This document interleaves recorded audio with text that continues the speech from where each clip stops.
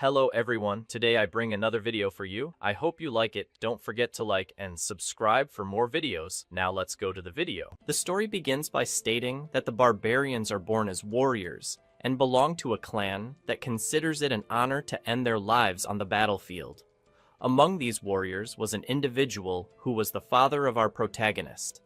Even in the worst possible situation, even after being betrayed by the tribe, he fought to the end for his family and his honor. The scene soon focuses on his own friends, striking him with multiple spears as he protected his family. His mother held him tightly as he struggled, watching his father being torn apart alive. His mother took her necklace with a bright blue crystal, and while holding her son, she broke the crystal, making a beam of light fall upon him, lifting him up. Crying, she said her final words before he left. She said goodbye to him, and his father, still standing, shouted for his son Aiden to become strong. Strong enough not to lose anything, so strong that no one could touch him, and of course, to make sure he survived. Crying, Aiden replied that he understood, and in his father's eyes, which faced death, there was neither regret nor fear, only pride in being a barbarian. The scene shifts to a more modern place, in present day. A background character, with a cigarette in hand, is bullying a young boy with glasses. The bully demands the boy's backpack and valuables. This background character is Kim Jin-tae, a third-year student at the school. Kim, on his knees, pleads with them not to do this to him, as it could cause headaches later. The bully mocks Kim, warning him that he'll have a headache, to which Kim replies again, mentioning that his friend is arriving soon. The bully seems unfazed by Kim's warning and raises his hand to hit the defenseless boy on his knees. But just as the slap is about to land, something hits the bully faster, throwing him against the wall with such force that it breaks the wall he hit. The other boys with the bully are stunned by what happened and look to see who dealt this blow to their friend with just one punch. This young man, known as Gionil, but actually Aiden, though apparently his name in this world is Gionil, calls the background character rude. Shocked by his strength, they ask who he is. Gionil grabs one of them by the collar and states he is a friend of Kim Jin-tae, the one they were bullying. Then, he punches the boy. The scene shifts to the two walking away together, with Kim praising Gionil for breaking through a wall with a punch and asking if he's human. Surprised, Gionil stammers out a suspicious, "Yes, I'm human." It's been 10 years since the events in the world of the barbarians, where Aiden arrived on planet Earth. Even his friend Jin-tae, suspicious of Aiden's strength, wonders about him as they continue walking. The scene changes to Aiden and an elderly man sitting and eating. The old man asks why Aiden is eating less than usual and if he's feeling well. With a mouthful, Aiden says he's not eating much because he has no appetite, then asks the man why he isn't eating. The old man replies that he's old and doesn't digest well, but he's satisfied just watching Aiden eat. Aiden notes that he says this every time, and he thinks to himself how grateful he is to this old man, whom he respectfully calls grandfather, the one who took him in, a young barbarian boy with nowhere to go, and raised him without asking anything in return.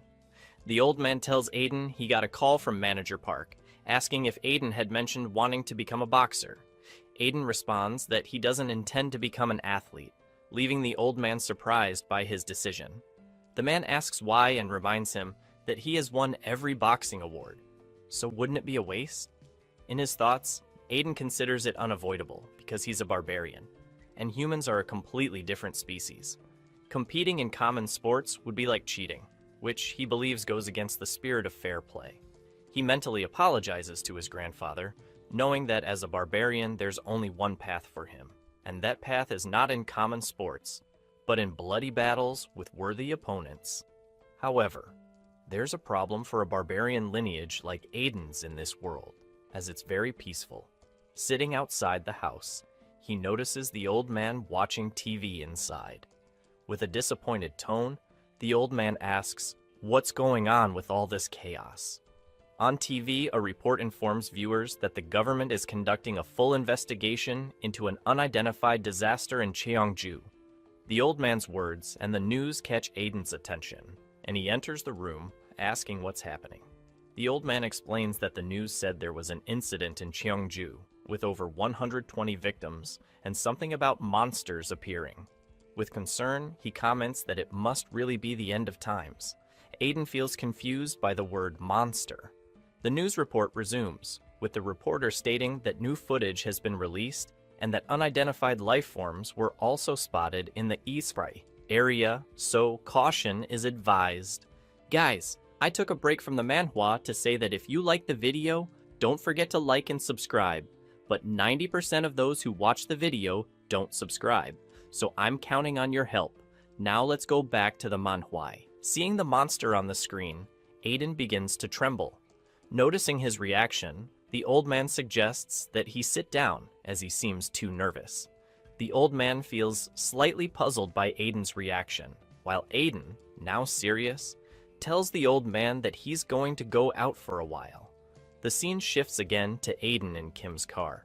He had asked his friend for a ride. Kim tells Aiden that this will be the last time he gives him a ride, as now Aiden needs to get his license. Soon, Aiden thanks him for the ride and for coming, and immersed in his thoughts, he recalls the monster he saw on the television screen, which reminds him of his childhood in the world of barbarians. He wonders if perhaps that creature could be connected to the world in which he once lived. However, soon after, Kim drives them near a tunnel where a large crowd of people and vehicles create a massive traffic jam at the entrance. Aiden exits the vehicle, stating that, as he thought, something is happening here. Kim also steps out, explaining that he heard a disaster occurred here. The atmosphere becomes intense, with even soldiers present. Aiden agrees, saying that this does seem to be the place of a tragedy. While they're talking, an older man approaches, complimenting Aiden's physique. He says that based on Aiden's outfit, it seems he doesn't yet belong to any group, then hands Aiden a golden card, adding, "If you're interested, you can join our group." Aiden takes the card, wondering if this group might be a guild where warriors gather. The older man, with a hint of irony, says that Aiden has a sense of humor despite his serious face, and adds that they need to colonize planets. They are more like workers than warriors. He then invites Aiden to join their group, assuring him he won't regret it. Aiden looks at the card and apologizes to the man, saying he won't accept because he is a warrior, and being a worker would be a dishonor for him. The man in the vest doesn't seem pleased by Aiden's words, quickly becoming furious and calling Aiden a disgrace. He exclaims that Aiden is just a lazy warrior, talking nonsense about being a warrior when he's actually being given a great opportunity to change his life. Aiden, equally furious and clenching his fists, retorts, "Nonsense? Are you insulting warriors?" Before the tension escalates further, a purple light emerges from the tunnel. Suddenly, all the citizens present are armed, and one of them shouts for everyone to prepare. Kim, shocked by what he sees, asks, "What the hell is that?" From the purple-tinted tunnel, a black sphere emerges, displaying a message. "The judgment of the apocalypse has begun. The end of the world approaches." The sphere continues. "Planet Sanctuary, Nova extends a hand to the inhabitants of Earth." Aiden is surprised by the apocalyptic message. The floating sphere gathers energy, and in an instant fires a purple energy beam toward the ground, causing destruction wherever it lands. Just as it's about to hit Aiden, a blinding light envelops him. In this great white light, a smaller information window appears, with the message, "Escape to Nova through the portal." Aiden is startled by the situation, but realizes he wasn't harmed by the purple beam. Rather, it seems they were teleported to a completely different place from where they were. Aiden remains calm, but Kim is utterly frantic, blaming Aiden for their predicament. He worries about his car, wondering where it might be, and, while he laments in frustration, an information window appears before him, surprising him. The window states, "Objective: obtain 1 Goblin coin. Reward: beginner class advancement." He wonders what this end trial is. Aiden then tells Kim to look at something, and in front of them appear several supposed goblins, leaving Kim confused as he asks, "What are these creatures?" Frightened, he asks if it's true they have to capture these monsters. Despite Kim's fear, Aiden doesn't waste any time and charges at the goblins barehanded, with a huge smile full of excitement on his face. He begins to massacre the goblins, thrilled as he thinks about how long he has waited for this, finally able to confirm his strength. With each blow, his blood boils, and he becomes insanely excited. His barbarian instincts tell him that it doesn't matter if it's the apocalypse or anything else, it can come.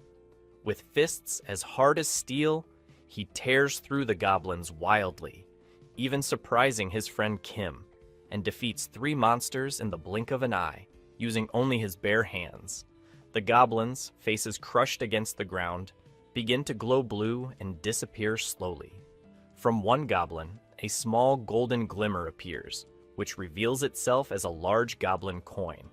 This coin is a basic Nova coin, exclusive to the End Times trial and non-transferable. Aiden, surprised by the coin, realizes it's the goblin coin mentioned in the status window earlier. As he holds the coin, it disappears in his hand, and another status window appears, informing him that he has earned the right to become a citizen of Nova, and instructing him to pass through the portal to enter Nova. Kim asks, "Pass through the portal? What does that mean?" Aiden suggests it might be that thing floating over there. The scene shifts to Kim, face swollen and clutching a piece of wood, complaining to Aiden, asking why he threw him into a place full of goblins out of nowhere and whether Aiden is trying to kill him. The status window soon indicates that the coins are non-transferable, so he has to earn his own by himself. Yet, Kim keeps complaining, saying that sending someone like him, who doesn't even know how to fight to a place like this, is unfair. But as he's distracted, another goblin decides to get up and attack him, yet Aiden counters it as if it were nothing, landing a downward kick on the goblin, killing it instantly. Smiling, he tells Kim that he won't let him die, concluding that Kim got into this mess because of him, so he has to take responsibility and help him. Even with a swollen face, Kim says that at least they completed the mission, and that alone is a relief. The scene then shifts to binoculars, soldiers observing them, looking at their supply bag, probably stolen by the goblins. The soldiers prepare to kill them as the scene returns to Aiden and Kim. Aiden is rummaging through the bag the goblins stole from the soldiers, saying there was a lot they were carrying, so now they wouldn't need to worry, as they have military rations and won't need to worry about food for a while. Just as he's thinking of eating something and continuing the journey, a soldier points a rifle at Aiden's face, thinking he's a goblin, yelling, "Die, you damn goblin!" But he soon realizes they're humans.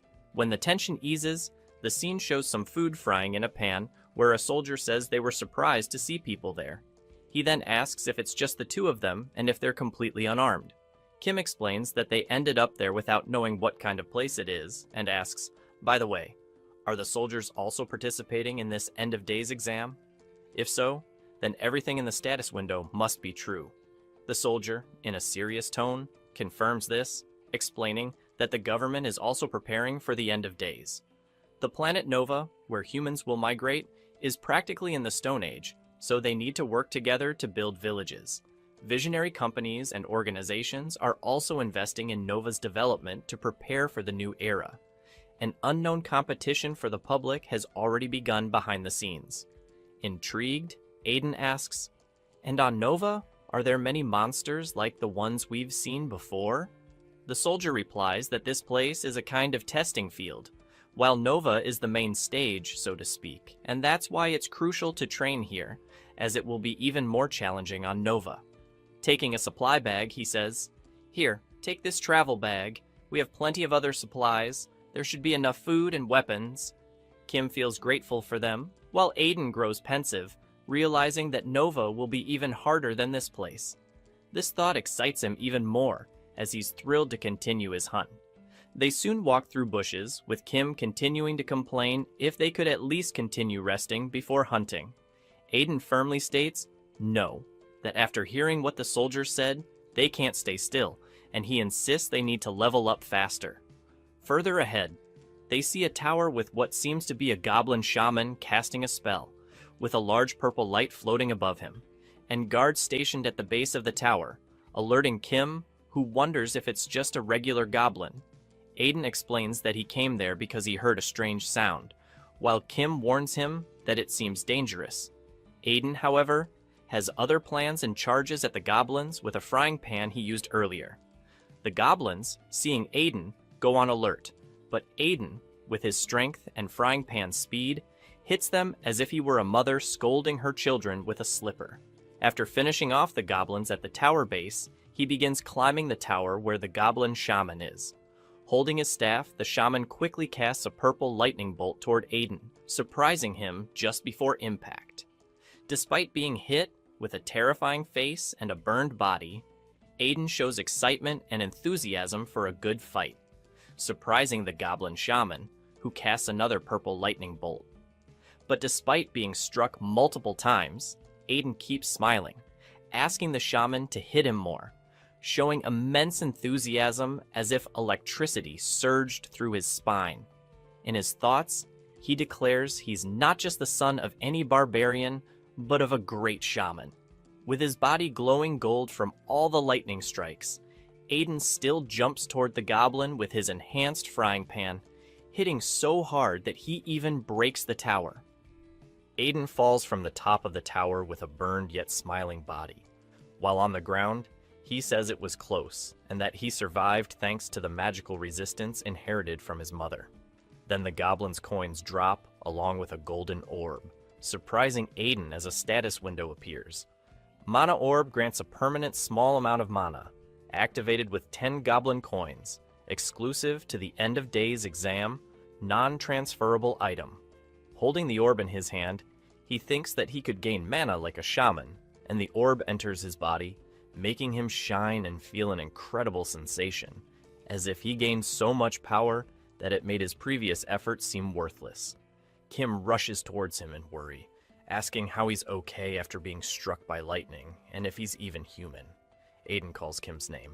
Concerned, Kim asks if he's injured or something, but looking at Aiden with a scary expression, Aiden asserts they must hunt even more. Kim, utterly shocked by this idea, watches as Aiden declares it's time to find the next hunting field quickly, especially those blasted goblin shamans casting lightning. Kim, clearly not thrilled with the idea, shouts for him to stop. The next day with the tent set up, Kim asks if Aiden hunted goblins all night without sleep. Aiden, holding orbs of various colors, excitedly shouts and shows him, saying, "Look, I got strength, perception, and mana orbs." Thrilled, he can't wait to test this power, and clenching his fists, exclaims that it feels like he got stronger in just one day. Kim calls him a complete madman. Soon, the status window appears, warning that 12 hours have passed in the end of day's exam, and field bosses are now appearing in the exam area. The system hints that bosses are formidable foes that novice players can't handle and advises escaping as soon as possible. Fearful, Kim exclaims, "Damn, now bosses are appearing? This is madness," and tells Aiden to run with him to the portal immediately. Aiden, however, has other plans. The scene focuses on his face, fully excited, as Kim calls him a lunatic. The scene shows soldiers firing at an ogre boss, aiming for its club, but the bullets seem useless as the ogre tries to strike the soldiers. However, before it hits them, Aiden arrives, landing a punch against the ogre's club, breaking it in half, shocking the soldiers as they recognize it's the same guy from before. Aiden, finding the fight thrilling because his opponent is bigger than him, then shouts for everyone around to back off as the ogre monster is his. Soon, excited, Aiden strikes at the ogre, but the ogre blocks Aiden's brute force attack. Aiden quickly realizes it feels like he's hitting steel instead of flesh. After defending himself, the ogre strikes back, hitting Aiden and throwing him far away, leaving Kim surprised that this creature is overpowering Aiden. The soldier notes that one would need to be a tank just to stand a chance against the ogre. Aiden, on the ground, thinks that this ogre has immense destructive power and is undoubtedly stronger than he is. The ogre then approaches, delivering another blow with Aiden on the ground, but Aiden dodges and switches strategies, deciding to avoid direct confrontations.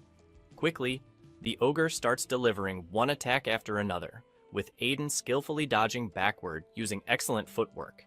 Seeing these simple attacks from the ogre are easy to read, he decides to use the ogre's own weight against him, applying a technique on the ogre and flipping him upside down onto the ground. This gives him an excellent opportunity to strike the ogre's face, and he lands a punch strong enough to break the ogre's teeth. However, one punch isn't enough, so he begins landing successive blows on the fallen ogre's face, leaving the soldiers astonished, as Aiden is defeating an ogre with his bare hands. With the ogre completely beaten and lying on the ground, his face swollen, Aiden celebrates, having defeated someone stronger than him. He then declares that anyone else can come if they want. Meanwhile, the ogre, lying on the ground, cries from the beating he has just suffered. His body turns blue and disappears, leaving behind a dark orb this time. Curious, Aiden wonders what ability the orb will grant him. Near the portal, the soldiers thank Aiden for saving them from the ogre. However, Aiden says it was nothing. He simply wanted a fight. A soldier suggests that before moving on to Nova, he should buy as many items as possible from the store, and he reminds Aiden that he can't take anything that wasn't bought there. Meanwhile, the goblin at the front of the store with his cigar invites them to check out the shop. They're surprised that the goblin can talk, and the soldiers enter the portal as they have a report to make. After leaving the store and entering the portal, the status window appears, welcoming them to Nova. Kim is thrilled to visit another planet, and upon their arrival, he points to the sky, showing Aiden the two moons. This is the planet Nova. From a cliff, they can see many people gathered below in combat. Kim suggests they join the gathering, but Aiden, serious, mentions a problem before they go. Kim asks what it is, and Aiden, with a pained expression, says he's starving. Surprised, Kim thinks that's bad. Aiden turns into a beast when he's hungry. It'll take them at least half a day on foot to reach the tent village. While they talk, a woman arrives and asks if they just arrived and if they need any help. Kim immediately thinks she's cute, but asks if she's a survivor and if there's a place they can find food, as they just arrived and have nothing to eat. The girl with a finger on her lips says they don't seem empty-handed, but quickly brushes it off, saying it's fine and they should follow her since, in these hard times, people need to help each other. She mentions there's a good place to find ingredients. They follow her excitedly and soon arrive at a small lake, where she mentions that she found this spot for catching good fish. Kim, placing his item bag on the ground, says it's a great opportunity to catch some fish with the various fishing rods they've acquired. The woman turns and encourages them to go ahead and fish, while she retrieves some bait nearby. They agree, and as they prepare their fishing rods, they comment that she seems like a nice person. While Kim fishes, Aiden is in the background, dying of hunger, but Kim tells him to calm down because soon he'll catch something. Kim's status window informs him that by assembling the fishing rod, he's unlocked the crafting skill. He's happy with his new skill, but Aiden, unable to withstand his hunger, jumps into the lake to try catching fish with his bare hands. Kim calls him a lunatic again, realizing that hunger drives him crazy. As he's at the lake's edge, some figures appear, wondering why he's alone there. The girl also joins them, and Kim asks if these people are her friends. The girl, with a tone of mockery and disdain, says, "Look at this. This fool really fell for it," leaving Kim stunned by her change in demeanor. A figure with black hair states that on Nova, if you walk around alone showing you have items, you're asking to be robbed. As the figures hold Kim down, immobilizing him, he questions why she deceived him. The girl replies that she didn't deceive them. It's simply the law of nature. The weak get devoured. She gets straight to the point, demanding that he hand over everything he has. However, Kim, still defiant, declares that if they keep messing with him, they'll seriously regret it. The black-haired figure slaps Kim across the face, and then asks the girl where the big guy who was with him went. Another figure speculates that he might have run away, but from the lake, Aiden emerges with a crocodile on his head and another in his hands, confusing the attackers. They say he might be getting eaten by crocodiles, but Aiden, in his thoughts while struggling with the crocodiles, thinks his new skill is amazing. The orb gave him an ogre skill option, and even as the crocodiles bite him, he remains unscathed. He feels like he hit the jackpot with this attribute, having chosen the ogre skin skill, which is as tough as steel. Emerging from the lake with the crocodiles in his arms, he asks who these people are, as he only gathered enough meat for 2. Kim takes the opportunity to ask Aiden for help, explaining that the woman deceived them, but Aiden dismisses it, saying he's going to eat the crocodiles quickly and asking if Kim has a problem with that. Kim shouts that they slapped him in the face, and one of the attackers remarks that Aiden seems like a real fighter. Although the attackers try to appear confident, seeing they're outnumbered, the orange-haired figure doesn't get to finish his thought before being struck by one of the crocodiles Aiden is holding.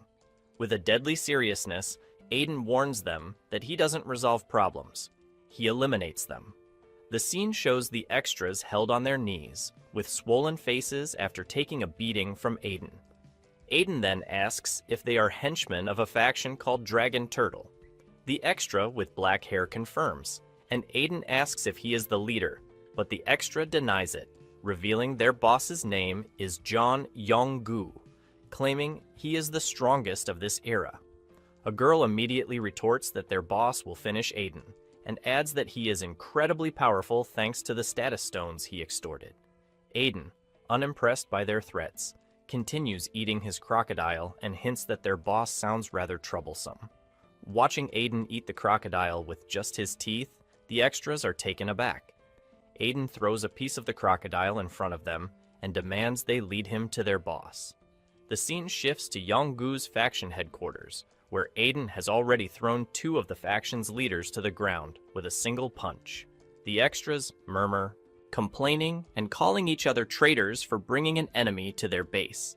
One extra thinks that even if their boss wins, they are in trouble because they're being labeled as traitors. Impatient, Aiden calls out their boss to fight like a man, and he appears. Kim is surprised to see the man is even larger than Aiden. The boss then asks his lackeys who is causing all the noise, and the showdown between Aiden and Jian, the faction leader, begins. Aiden asks if he is the head here, and John calls him a brat, asking why he's so silent, wondering if he bit his tongue off. Aiden, however, mocks whether being old is something to boast about, and is about to comment on John's extortion practices when John lands a blow on Aiden's chin. John taunts Aiden, calling him a kid, and stating that one should never speak carelessly in this world. Aiden, with a frighteningly calm face, hasn't budged an inch, having blocked the punch. Agreeing with Jian, Aiden says that in this world, the one with the strongest fist is the adult. John, smirking, acknowledges that Aiden blocked the punch and proposes that if Aiden loses, he should become his subordinate, offering him the position of second in command. Aiden agrees, but counters that if he wins, he'll take the extras with him. Excited, Aiden throws a punch to the boss's stomach, but it seems to have little effect, surprising Kim and the extras, who explain that their boss consumed 12 status stones, most of which enhanced his strength, giving him skin akin to ogre hide. Though the punch didn't seem effective, Aiden doesn't care and starts attacking furiously and relentlessly, breaking through the boss's defenses, whose skin is supposedly as tough as ogre hide. John takes a breather and remarks that even a brat like Aiden is making him itch. Furious, they exchange blows again, but Aiden's punches are now breaking John's fingers and nails. A status window appears for Aiden, indicating ogre skin and giant skin, which grants an epidermis tougher than steel when struck. Aiden's skin turns slightly green, and John realizes that Aiden possesses genuine ogre skin. Aiden grabs John by the neck, telling him to grit his teeth so he doesn't bite his tongue, preparing another punch. The extras around them think about helping their boss, who is losing the fight, but the black-haired extra blocks their path, stating that this is a fair fight so no one should interfere. Clenching his fists, he threatens to handle anyone who tries to intervene. Another extra in front of him calls him trash, reminding him of his loyalty oath to the Dragon Turtle faction, and asks if this is betrayal. The black-haired extra replies, "I simply swear loyalty to the strongest," deciding that if he is to be called a traitor, he'll go all in. Aiden lands a punch on the boss's face, who falls to the ground with a few broken teeth. While on the ground, the boss asks for help, but Aiden jumps on him and, before he can strike again, the boss faints, leaving Aiden disappointed, thinking he had finally found someone interesting. With a smile, he remarks that a boss begging for help is pathetic. The scene cuts to a pile of item bags they took from the Dragon Turtle faction. As they prepare to leave, the boss asks Aiden a question. Aiden tells him to speak, and the old man, missing a tooth, says he has never seen Aiden around before, asking which organization he belongs to. Aiden, perplexed, says he's just a second-year high school student. The scene changes again to the extras setting up a tent. One of them thanks Aiden for taking them in, and Aiden replies that he hopes they do well from now on. He is excited to have his first subordinates, though he acknowledges that he's still weak and that the path of a barbarian strengthens with battles. He regrets hesitating for a moment against the old man, thinking his father would surely have been disappointed, and internally reprimands himself for not taking the guy's head. Aiden then calls Kim Commander and asks if he gave instructions to the guys. Kim, surprised and feeling proud, says he ordered them to set up the tent, but Aiden tells him he doesn't have time and orders them to move on. Kim asks where they're going, and Aiden replies that he's found his next destination.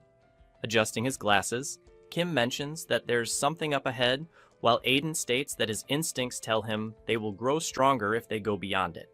The scene shows a giant pyramid ahead of them, marking their new goal. The next morning, all the protagonist's new henchmen are standing in front of him.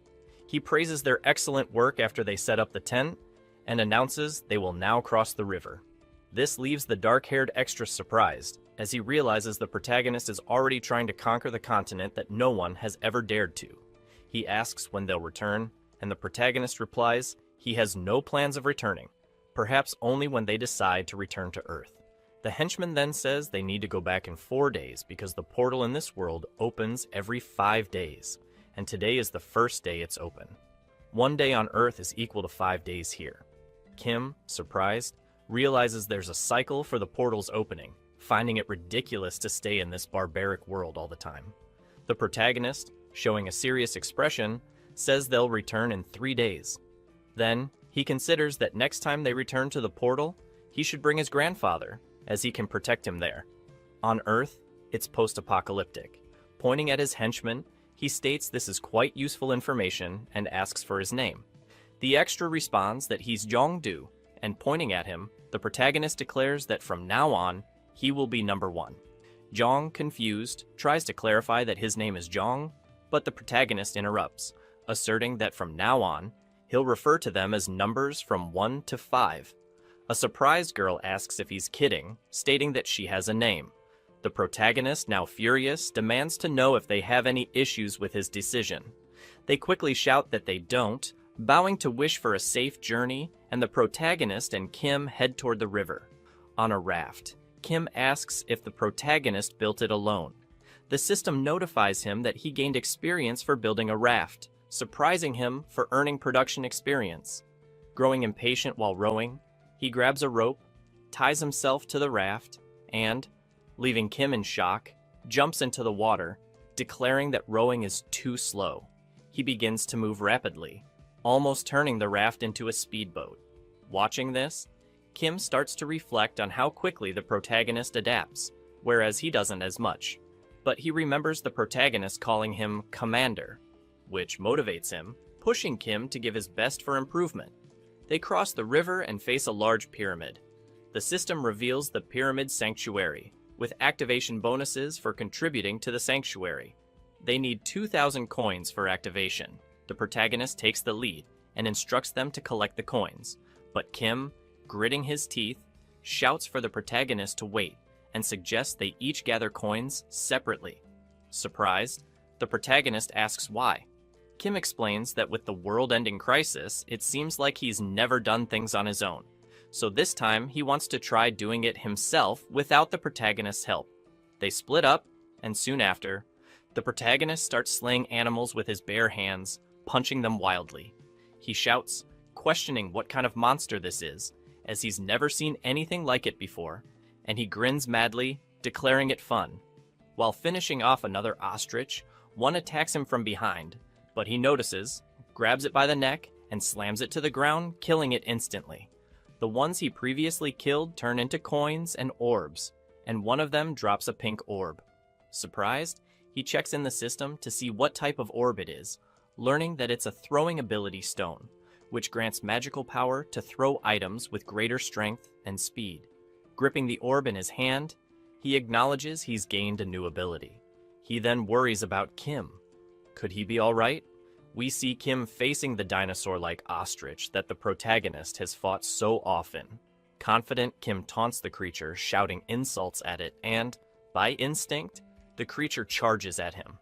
Kim has tied a rope to a tree, which he wraps around the animal's neck, creating an opening, and with a bone knife, he strikes the animal's head, killing it with a blow to the head. Exhausted after killing his first monster alone, he thinks the protagonist must have hunted dozens of these by himself. Feeling proud, he recalls making a bone knife from a crocodile bone earlier. With this knife, he feels capable of hunting on his own and believes he can improve through production methods. Lost in thought, he hears a growl behind him. A large orc stands there, growling. Looking back, he sees the orc preparing to strike with a club. Kim leaps to dodge, realizing he's in serious trouble. This orc may be as strong as the protagonist, and he fears it may be the end. The orc prepares to attack again, but before he can finish, something hits his face, causing him to stagger. He tries to stay upright but collapses, knocked out. Kim, shocked, shouts to ask who did this. The protagonist, behind a deformed bush, yells that it was him, number 2, having used his new ability to launch items with magical power for more strength and speed. Later, sitting by a campfire with a pile of ostrich meat, the protagonist admits he was worried about Kim, but is glad he's here. Calmly, Kim says he could handle the ostriches alone, though perhaps not the orcs, and admits dejectedly that he's never done anything alone. The protagonist, offering him a piece of meat, tells him not to be discouraged and not to feel ashamed just because he's weak now. With training, he'll become a great fighter. Surprised, Kim wonders if this is really the same protagonist he knows, reflecting on how much he's grown since they arrived here. Eating happily, the protagonist seriously tells Kim, "You already know I'm a barbarian. I'm different from a regular human." Kim, surprised, seems unaware and asks what he means. The protagonist, mouthful, asks if he truly didn't know, and reaffirms he's a barbarian. Kim, with a spontaneous expression of surprise, repeats, "A barbarian? Are you from some savage nation?" Thinking more deeply, Kim recalls the feats the protagonist has accomplished, which no human could do. The protagonist asks if Kim really didn't know, and Kim stands up, affirming he didn't. How could he have known? The protagonist realizes and says he understands. Kim explains he was so surprised that he felt confused. The protagonist reassures Kim that there's no need to compare himself to him because they are different. Back in front of the pyramid, they place their hands on it now that they've gathered the required coins. The system announces that initial activation rewards are being distributed and their inventories being updated. Smiling broadly, Kim says, "Activating this is amazing." He then wonders aloud what a subspace is. The protagonist, crossing his arms, comments that the rewards must vary depending on the number of coins collected. Another buff notification appears, doubling recovery rates for 24 hours, leaving Kim surprised by the recovery buff. Soon, he feels his fatigue alleviated, so he thinks that with these advantages, he might get stronger. He realizes he might be able to stop relying on the protagonist now, and it's time for him to grow. As they talk, a few orcs arrive while the one who was knocked out speaks in the orcish language, saying they were the ones who attacked him. Alongside him, 2 stronger orcs show up. Kim, quickly frightened, leaves all his thoughts behind, clings to the protagonist for help, and is visibly terrified. The protagonist pushes him away, asking what's wrong, and says that since Kim now has advantages, he should fight too. Kim is taken aback, but the protagonist, smiling, tells him not to be afraid because he has a barbarian on his side. He gets into a fighting stance, with a reddish aura emanating from his body, smiling with excitement. He then tells Kim to take care of the previous orc while he handles the other newcomers. The protagonist charges toward them first, and Kim, surprised, shouts, saying they were supposed to fight together. One of the orcs tries to thrust a spear at the protagonist, but he dodges, grabbing the spear by the handle. With his tremendous strength, he lifts the orc with just the handle and slams him to the ground, making the orc fall face first. Stepping on the orc, the protagonist says, "How dare you use a weapon against someone unarmed?" Another orc takes advantage of the moment to attack the protagonist from behind with a club, but before he can make contact, Kim throws himself against the orc, making him step back and drawing his attention. In a fighting stance, he shouts, "Come on, you primitive orc!" But the orc quickly lands a blow on Kim's stomach and begins to unleash a series of attacks. Kim is barely protecting his head, but is still hit by the attacks, feeling like he's dying with each blow. He falls to his knees, spitting blood, and his body starts glowing green, activating the sanctuary's blessing, which doubles his recovery rate. With a slight smile and newfound confidence, he thinks that at least the blessing helps him recover quickly. Determined, he says, "It's time for another round." The orc launches another attack at Kim, but this time he dodges, realizing he can't give up just because he's scared. He thinks he has to be a friend worthy of a barbarian. Full of confidence, he's hit squarely in the face by the orc, sending him flying, glasses and all, into a nearby tree. Thinking he let his guard down by relying too much on the blessing, he starts to understand this opponent's attack patterns. With blood streaming from his nose, he confidently charges at the orc again, shouting, "It's my turn to attack now!" The orc, preparing an attack with both hands, prompts Kim to think. That's right, he's starting with a downward strike. The orc attacks, and Kim dodges to the orc's left. In the opening left by the heavy attack, he strikes the orc's chin with a knife, landing a critical hit. The orc falls to his knees and collapses, dead. Overjoyed, Kim dances, celebrating his success in defeating an orc. Holding a spear, the protagonist commends him, saying he did a good job. Exhausted, Kim sits down, saying, "I think I'm starting to get the hang of fighting. By the way, you're amazing too, taking on orcs armed with spears while unarmed." As the protagonist holds one of the orc's spears, the system announces he has gained a deep understanding of spear techniques, unlocking the spear mastery skill.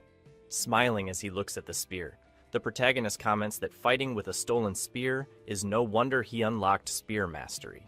Kim asks if he's serious about unlocking that mastery, and the protagonist responds that it's like how he gained the creation skill when he successfully crafted a fishing rod. The protagonist explains that using weapons this way allows one to learn new skills. Looking at Kim, he asks if he's fully recovered. Nervously sweating, Kim asks, "Why?" "Don't tell me you're looking for another fight." The protagonist, pointing to the ground, tells him to look in that direction. A trail of footprints. If they follow them, they'll find where the orcs live. Meanwhile, a group of camouflaged extras are watching an orc lumberjack village from afar. As they observe, a hand the size of one of their heads taps one of their shoulders, and they jump in fright, letting out a small yelp. But the protagonist appears, signaling for them to be quiet. Calming down, they ask if it's Chioldu. The extras are military personnel. The protagonist asks what they're doing there, saying he didn't recognize them at first. One soldier explains that when in enemy territory, they must camouflage. He notes that if the orcs caught them, it would be hard to make it out in one piece. He advises the protagonist to leave quickly, saying it's dangerous even for him, especially with the orc chief, a heavily armored orc with a massive axe. The soldier says it would take an entire company to deal with such a monster. But the protagonist, licking his lips with excitement, says, "A monster, you say? Seems like he has a fine weapon." With determination, he declares that the orc chief's axe will be his. They advance toward the orcs, leaving the soldiers in shock. Some time passes, and inside the orc village, after slaying many orcs, the protagonist stands before the orc chief, removing his shirt in preparation. He declares that this fight is his alone, snapping his fingers with excitement. He attempts to speak in Orcish, surprising Kim. The protagonist thinks that the orc chief keeps repeating this phrase, so he's trying to improvise. However, the orc appears to interpret it as an insult, growing more furious. He attacks the protagonist with his huge axe, which the protagonist easily dodges, thinking that with that armor, he won't be able to handle this barehanded. When the orc attacks again, the protagonist realizes that if he gets hit full on by that axe, his ogre-like skin won't hold up. With a dark expression, he decides to grab the orc's axe and wrest it from him. Using only brute strength, he lifts the orc into the air and slams him to the ground. Taking up the axe, he strikes the orc's head as it lies on the ground, smashing it with such force that he crushes its head. The system announces that his understanding of axe techniques has deepened, and he has learned the axe proficiency skill. The soldiers, utterly astounded, look at the protagonist, questioning if he's crazy for taking on the orc chief alone. Kim, less surprised, remarks that it's expected of Cheoldu. He defeated the chief. Another soldier, still in disbelief, thinks the protagonist is truly incredible, more than a person, more like a monster. With a blood-soaked axe on his shoulder and his body covered in orc blood, he smiles at them, asking, "Now, who's the real monster here?" One of the soldiers thinks to himself that a monster like him shouldn't be free. We see the army headquarters. A military woman named Kang Mi Ran, the colonel, is reading an investigation report. She says, "Kang Cheoldu defeated the field chief, Ogre Jr., alone in the test, and then he wiped out the Turtle Dragon faction and a horde of orcs in Nova?" The soldier shouts, "Yes!" The colonel asks why such a great talent hasn't been identified until now.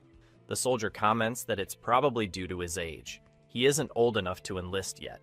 Surprised at the mention of his age, she quickly returns to the file, which states he's a senior in high school. She closes the report and says she understands the situation, instructing the soldier to send a recruitment notification to enlist him early.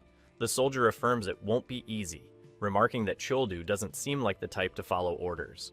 The colonel grows apprehensive, realizing how much they need someone like him in the army.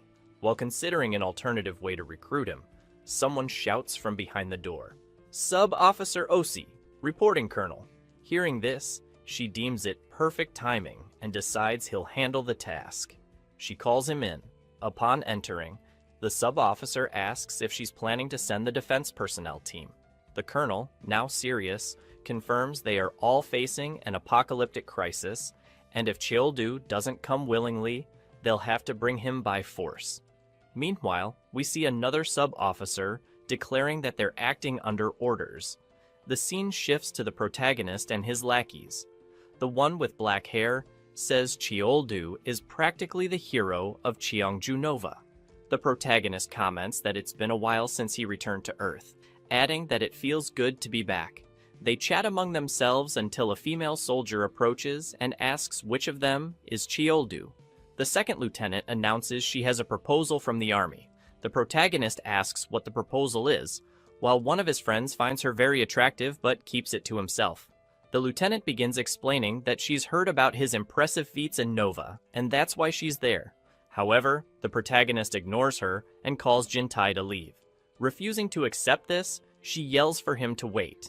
Disbelieving that she's been completely ignored, she adds that she's there to offer him a commission as an army officer. Jintai is surprised, noting they're offering him an officer position rather than a sub-officer role. The protagonist, however, says he isn't interested. Furious, the lieutenant doesn't say anything. Another officer appears, placing a hand on her shoulder to calm her down.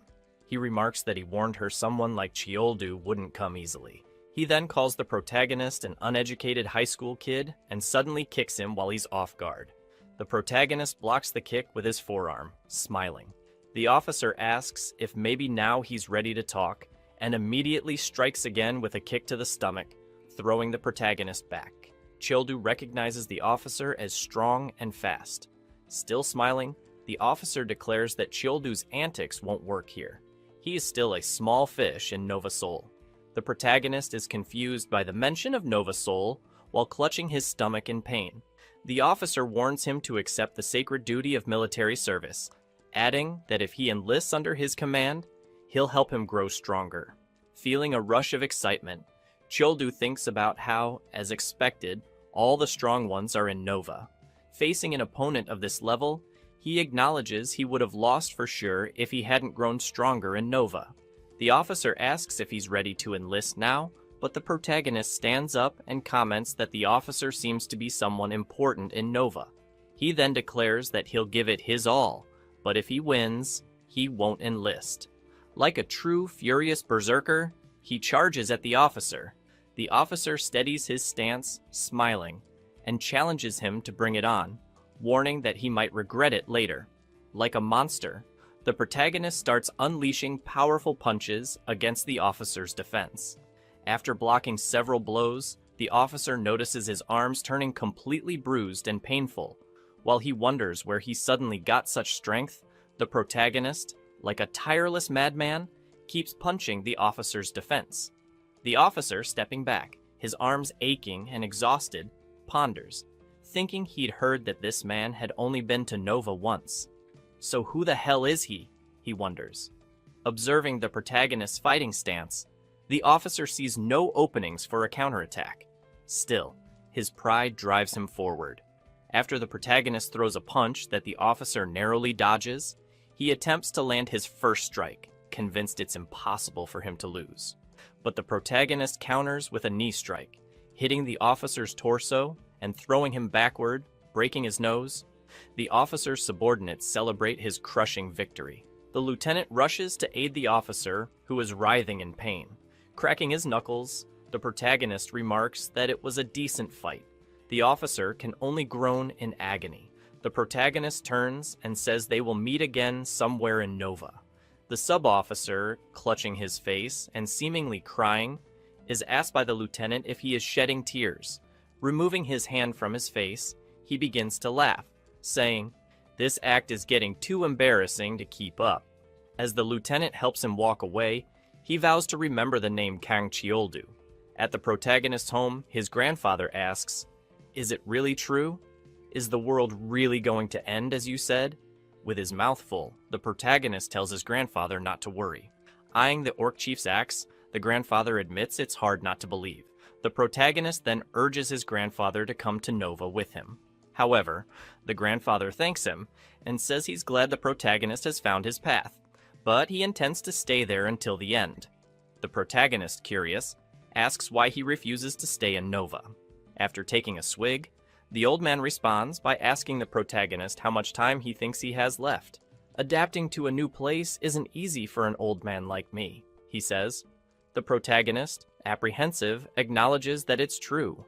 A dangerous and wild world like Nova would be too much for his grandfather, and the test to enter Nova would be overwhelming.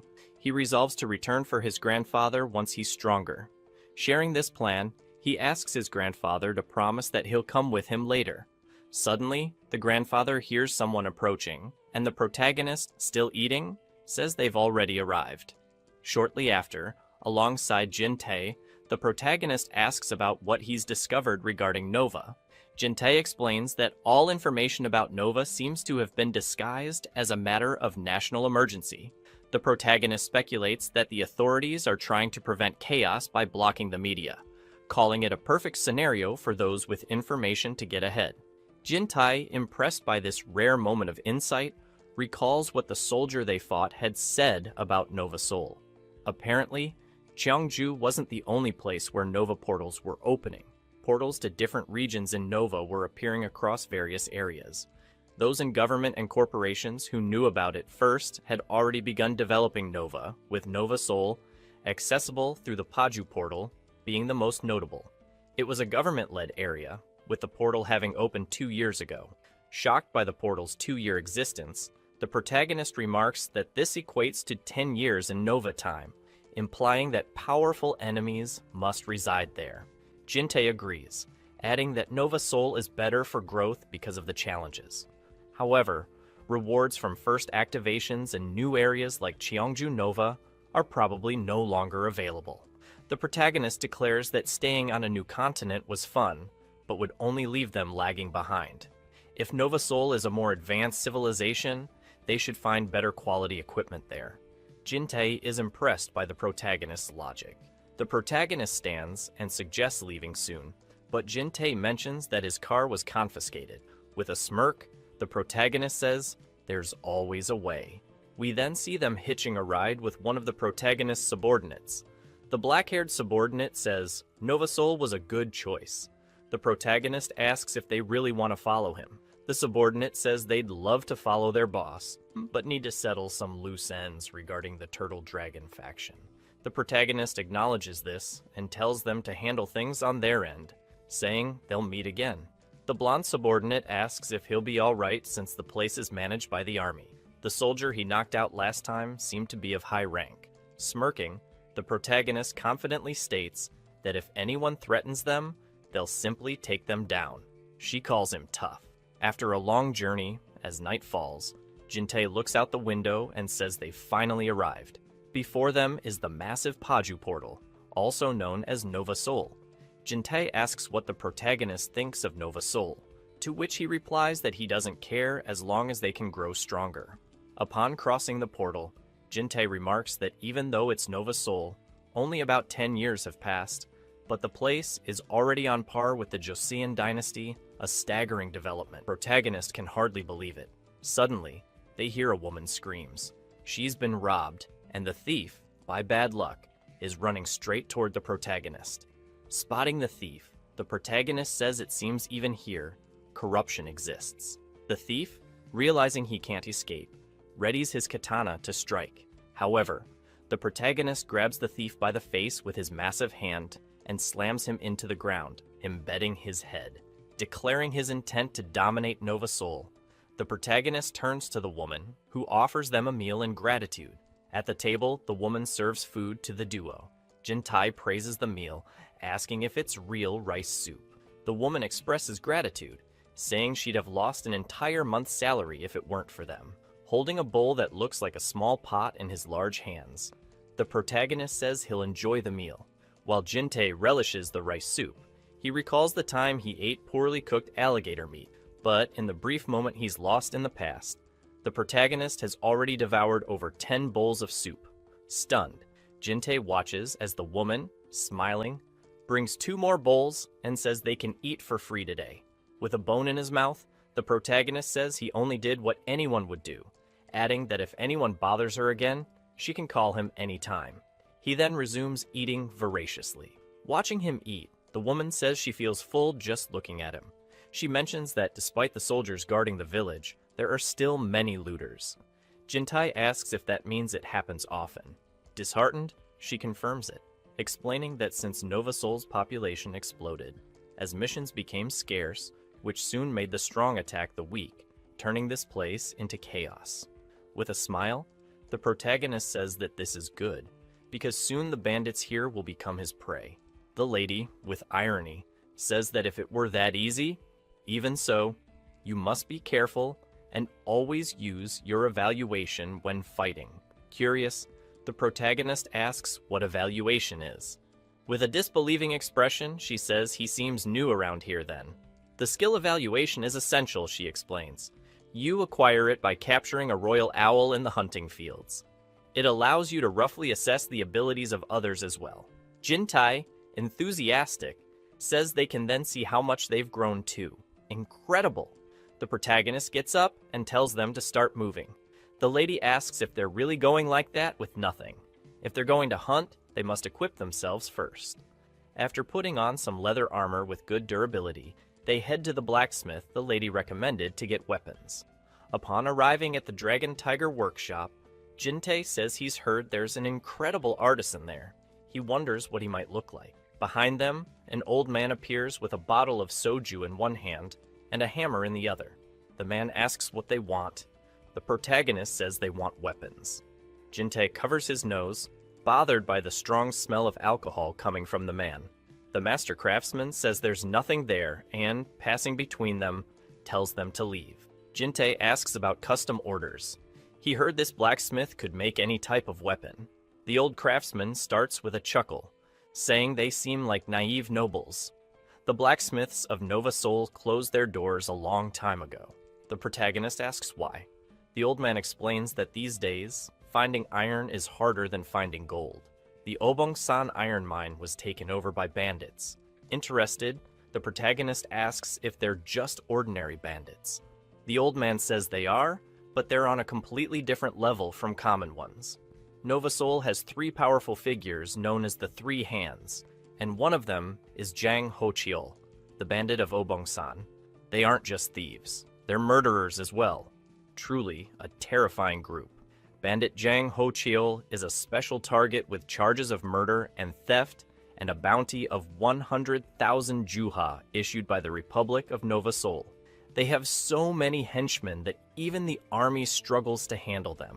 If a war breaks out, Nova Seoul will suffer greatly. The protagonist, finding it interesting, says it's truly intriguing. He then asks, if they manage to take care of Jang Ho-cheol, will you make weapons for us? After grabbing and brandishing his axe, the craftsman sees it, and, excited, says, wait, the great axe of the orc chief? Where did you get such a rare item? The protagonist doesn't answer, but the craftsman says, of course. If he could return to the forge, he'd make any weapon they wanted. However, he wonders aloud if they're seriously planning to face those guys. Smiling, the protagonist tells him to get real. After we eliminate the Obongsan bandits, I'll come back to order the best weapon you can make. They head towards the mines in the forest. Jintai comments that the protagonist already has that huge axe, so why would he need another weapon? The protagonist explains that the more diversified the arsenal, the better. Different prey demands different fighting styles. It's all about being prepared. Jinte says he understands, but asks if they can really hunt around there. The place is crowded, full of people, and at this rate they won't find any owls, let alone other prey. How are we supposed to level up? Things were better at the Cheongju portal. The protagonist tells him to wait a little, picks up a stone from the ground, and throws it towards the forest, hitting a royal owl and killing it. Jinte asks how he knew where it was, and the protagonist says he felt it wasn't an animal. Jinte asks what he's waiting for and tells him to quickly learn the skill. He then picks up the skill stone, which allows him to observe and analyze the target to produce results. The observable range increases based on the amount of information. With this, he can now see their information. Soon, we see Gangcheoldu, race, Barbarian, characteristics, Barbarian's heart, Fairy blessing, Ogre skin, abilities, throwing, seeking, techniques, spear art, axe art. He says it shows the characteristics and abilities he has, but he notices the fairy's blessing and finds it strange. For him, a barbarian receiving a blessing from the fairies, supposedly their enemies, is unusual. He begins to think about the past, but Jinte interrupts him, saying to verify it. However, the protagonist says there's nothing and adds that he thinks Jintai needs to work harder. Not far from them, hidden among the trees, they are being watched by Sergeant Ki Yong-soo and Captain Choi Jun-seop. The captain's face is bleeding after being grazed by the stone the protagonist threw. The captain is surprised that they were attacked from such a distance even while hidden. The sergeant asks if he's okay, noticing the blood on his face. The captain thinks that if the angle hadn't shifted midway, it could have been fatal. He wonders if they might have noticed their presence. The captain remarks that since Ojin Wee has been exposed, this is not a common situation. We must recruit them at all costs, he says. The sergeant mentions the direction they're heading, and the captain, in disbelief, says they're heading toward Mount Obong. This is bad. If they go there? The scene shifts to Jintai, who asks the protagonist if he's sure this is the bandits' territory. Hidden in the bushes, one of the bandits remarks how bold they are to invade their territory. He notes they seem to be carrying a lot, especially that axe with him. Another bandit, with a rougher and more pronounced voice, calls the protagonist and Jintai stupid fools offering themselves as prey. He mocks their courage for invading their territory. He is Jang Ho-cheol, the leader of the bandits, characterized by his 3 fingers. Soon, they spot the mountain that seems to be the one the blacksmith mentioned earlier. The protagonist comments that he has walked quite a bit and hasn't seen any bandits. His friend asks if he's sure, having heard that these bandits are hard to deal with. Confident, the protagonist tells him not to worry, he won't lose to idiots, and says he can't wait to test his axe. He soon notices something, and, with quick reflexes and overwhelming strength, swings his massive axe, cutting down arrows launched at him. Using his perception, the protagonist detects the presence of a few individuals in this mist-filled valley. Seeing them retreat a bit, the protagonist realizes it's a trap and shouts. Suddenly, hundreds of arrows are launched at them from above. The protagonist immediately tells his friend to stay behind him so he can protect him. Jintai takes cover, while the protagonist, with his thick skin, activates the giant's request ability, giving him steel-resistant epidermis. He is struck by hundreds of arrows to shield Jintai. Realizing the situation is more complex than usual, the protagonist orders Jintai to flee immediately. Jintai asks what will happen to him, and the protagonist explains that it won't be easy to shake off their pursuers or escape this forest. The longer they turn their backs to flee, the more danger they'll face. Jintai notices the cut from an arrow that grazed him earlier starting to turn green, indicating it's poisoned. He alerts the protagonist, who, smiling and scratching the wound, admits he let his guard down for a moment and remarks that not even ogre skin could block arrow poison.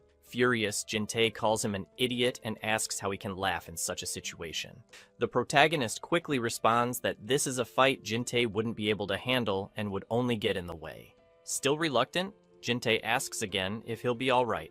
Ready for battle, the protagonist tells him not to underestimate him. After all, he's a barbarian. As Jintai runs off, saying he'll get help, the protagonist heads into battle against the forest bandits, super excited. After several fights, night falls, and the protagonist continues defeating the weaklings. However, the poison from the arrow begins spreading, causing him concern as his body becomes increasingly unresponsive. Yet, with sheer determination and the willpower of a barbarian, he keeps cutting down weaklings, leaving them in disbelief that he's still standing despite his condition. Clenching his teeth, the protagonist starts thinking it's best not to let the fight drag on. He decides to carve a path through the bandits and escape immediately. As he fights and flees, killing anyone in his way, he almost reaches the foot of the mountain to escape, but he stops abruptly, finding himself before a massive pit. Standing before the pit, the protagonist is caught off guard by the bandit leader, Jiang, who comments on how much trouble he's been causing. Completely poisoned and panting, the protagonist realizes Jiang led him there on purpose. Smiling, Jiang remarks that the protagonist is an amusing prey to hunt. The protagonist mocks Jiang's hunting skills and says he's disappointed they started a fight with such underhanded methods. Finding him bold, Yang notes his sharp tongue and remarks that the poison coursing through his body is paralyzing, rendering him incapable of normal movement. Soon, he'll become a living corpse and fall into this bottomless pit unless he hands over everything he has and joins the bandit gang. Grinning like a madman, the protagonist reflects that if he were an honorable warrior, he would bet his life. But since he considers himself a barbarian, he has no intention of surrendering his fate to a dishonorable leader. He leaps into the pit, leaving the weaklings around him stunned. While falling, the protagonist shows his middle finger while mocking them, calling them jerks. At the bottom of the hole, filled with water, he plunges in and wonders if this is really how it all ends, already surrendering. However, he feels himself on the barren hills of Valhalla. He wonders if this is the barbarian's mind's eye, commenting that he had heard of it from his father. Deep down, a barbarian warrior has a place to train and heal his body. He questions why his inner self looks like a child, perhaps trapped in that time. Soon, he begins to feel a pleasant sensation, as small creatures around him surprise him. These are the spirits controlled by the fairy folk.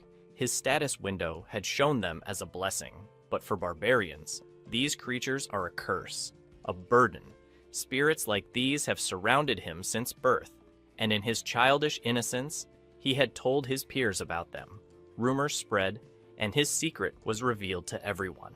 Everyone wanted his death, and soon, his family became enemies of the entire tribe. Then, everything happened. Since then, he has always turned his back on these spirits, and in doing so, on his true self. Due to his past with these beings, his inner self remains trapped in childhood. Tears fall, but wiping them away, he decides that now is the time to survive. After all, his life was spared through the sacrifice of his family. Sitting there and meditating, he wonders if he might heal his wounds.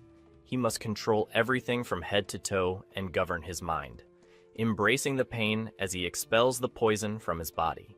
In the water, he begins to react, regaining movement and feeling even better than before, as though a burden has been lifted from his shoulders. The system shows so many notifications of poison resistance that he acquires the skill Poison Resistance. After leaving the water and climbing closer to the top of the hole, he confirms that this was indeed the mind's eye. After surviving a brush with death, he feels closer to being a true barbarian warrior. Feeling more excited, he now worries about how to escape the hole. Sensing a breeze from cracks in the rock, he decides to investigate. Moving the stone reveals a hidden entrance with stairs. He follows the stairs to discover a secret dungeon filled with hundreds of gnolls, including a boss. The reward for the first completion remains unknown. Seeing it is a secret dungeon, he prepares to face them all with his axe. Meanwhile, Jin-tae is still running desperately through the forest, fleeing the bandits. One bandit sees an opportunity and leaps at Jin-tae, immobilizing him immediately. With his blade, the bandit prepares to take Jin-tae's life. However, before he can kill Jin-tae, an arrow strikes the bandit, killing him instantly. It is Sergeant Yang and Captain Choi. Jin-tae quickly gets up as they are now surrounded by more bandits. Both Yang and Choi draw their blades, and soon everyone rushes at each other, engaging in battle.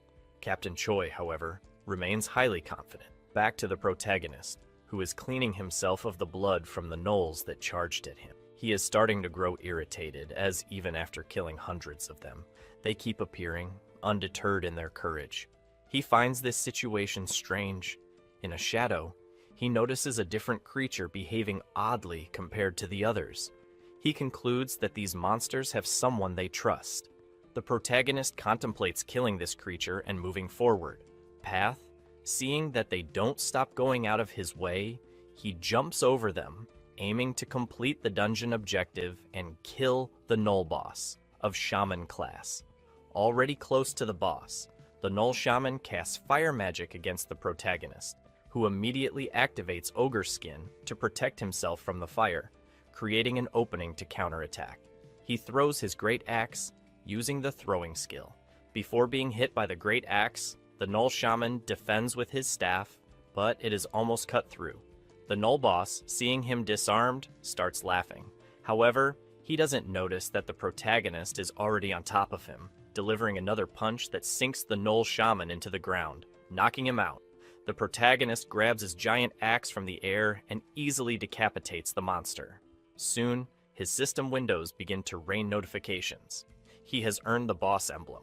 When he uses this emblem, it is possible to create a tribe. The tribe can claim territory in major bandit strongholds. Another item, the Guardian Staff, is the reward for being the first person to complete the dungeon. A world map also appears as a reward. Surprised, he wonders what this is. In his fist, a strange greenish energy concentrates, and from his hand emerges a map. However, the map only shows locations he has already visited, with exclamation points visible across a vast area. The protagonist becomes super excited about all the unexplored areas. Soon, a red notification appears, warning of the dungeon's closure and advising him to leave before the dungeon is flooded with water. Water begins to fall inside the dungeon. The protagonist quickly collects the coins and exits. Sometime later, he emerges from the water, still within the hole, and wonders how he will climb out since the walls are smooth. Down below, he hears an echo of a familiar voice. From above, it's Jin-tae shouting and asking if he might be down there. Immediately, the protagonist starts waving and shouts that he is there. Jin-tae, in tears, is relieved he's alive and tells him to wait as he lowers a rope. The protagonist climbs up. Jin-tae asks the protagonist about the tattoo, to which he responds that it turned out really cool. The soldiers wonder what to do now that they've been revealed. The captain comments about following him, saying they have no other choice, as the orders from above are to protect and observe this guy. Jin-tae introduces the soldiers as the people who saved him. The protagonist calls them benefactors. The soldiers introduce themselves, and the protagonist uses his skill to analyze them, commenting that they seem quite strong. This makes them suspect that he might have realized they are soldiers. The protagonist asks if perhaps they are there to fight the bandits like him. Disguising the truth, the captain says yes, and lies, saying he has a grudge against them. The protagonist asks what the grudge is. Seeing they had nothing prepared for the lie, the captain and sergeant begin to sweat nervously. In desperation, the sergeant says he lost his mother to the bandits. The protagonist comments that it's lamentable and, calling them young, says that since they saved Jin-tae, he will help them take revenge.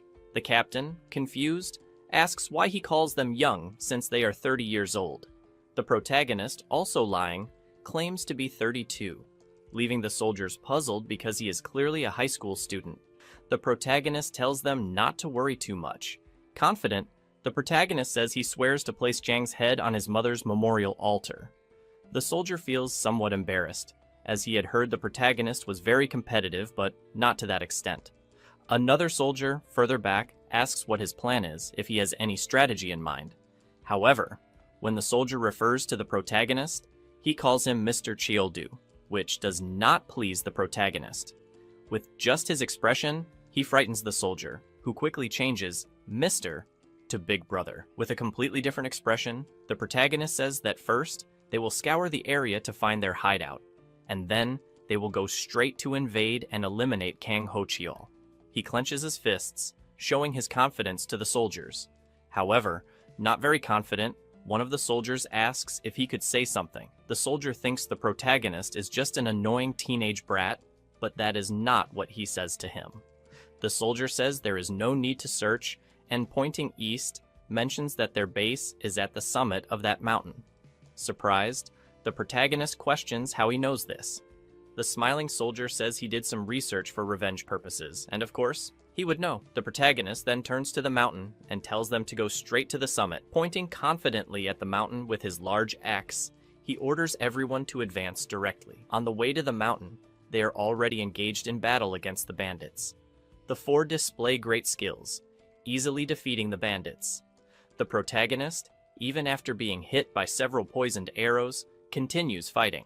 His body, already resistant to poison, withstands the worst as he defeats more and more bandits. After winning the small battle, they celebrate. One of the soldiers, despite saying the protagonist seemed like an idiot, admits he is impressive, having led them there with just his own hands and brute strength. Surprised, the commanding soldier wonders if, at this pace, they could actually bring down Jang. There are 3 factions stationed in the area where the protagonist is. To the southwest is New Seoul, protected by the military. To the northeast are the bandits of Mount Obong and the Desert Knights bandits from the north. The reason the military could not eliminate the bandits was not only because of the combat skills of the bandits led by Jang, but also because losing troops in the war would leave New Seoul vulnerable to the threat of the Desert Knights bandits. Moreover, if Major Lee, the core of New Seoul's military force, were injured in battle, it would be the end of New Seoul. However, these 2 soldiers see the protagonist as a hope to defeat Jang. While placing their faith in him, the protagonist suddenly collapses to his knees, surprising the 3 of them. They soon notice that his entire body is on fire with strong reddish patches all over. Feeling groggy, he explains that he has been like this since he activated the status stone. The system explained that his status was not increasing because the absorption of the status stone was overloaded, causing an overload state, and this effect was only making him dizzy. One of the soldiers asks if he accidentally absorbed too many of those stones. The protagonist, somewhat evasively, explains that he must have consumed at least 30. Shocked, the soldier says that this is beyond the limit a human could digest at once. Not only will the statuses not apply, but his body could overload, and he could even die. The soldier quickly suggests they return to the village immediately to treat him. However, Another soldier explains that it's already too late because this place is already the bandits' lair, and in front of them are hundreds of bandits. One of the bandits at the front recognizes the protagonist, but before the protagonist can respond, his protector throws him to the ground. While shouting their boss's name, claiming to seek revenge, soon the boss appears, asking who would dare to call the name of the king of the mountain. The protagonist, heavily sighing due to the high temperature in his body, even mocks by questioning who would be the king of the mountain. Jang says it's interesting that he managed to come back alive this time and that he will make sure he dies with his powerful strength. Jang shouts to his henchmen to attack them immediately. While the rest dealt with the henchmen, Jang intended to handle the protagonist alone, charging at him with his flail. He strikes at the protagonist, who blocks the blow with his large axe. However, Jang was already spinning his flail for another more powerful strike. Soon the two were exchanging blows, Jang's flail against the protagonist's axe, but Jang sees an opening, takes advantage of it, and lands a blow on the protagonist's chest with such powerful force that he is thrown far away. After crashing into one of the bandits' houses, it shatters. Sitting up after feeling the impact of the blow, the protagonist acknowledges Jang's tremendous strength, with a very wide attack range, making it hard for him to find an opening with his axe. But it's not over yet. Using his strength, he stands up again with his axe and charges back into the fight. As part of the protagonist's strategy, he manages to entangle Jang's flail around his axe, disarming him. Their weapons are thrown far away, opening the fight for hand-to-hand combat. Furious but excited, the protagonist shouts that a bare-knuckle fight would be great. The two continue exchanging blows, but once again, Yang finds another opening and lands a hit on the protagonist's waistline, causing significant damage. However, at the last moment, the protagonist had positioned his arm, which, even with his ogre skin activated, shows the impact smoke due to the friction and force of the blow. Laughing, Jang finally realizes it's ogre skin. The protagonist, seizing the opportunity, lands a punch on Jang's face, knocking him down. However, even on the ground, Jang doesn't seem to feel much, as he also activates his ogre skin. On the ground, Jang calls the protagonist a child, saying he's disrespectful to his elders. The protagonist is shocked that he has the same skin as his own. Jang, noticing his surprise, doesn't miss the chance and lands an uppercut on the protagonist's chin, sending him flying about 4 meters.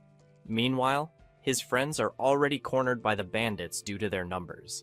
They're also worried because Cheoldu is being overwhelmed. Surrounded, they can't help. Jang applies a technique where he grabs the protagonist's waist and strangles him using sheer brute force, making him scream in pain. His companions are shocked at the situation of the great Cheoldu, who had been unstoppable until then. One of the bandits, who managed to disarm the protagonist's friend, explains that this is the human squeezer technique. While squeezing the protagonist, Jang confidently says his life will end there, questioning where his confidence has gone. He says he has hunted ogres twice, showcasing his other ogre ability, Ogre Power, a giant strength capable of easily crushing stones. While shouting that he is the personification of power, he continues to crush the protagonist's waist. Suddenly, even with a strained expression, the protagonist starts laughing, mocking Jang's power. Jang shouts that he is just pretending to be strong and applies even more force to the protagonist's waist. The protagonist, still feeling the overload effect, feels strange, like he's about to vomit every time Jang squeezes harder and harder, until, like a soda shaken vigorously and then opened, the protagonist releases all the overload through his mouth. At that moment, feeling much better, the protagonist smiles and comments that he feels great. After the system announces that he has absorbed the overload, Jang, displeased, says he is just arrogant. Furious, he adjusts his grip and squeezes even harder, to the point that anyone else would have been split in two. However, somehow the protagonist manages to slip his arm between Jang's, disrupting his grip, which makes Jang release his waist. This gives the protagonist the opportunity to grab Jang's arm. Seizing the chance, he applies a legendary arm lock on Jang, leaving him completely defenseless. Confident, he applies tremendous force to Jang's arm until his bone snaps. After that, the protagonist distances himself while Jang screams in pain, lamenting his broken arm. Jang's henchmen, seeing their boss being overpowered, start to doubt what's really happening, questioning if their boss is truly being defeated. Even the protagonist's companions are surprised that he now has the upper hand after all the suffering he endured earlier. Jang, furious, shouted, calling him a damned bastard, cursed for having broken his arm. The furious Jang swore to kill him. Jang grabbed a weapon and tried to hit the protagonist, who managed to dodge the blow that hit the ground, splitting it with the impact. The protagonist, with a completely different expression, feeling in control, dodged easily. The soldiers who saw what he went through were still surprised by the unique strength he had and his great speed.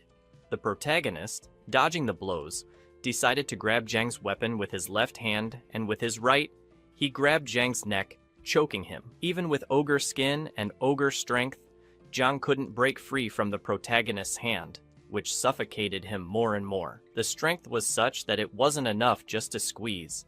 He even managed to lift the large Jang. While holding Jang up, the protagonist mocked him, reminding him that he called himself the personification of power. Jang, gasping for air, begged to be released. The protagonist commented that it was fine. He had done enough on his part and released Jang before he died from lack of oxygen. On the ground, Yang was surprised that he had been let go.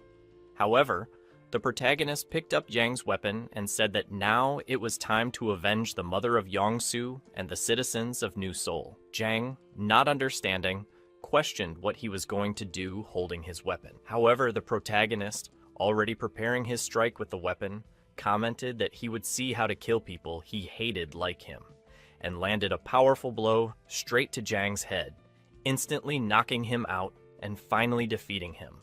This shattered the will to fight of God's henchmen and left the soldiers surprised by the feat of defeating the bandit Yang. On top of Jang appeared a ranker's backpack that belonged to him, showing that he had truly kicked the bucket. The henchmen immediately begged for forgiveness. Some kneeled, others pleaded for their lives.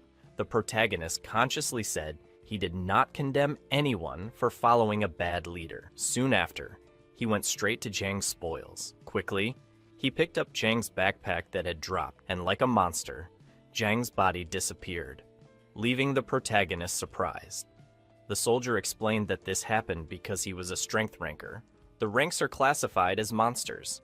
The protagonist asked how it worked. The soldier said that to become a ranker, one of the 5 skill statistics needed to be above 50 points. Checking his own, the protagonist sighed and said that unfortunately, none of his had reached 50, leaving the other soldier even more surprised that he had defeated Jang, a ranker with ogre strength.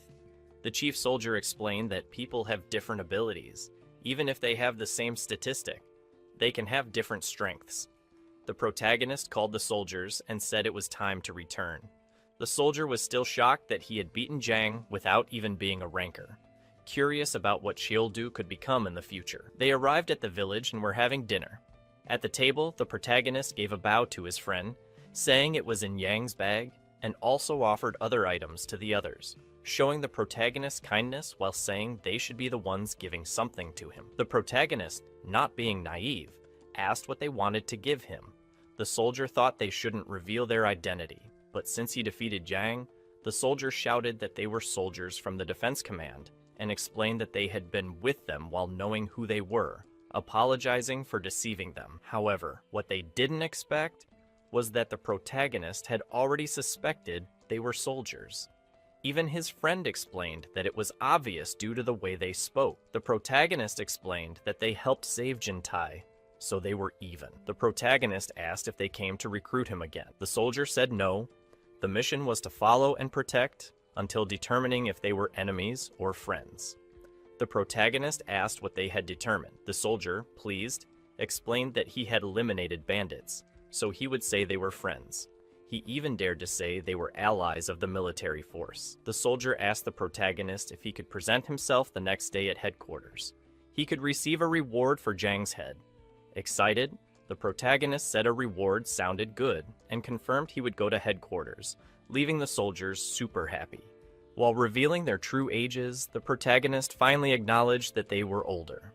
The next day at headquarters, an old man questioned a young man why the people's hero hadn't arrived yet. The young man explained that Captain Park of the Special Forces had gone to receive him, so he needed to wait a little. The old man, with a somber expression, repeated, "Captain Park," leaving the young man startled, who corrected his answer and said he meant Inspector Park. But then, amused, the old man laughed and said, "Of course, Inspector Park." This person was the general. Soon he received the news that the protagonist had arrived and ordered him to enter. In front of the protagonist, the general exalted the aura that the protagonist emanated and greeted him while explaining his position in the army. The protagonist asked if he was the chieftain of New Seoul. The old man, who has the hobby of playing RPG, happily wonders if he also likes to play, then asks if he is the chief of Seoul. Soon, they sit down and start exchanging ideas. The general thanked him for saving the people of Jang and also recalled the reward, saying he would like to propose something. The protagonist, suspicious, says that if what he wants to propose has to do with military service, forget it. The general, raising his hand, explains that no, he will not ask him to enlist by force. Then he says he would like to create a private military organization called mercenaries, and the others will give unconditional support. Jintei explains to the protagonist that with their support, they could create the tribe faster. The protagonist thinks it makes sense since it will be a private organization, and they won't have as many restrictions with the military. The protagonist questions what level of support they will give him. The general says they will facilitate access to the base where they will operate and could freely use the infrastructure of New Seoul. They could request jobs, even eat in restaurants. The protagonist gets super excited about the option of eating. The general says it will also be easier to live. They will also have resources for combat. The protagonist finds it suspicious because it's quite a good deal and asks what he wants in return. The general says it's very simple. He just needs to take care of unwanted enemies, and the first request would be to eliminate the cavalry of the demons. The protagonist asks, "Cavalry?" Jintei, surprised, asks, "Isn't it one of the three powers in command? How could it be?" While they were talking, someone behind the curtain mocks that they haven't even reached the battle and have already lost their composure. The beautiful young woman reveals herself, asking how they could get rid of the cavalry of the demons, where they came from, and how they dare to touch what belongs to her. The protagonist, already staring at her with his strong self-esteem, says his name to her with a big smile, showing his confidence. The girl, drawing her blade, comments that he is bold and should not speak to her so informally. Putting her blade against his neck with a serious expression, she comments that he is rude. This girl is the best swordswoman of Joseon. With the sword on his neck, the protagonist asks whom he should show respect to, if it's someone pointing a sword at him. Realizing she crossed the line, she sheathes her sword and says she is 22 years old, claiming to be older. The protagonist mocks her, calling her sister. She doesn't like him speaking so casually to her. The protagonist asks if they didn't teach her to have modesty. She prepares to draw her sword again and asks if he will keep provoking her. The protagonist mocks her title, causing a conflict between them. However, the general interrupts and asks them to calm down, inviting the protagonist to try some treats, which immediately distracts him. The general calls Lee aside for a moment and scolds her for her behavior. She tries to explain that he is not a trustworthy person and reminds the general that he was going to assign the bandit mission to her. The general asks her to give up and explains they couldn't defeat the bandits alone. We see memories of Miss Lee when she was about to kill the Northern Bandit. She cried while questioning him. But the Northern Bandit had already accepted his fate in her hands since they were comrades. However, instead of doing what was right, she sheathed her sword and turned away. The leader of the Northern Bandits commented that she still had a soft heart. She said she wouldn't accept a victory offered by a traitor, and claimed that their army would eliminate the Swamp Bandits. These memories leave her surprised and downcast because of her failure to eliminate evil at its root. However, the general holds her and says he has an idea. In front of the protagonist, the general had already explained. The protagonist recalls that what he wants is for the mercenary group he will create to join the army to attack the swamp bandits.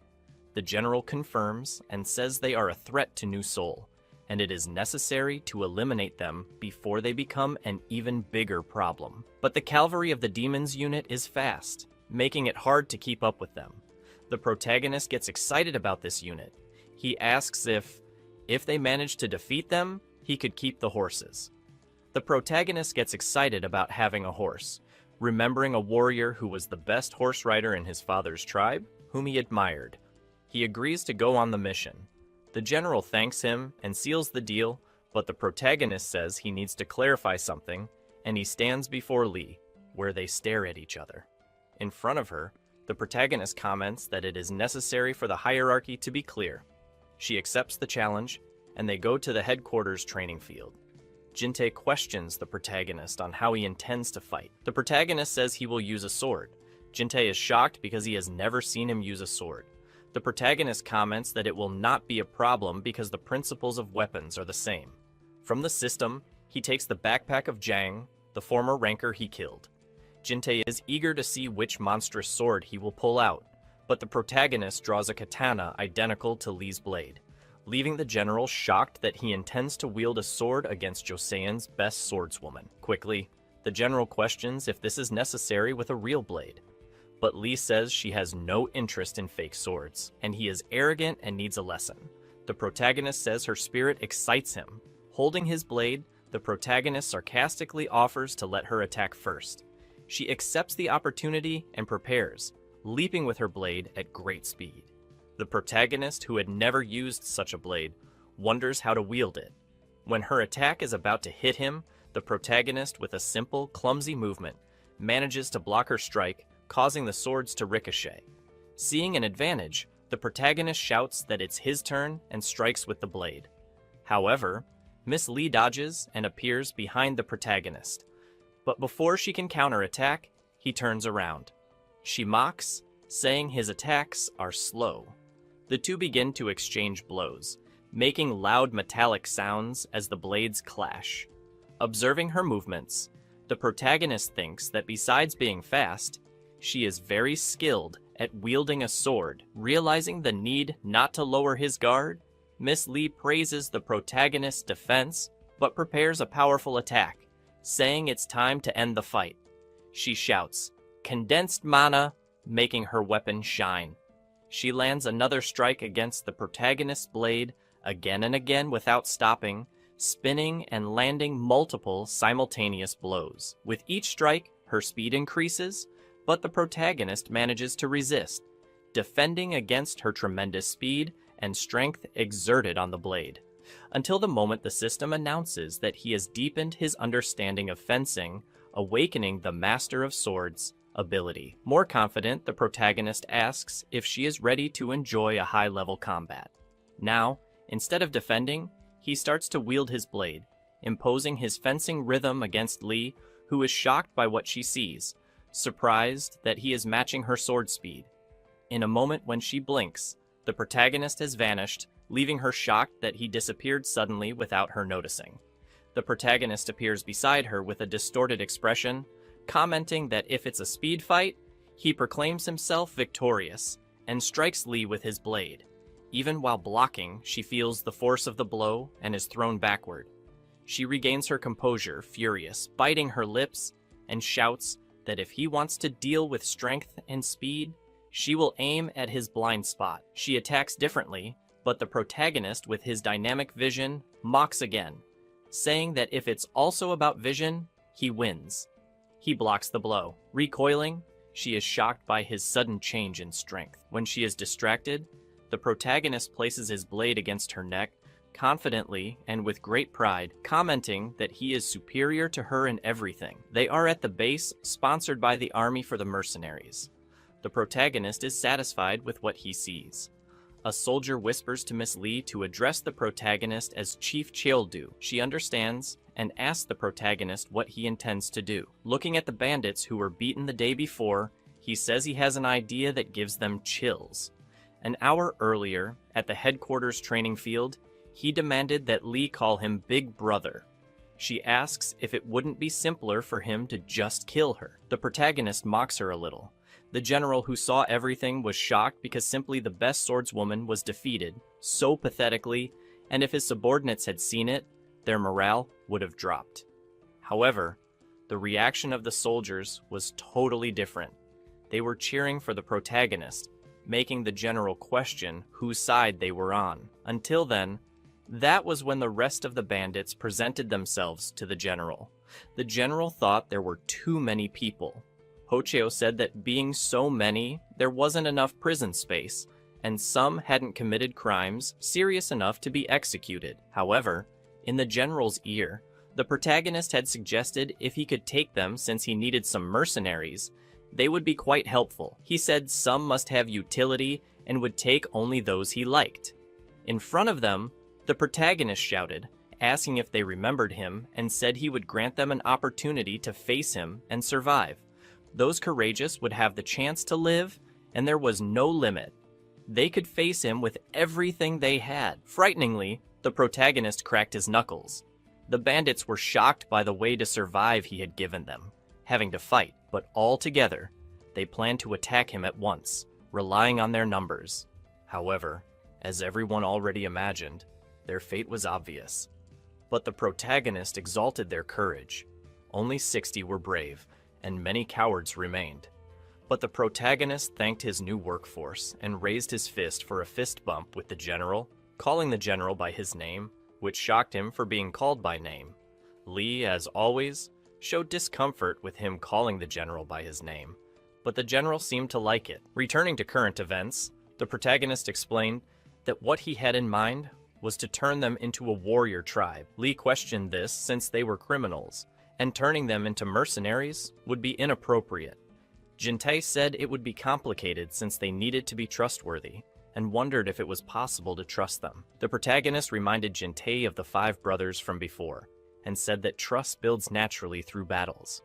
Jintei wondered how he knew that this could really happen. The protagonist commented that he was the vice captain, and wondered what he was capable of doing. In front of all the bandits who were in formation, the protagonist shouted that any crime they had committed didn't matter anymore. They were now his mercenaries, and questioned if they had any problem with that. The former bandits, now mercenaries, shouted that they had no problem.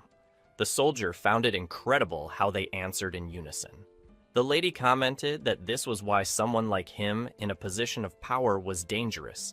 She said she would observe everything and report to the higher-ups any incident.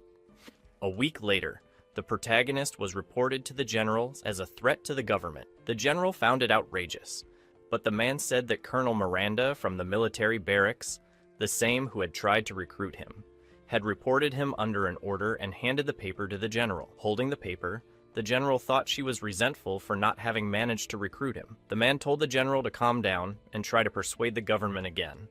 The general said he understood, and it would be problematic to try to control the mercenaries now. He wondered how he would get the mercenaries officially recognized.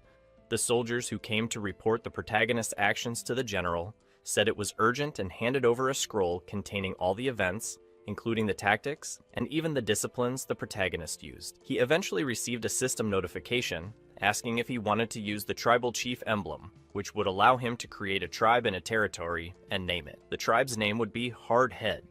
Thus, he created his tribe with a capacity of 200 members. After that, everyone congratulated him for this achievement of finally turning them into real warriors. All of this was in the general's report, who was shocked that he had obtained the emblem so quickly. The soldiers said he earned this reward after defeating a new hidden one. The general said it was an incredible reward, and with the chief emblem, his notoriety was guaranteed. The man next to the general said that this way, the mercenaries with the emblem were being noticed, and if any bandit tried to escape, their location would be shown on the captain's world map. The general said that would be enough to persuade the government. The Hardhead Mercenary Corps was excited to see how they would fare in the mission to subdue the demon's cavalry. The protagonist's tribe set up camp to spend the night. The lady felt a bit uneasy as she was about to face the swamp bandits again and wondered if this was really what she wanted. The protagonist asked if she wanted to eat, but she said she had no appetite. However, the protagonist insisted she should eat well to have energy when the time for battle came. She was shocked by his concern. No one had ever cared about her, even though she had become the country's best swordswoman, and she felt a different emotion. For some reason, she remembered her mother. However, the protagonist said it was a shame she wouldn't eat and started eating her food, making her realize he just wanted to steal her meal. Furious, she told him to leave her food alone and eat his own, but it was already too late. Suddenly, the protagonist stood up quickly, making her question what was going on. The protagonist said he heard something and grabbed his axe. At the top of a mountain, the Swamp Bandits group was facing a threat with their horses, preparing to show their power. The fierce battle takes place at the foot of the cliff, humans against green monsters. Their confident leader already foresaw victory, and after winning, he orders everyone to regroup. However, what he did not foresee was that above them on the mountain stood the protagonist, who shouts his name, Kim Chunbae, chief of the Swamp Bandits. With a defiant voice, he declares that he came today to kill his people and leaps from above, landing with great style. The bandit leader questions who he is. The protagonist introduces himself and states that he came to kill him and take his horses, saying he admires their mounts. The leader comments that he has heard rumors about him, someone who exterminated the bandits of Mount Obong. The leader asks him to listen and mentions that he knows it was an order from the police. He then questions why someone as capable as him would be involved with them. However, with a broad smile, the protagonist dismisses it as nonsense and says he is simply punishing thieves. He then jumps toward him with his great axe. The bandit leader defends himself with his large spear, remarking that they are not thieves, and claiming they have never stolen from others. As he counterattacks, he insists that the Swamp Bandits are merely explorers. Holding on to the leader's spear, the protagonist repeats, "Explorers?" and states that this is entirely different from what he has actually heard. He adds that he cannot believe him just because he said so. The bandit leader is surprised that the protagonist was able to hold his spear with sheer brute strength. Realizing that his opponent is superior, he releases his spear and thinks that if this battle continues,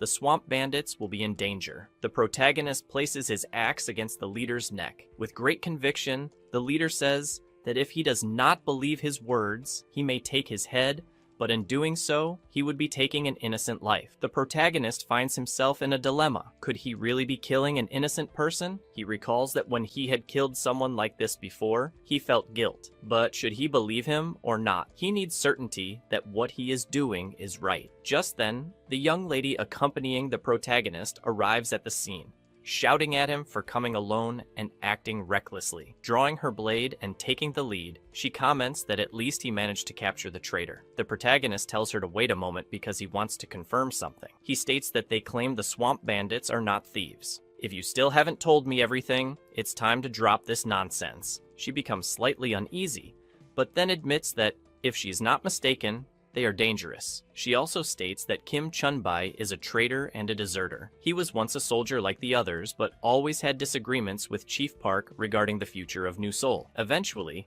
Kim left the army, forming an organization that opposed the militia and settled there. Since then, they have been the government's #1 target for extermination. The protagonist asks if what she means is that they are dangerous, but not thieves. She says there are rumors that they would attack from the left and right, but nothing official has ever been recorded, nor has there been any damage. However, Kim possesses insider knowledge about the militia, making him dangerous. Kim calls out to Major Lee, declaring, "We have never leaked such information, nor have we attacked New Seoul.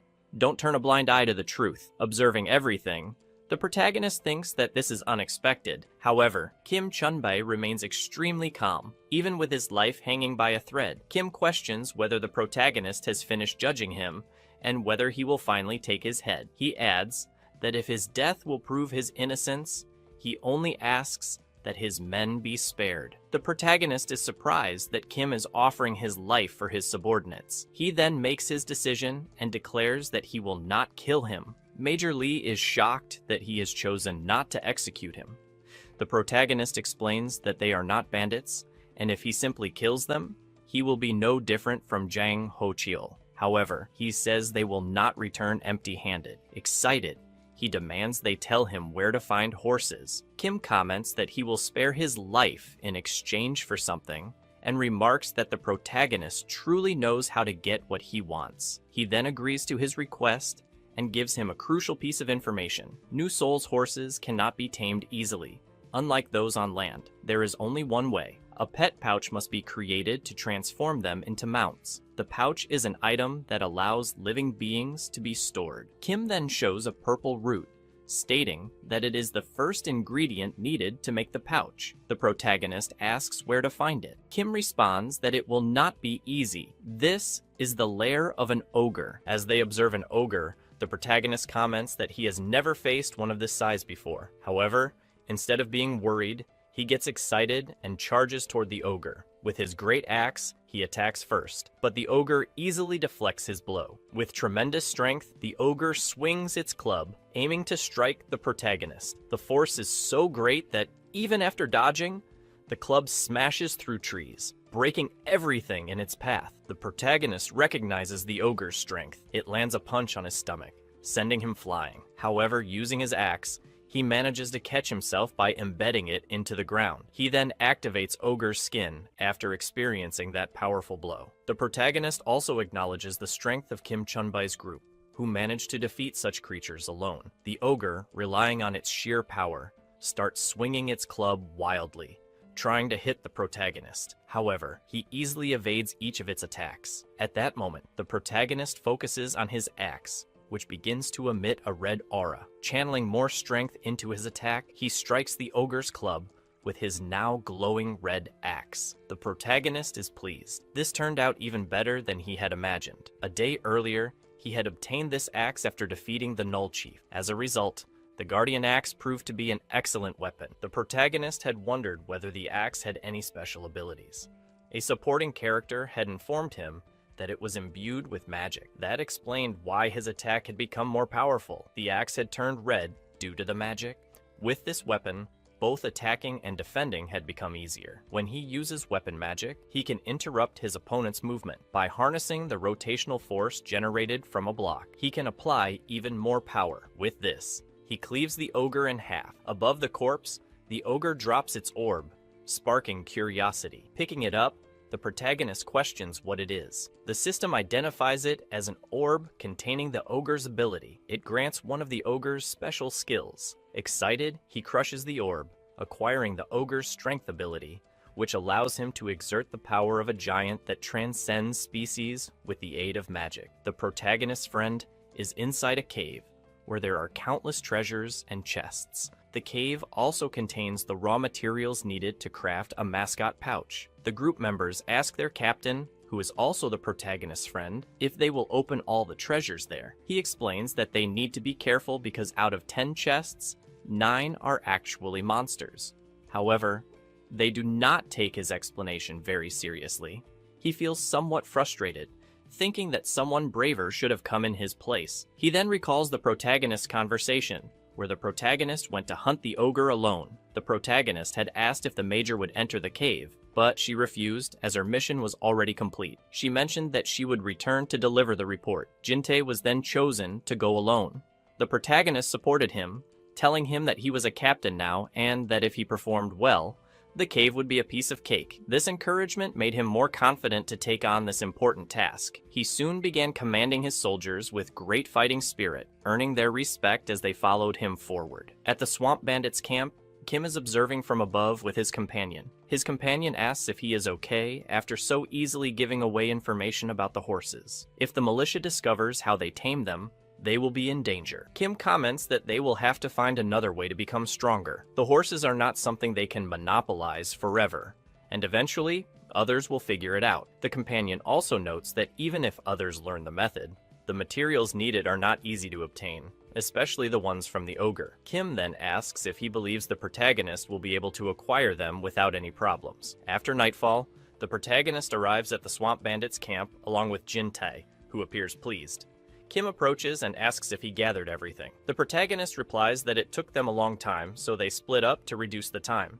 They then begin showing the number of items Jin-tae collected, a considerable amount, but the most important item, the purple root, was gathered in large quantities by the protagonist, leaving everyone astonished. The protagonist comments that he had no difficulty obtaining them. Curious, Kim asks what his secret is for acquiring so many roots. The protagonist replies that there is no secret. He simply exterminated the others and collected the roots. Kim asks if he did it alone, and when the protagonist confirms, Kim is completely shocked. Sometime later, a large pot is on the fire. Checking his system, the protagonist notes that the laboratory within the system can create mascot pouches. Alchemy, a piece of knowledge only the bandits had, is now within his grasp. Looking at the large pot, Kim explains, "Well, that's how things happen in the new unknown world. Information is power. Those who prioritized exploration made discoveries first." He then instructs the protagonist to craft his pouch. The protagonist begins throwing in the necessary materials, which cost 78 coins. After a short time with the pot sealed, he opens it, releasing a lot of smoke. The newly created item is automatically added to his inventory. The protagonist picks up the pouch, feeling super excited. Looking at Jintai, the protagonist tells him to handle the rest, as he will go fetch a horse at dawn. Later, they sit down for dinner, drinking water from a rum well. Kim smiles, saying that the protagonist drinks water as if he were drinking rum. However, Jintae explains that they cannot drink alcohol because they are underage, surprising Kim. Jintae then asks if he can ask a question. He questions why he abandoned the militia. With a serious expression, he comments that he simply had different priorities. The current chief, Park, focused on the security and property of Seoul, while he insisted on exploring New Seoul, which would make them stronger. In the end, they couldn't overcome their differences, and that's why he left. Jintae asks if he doesn't regret it. Kim comments that he still thinks the same, and says that he protects the country in his own way. Kim explains that while Seoul prioritizes development, they take care of external threats while exploring, and in doing so, they become stronger. If Seoul has no power, eventually, it will fall into the hands of bandits. Jintae comments that the militia, the bandits, and the swamp bandits are part of a balance. Kim says yes while eating. The protagonist asks, "You're a real soldier, don't you feel bad? They are dying to kill you." Kim comments that one day, they will understand. He then stands up and says he will leave because the day after tomorrow, he has a long journey ahead. Outside the tent, in a black hood, stands the major, waiting for him. He is surprised to see her there. She says she came because she has something to ask and questions why he let her win. He comments that if they had both fought, it would have resulted in multiple injuries, weakening the military force, all for Seoul. She, in disbelief, tells him to stop talking nonsense. When he says it's all for Seoul, Kim replies that New Seoul needs a figure of authority, someone that external forces fear to touch. She then says, "It would have been better if you had stayed." Kim asks if she didn't hear him, stating that he has his own responsibilities while telling her not to show her weaknesses, since she is the best swordswoman protecting the citizens of New Seoul. The day breaks, and they stand before the fields where there are several horses. The protagonist observes. Kim says they are stronger and have far superior endurance. If given purple roots and treated well, they eventually become mascots, and by forming a bond, their magical energy expands. Jintae comments, "So that's why they need so many roots." The protagonist, looking, seems slightly frustrated. He says that no matter how much he looks, they seem simple. However, after observing more closely, he sees a black and white horse with horns, the king of its species. It quickly catches his attention. Jintae comments that it is larger than its species. Kim says that it is problematic and an untamable monster. The protagonist comments, "An untamable beast." Excited, he chooses that one. An extra says that the creature is not a horse, but a monster that is impossible to subdue. Protagonist sees the horse as a challenge and quickly heads towards it. He states that for Kang Cheol-do, the impossible does not exist. The horned horse notices him. Protagonist says he will like this fight. He tells the monster to become his pet. The horse squeals, showing that it doesn't like the protagonist's posture. Protagonist asks the monster if he doesn't like him. He says that since the chances of a peaceful solution are slim, he attacks the monster with a powerful energy strike with twisted horns. Firmly grasping the mane, the protagonist notices the defiant look in the animal's eyes. Jumping with agility, the fighter rides on the back of the indomitable beast. Rearing violently, the horse tries to overthrow its rider, that recognizes the strength and intent of the test. Demonstrating superior strength, the man pushes the monster's head down, determined not to lose the dispute. With a now submissive look, the animal seems to have understood the message, as the warrior prepares to repeat his intentions. Enveloped in a menacing red aura, the fighter demands that the creature become his obedient pet, otherwise you will suffer the consequences. A tear runs from the horse's eye. His neigh now sounds like a sign of surrender. Soon after, a system window appears on the screen, offering to register the deer on zebra as a pet for the cost of 1,520 coins. At another time, we see the protagonist's bespectacled friend happily stroking his common horse, who seems to like the affection. Protagonist asks if that is the horse they talked about before. The Jinti checks the record, costing 270 coins. He finds it very cheap, since before it cost more than 1,000. Mounted on the beast, the warrior praises the high-level monster style, thinking about what name to give him. Kang Cheol. Du decides he already has a name in mind. A system window confirms the Sonata name. The horse is a rank B iron zebra, with running and heading skills. Furthermore, it does not disappear if the owner falls, and may even revive. The star jokes that his first car had to be a Sonata. He then offers an Avanti to the Ferent. At sunset, the group rides together through a desert landscape. The bearded man reflects on the domestication of pets, realizing that perhaps other beasts can be tamed as well. He considers this information to be very valuable for his future plans. Getting closer to the protagonist, the bearded man comments about the incredible horse, saying that Kang Cheol keeps surprising them. Protagonist reveals the existence of a camp leader. The doubt about sharing this information is raised. The advantage of being the first to defeat him is weighted. Extra reveals that he does not seek glory. As explorers, the desire is only for the peace of their homeland. The long-haired man's conviction is praised. It is considered rare, then he walks away. The two men leave together on their white horses, heading towards the horizon. Protagonist invites him to be a comrade. The invitation demonstrates admiration for the man with long hair. The long-haired man refuses the invitation. He needs to take care of many people. The long-haired man, on his white horse, leads the group of riders who follow him. He leaves with his entourage. Protagonist smiles. He remembers the invitation and promises to remember the proposal. A remark is made about the long-haired man. He is not easily convinced. This characteristic is considered negative, but also funny. The group of knights, among them the man with long hair, leaves at sunset. The scene is marked by silhouettes against an orange sky. Back in action, the mercenary leader orders a return to New Seoul village. The group leaves towards the destination. Imposing protagonist, mounted, leads the troop. Two brown horses accompany him, showing the strength of the group. Night falls over the landscape. A traditional Korean building stands out, showing a mysterious night scene. The same structure is seen closer, highlighting Oriental architecture. The speech bubble reveals the refusal of a request to subdue bandits. A liquid is poured from a teapot into a small glass. In an interior environment, Cheol Du, the protagonist, is sitting next to the old man. Cheol Du, with a serious expression, denies involvement in murders. His posture demonstrates innocence and conviction. The old man shows a thoughtful expression, makes an observation about hasty judgments. The scene demonstrates wisdom and caution. Cheol Du questions blind obedience to orders. He wonders if he would kill a child on orders from above, even if he was a soldier. The older man shows surprise at the comparison between Kim Chun, Bae, and children. The discussion intensifies, adding tension to the narrative. Kim Chun Bae says he was not a villain but a pure adventurer in terms of innocence. He was no different since he was a child, and says he knows him better than anyone. The old man says yes, he's a nice guy. In fact, he was also hesitating, was postponing pressure from top management to eliminate him. Protagonist says now he is being honest.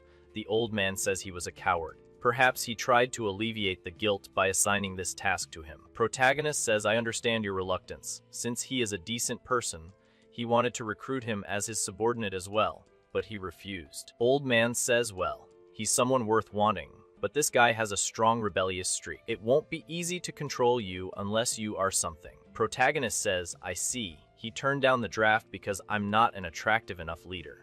I still have a long way to go. Old man says, by the way, Cheol Du, aren't you hungry? Protagonist says, it's almost time. What? Are you going to offer me soup? Old man says, a simple soup won't be enough to satisfy you. Old man says, bring what we prepared. On television and news and past, the forces behind the coup call themselves General Lee Suk Gay of Goryeo. He declared that he came from a place called Nova.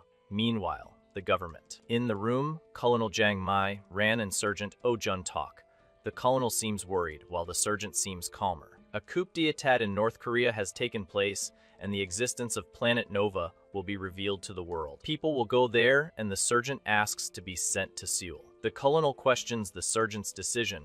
He was assigned to arrest young men who refuse military service, and now he wants to go to Seoul. The sergeant explains that Director Park Jun-pil has been acting suspiciously recently. What does this mean? The colonel observes the growing power of Director Park and his organization. This seems dangerous, and she fears a coup in Korea too. The sergeant questions the colonel's suspicions regarding Director Park. He also highlights Kang Cheol-do's success in New Seoul. The colonel questions the sergeant about his trust in Kang Cheol-do. It seems he has a special reason. Junwon remains silent, thoughtful. In fact, there is no special reason. Kang Cheol-do reminds him of himself in the past. Oh, Junwon and Choi Jun-seep 2 years ago, they cleared all the monsters in the east, protecting the citizens of Nova. They both thank you. Before being assigned to the DP, one of them proudly declared that he had caught 10, winning a bet. The other, irritated, called him a brat. The rivalry between them is evident. A man reflects on his past, looking for a place to strengthen himself and create a better world. Constantly challenging himself, he longs for a grander and more promising future. In a room, a man expresses his boredom with theory, showing impatience and a desire for change. He is looking for something more practical and less theoretical. The woman questions a man's decision to leave, especially considering the current situation. She shows concern and tries to dissuade him. The man declares that he knows who will be at the center of a new exploration, showing knowledge and confidence in his prediction. He anticipates playing an important role in this endeavor. The woman appears smiling, calling the man Big Brother, and inquiring about his well-being. She shows affection and interest in your whereabouts. Protagonist ignores the affectionate nickname and questions how she found him in the portal. The conversation reveals a certain initial estrangement between them. The prota's henchman explains the relay strategy. One of them justifies planning based on the current situation. They demonstrate organization and concern for the future. Protagonist comments on Il-ho's good work, showing recognition for his performance. There is a positive and admiring tone in his speech. The woman reveals information that will cheer the protagonist. She anticipates his reaction and names him. The news seems to be very good for her. A gift for the captain. Extra, bowing deeply. An employee greets you enthusiastically. Do smiles contentedly, enjoying the boss treatment. He appears confident and powerful. Il-ho questions the company name Cheol-do Services. He comments on the proximity to his home and the lack of suitability for the field of activity. An illustration shows the proximity between the company Cheol-do Services CDSS and the Cheol-do family home. Il-ho asks if the other doesn't like it. Protagonist explains that his grandfather does not approve. Il-ho understands why his men are constantly kicked out. Protagonist comments that the men were after a fight. The question is asked whether the grandfather is present. Cheol-do thanks him for the good service. Il-ho bows in gratitude. Someone watches the scene. Surprised, a boy approaches, curious. The boy directly asks Cheol-do if he was a gangster. He arrives with a curious and questioning expression. Surprised, the protagonist recognizes the other as a soldier. He asks about his arm, which has completely healed. The group of imposing men is seen. Someone comments that they look like gangsters, but one of them explains that they are mercenaries. The soldier comments on respect for the company. Another, impressed, declares that the first has grown a lot. Protagonist makes a proposal to the other. He is surprised, but readily accepts the proposal. Without ceremony, the protagonist proposes a union. Another accepts, explaining his intention to verify the other's trustworthiness. A handshake ensues. One of them feels something special when touching the other's hand. The man with a cap feels impressive strength. He is amazed at his development. Protagonist explains the need to train mercenaries and deserters. The two strike a deal. The man in the cap questions the lack of formal introductions. The other explains that they already recognize each other. Protagonist presents himself as leader of the mercenaries. Another declares that the conversation has come to an end. Smiling soldier says goodbye. He says he's going to New Seoul and will meet the captain later. He wears a stylish military coat and his cap. In a cozy kitchen, the worried grandfather observes the chaos in the country. He advises the protagonist to look for a safer place. Worry shows on his wrinkled face as he mixes something in a large pot. He looks at the pan of food while drooling with hunger. In the same kitchen, Jin-tae explains that it's New Year. A soldier friend said there is no risk of war. Despite this, the grandfather still believes there are better places to enjoy the festivities. Jin-tae is surprised by the size of the food pan. He claims he can't eat that much. The proud grandfather talks about his grandson's abilities. Protagonist eats excessively. The grandfather looks unimpressed. The speed and quantity are impressive. He is a true hunger champion. The grandfather questions the young man's desire for alcohol as soon as he arrives. He asks if the boy is trying to appear like an adult. Protagonist eats happily. His grandfather calls him a barbarian, referring to a passing ceremony at 18.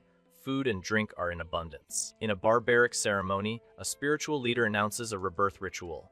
Participants will be barbarian warriors. The scene is dark, with fire and a tribal atmosphere. The marks on their bodies will be the pride of the warriors. The image focuses on the back of a man with a large, elaborate tribal tattoo, a scene with visual impact. Thoughtfully, Cheol-do asks himself, can he be reborn as a true barbarian warrior now? Maybe. Comes as a response, full of expectation. We then see Cheol-do holding a small cup. A mysterious liquid waits inside. The image focuses on the details, on the preparation of what appears to be a ritual or a significant drink. Looking at the glass more closely, he sees his reflection childish. Cheol-do and his grandfather have a drink together. One detail stands out. The elder instructs Cheol-do to use both hands, respecting etiquette when drinking with an elder. The grandfather continues to teach his grandson etiquette. When drinking with someone older, he bows slightly as a sign of respect. Cheol-do carefully watches the old man, learning his ways. Jin-tae questions Cheol-do's need to go home. He himself declares himself to be an illegitimate son with no family record, a story that causes a feeling of strangeness and vulnerability. Cheol-do, his eyes red with anger, confronts his older brother who calls him a crazy bastard.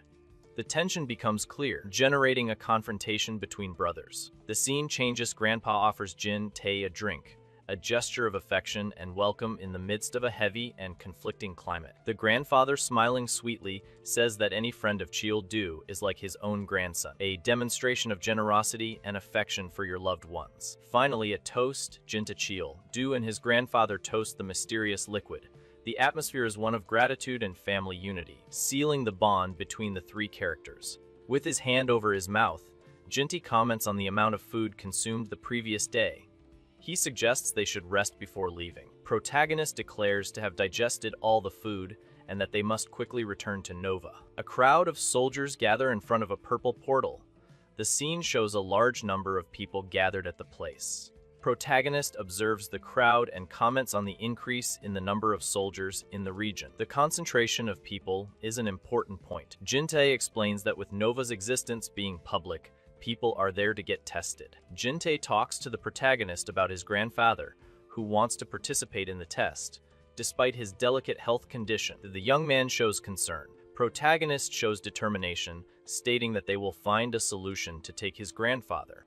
In a traditional Asian room, the question arises about forming an alliance. The scene changes to a different location, with classical architecture. Protagonist and the old man discuss the beginning of Nova's era of exploration and the intensification of competition between countries. Old man argues about the need for a formal alliance between the army, mercenaries, and other groups to lead the exploration.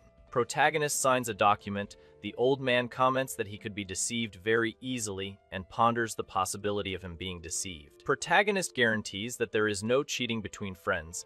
He warns that the task will not be easy. Protagonist questions which nations are ahead of theirs, the old man. Then he says that it is Korea, still far from other world powers. Old man observes the Japanese flag. He considers it a nearby country. Protagonist explains the need to quickly expand the world map to catch up with the technological development of other nations. Suggests that defeating field bosses could be the way to do this. The protagonist gives an object to the old man. Protagonist exclaims, surprised to learn about the camp leader, the Cyclops. Smiling old man reveals that military intelligence has already located the enemy's position. Jun, Seep, and Yong Su discovered the location. He displays complete confidence in the strategies. He shows enthusiasm when he learns that the mission is to subdue the field leader. Elderly man states that the right time for action has arrived. The stage is prepared. Protagonist, now thoughtful, receives a proposal to attack with everything, all or nothing. Smiling protagonist threatens to cut off his head. He seems determined. Something mysterious and dark shows a large glowing blue eye inside a stone structure. A supernatural power appears to be present. Junwon is introduced as the new captain of the operations unit. protagonists accompany him, showing their authority. They receive a warm welcome from the soldiers. Some of them seem relieved, while others are curious about the new leader. Junwan, newly arrived in the mercenary corps, he promises to follow the captain's lead. He is confident and friendly. Jintai, in charge of administration, receives orders from the protagonist to continue with his usual tasks. The new captain adopts a two-leader system. Junwan, impatient, delegates the responsibility of planning the unit's operations to Jintae. He demonstrates laziness and lack of initiative. The newly appointed captain expresses surprise and questions the reason for his choice, appearing insecure about his capabilities. Protagonist advises the captain to make his own decisions without directly interfering.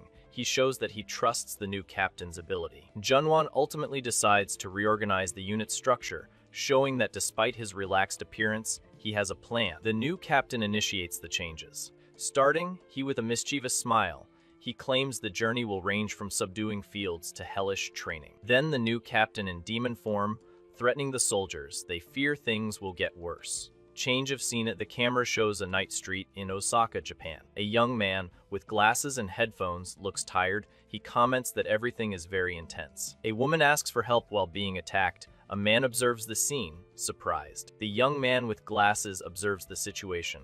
He is outraged by the lack of respect. The scene changes to a chase. Several people run away in fright while screaming for help. The young man runs desperately. He realizes he is being chased and warns him to escape. Suddenly, scary creatures appear. Finally, monstrous goblins with glowing red eyes are seen. They are the persecutors. Amidst the chaos, goblins invade the streets. A scenario of panic and destruction sets in. The boy observes the frightening scene.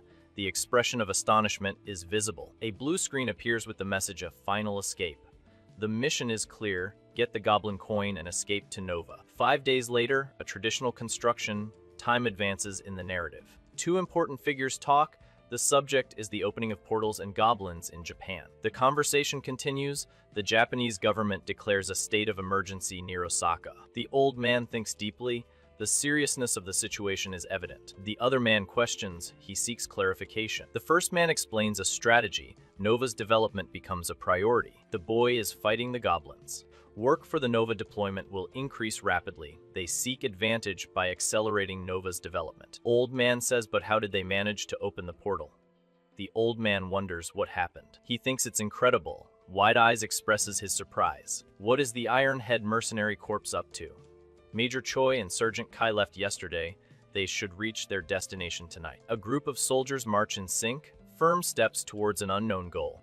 The captain comments that they are not in sync and reprimands the soldiers. The soldier apologizes, visibly embarrassed. Then we murmur how Captain Junwan is smarter. The captain just beats us. But that seems more like torture. The captain's friend comments that it's crazy. The mercenary corps has stricter discipline than the army. Lieutenant O, I was dismissed. Call me Junwan, old man. The captain's friend asks about his return after leaving Seoul, promising never to show his face again. Captain says he thought it was fun to wear civilian clothes, beating up deserters, but it wasn't fun. The two talk. One questions why the other joined the mercenary corps. The second responds that he was tired of Director Park's performance. One claims this is also part of the reason. Smiling, the captain's friend comments on life in the mercenary corps and the other character's unusual motivation. We see a group of disorganized soldiers, with a character in the center standing out for the organization. He claims the corps members were a mess, so he simply took the lead. One of the characters states that life in the mercenary corps is quite fun. He questions whether he was ever so proactive during his military service. The same captain, he is smiling. Your friend is also happy, comments that he has grown, and that it is good to see that. With a smile on his face, the imposing protagonist's back is shown in perspective. The friend says that he really looks like a captain. Protagonist orders a stop. He declares that everyone will stay there for the night. Dark night military camp, soldiers rest, fires are lit. At a table, they analyze a map. The protagonist comments about arriving before dawn. Captain, after conversation, announces strategic meeting. He explains the mission, field boss hunt, similar to a dungeon in-game. The area is a dome-shaped forest, divided into central and external parts, each protected by ogres and gnolls. Frontal attack is risky. Number of gnolls exceeds 100. There are more problems. Upon entering the forest, an attack against time begins. Protagonist asks about time limit. The The mission requires victory in a given time. When time runs out, explorers are teleported. The situation is similar to a game. Thinking about a quick strategy, the protagonist focuses on a solution. Thoughtful protagonist listens attentively, the captain says. Just give the orders. Following orders, soldiers gather around a map, carefully planning their next move. The strategy is meticulous, indicating a complex operation. Protagonist smiles maliciously, revealing cruel plans and evil enthusiasm. The good comment is disturbing, foreshadowing something sinister. A plan to hunt a Cyclops is underway. A stunning scenery presents itself, a large tree, which suggests the start of an epic fight, possibly a field boss. A digital message appears, announcing the start of the fight against the Cyclops. Boss, time is counting, with a stopwatch showing 30 minutes. A hand moves a chess piece, symbolizing the beginning of strategic domination. The piece is a horse, an unexpected and decisive move. The attack plan is revealed. Kim Jin-tae will lead the main unit, carrying out an ambush in the forest. The troops advance, using geography to their advantage. Its experience in difficult terrain proves to be a significant advantage. In the heat of battle, a mercenary shows off his skills. The combat is intense, and he dominates forestry movements. Despite their strength, the soldiers face a stubborn enemy. The gnolls are relentless, testing the mercenaries' endurance. The warriors are exhausted but do not give up. Smiling, Jinta comments, "Okay, time is up." He smiles mischievously. Then the order is given, everyone retreat. Soldiers withdraw from the pitched battle. Yongsu takes action, showing his power. He orders fire while the enemies are distracted. One group moves quickly, taking the lead. Caution is advised as they attempt to reach the center of the forest. In the middle of the forest, two giant ogres appear. Tension builds in the darkness of the forest. The captain and his friend prepare for the confrontation.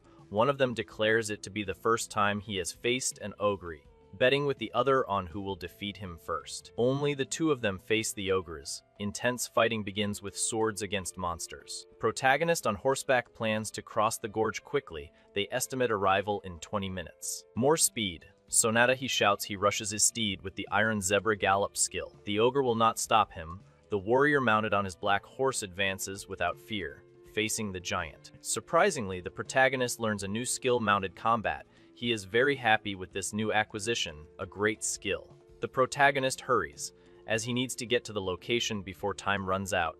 There are only 2 minutes and 30 seconds left. The scene shows the horse's hooves running in the sand.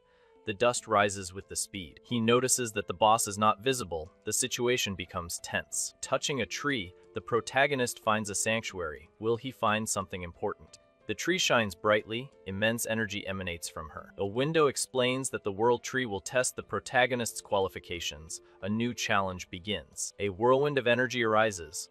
Lightning and strong winds indicate a great transformation. A colossal monster emerges from the storm. He looks powerful and imposing. Finally, the boss is revealed, a giant, menacing Cyclops. He is the guardian. Impressed, the protagonist observes the enemy. It's huge. The stone giant strikes hard, a devastating blow. With violence, the creature breaks the ground, a trail of destruction. The protagonist's eyes shine.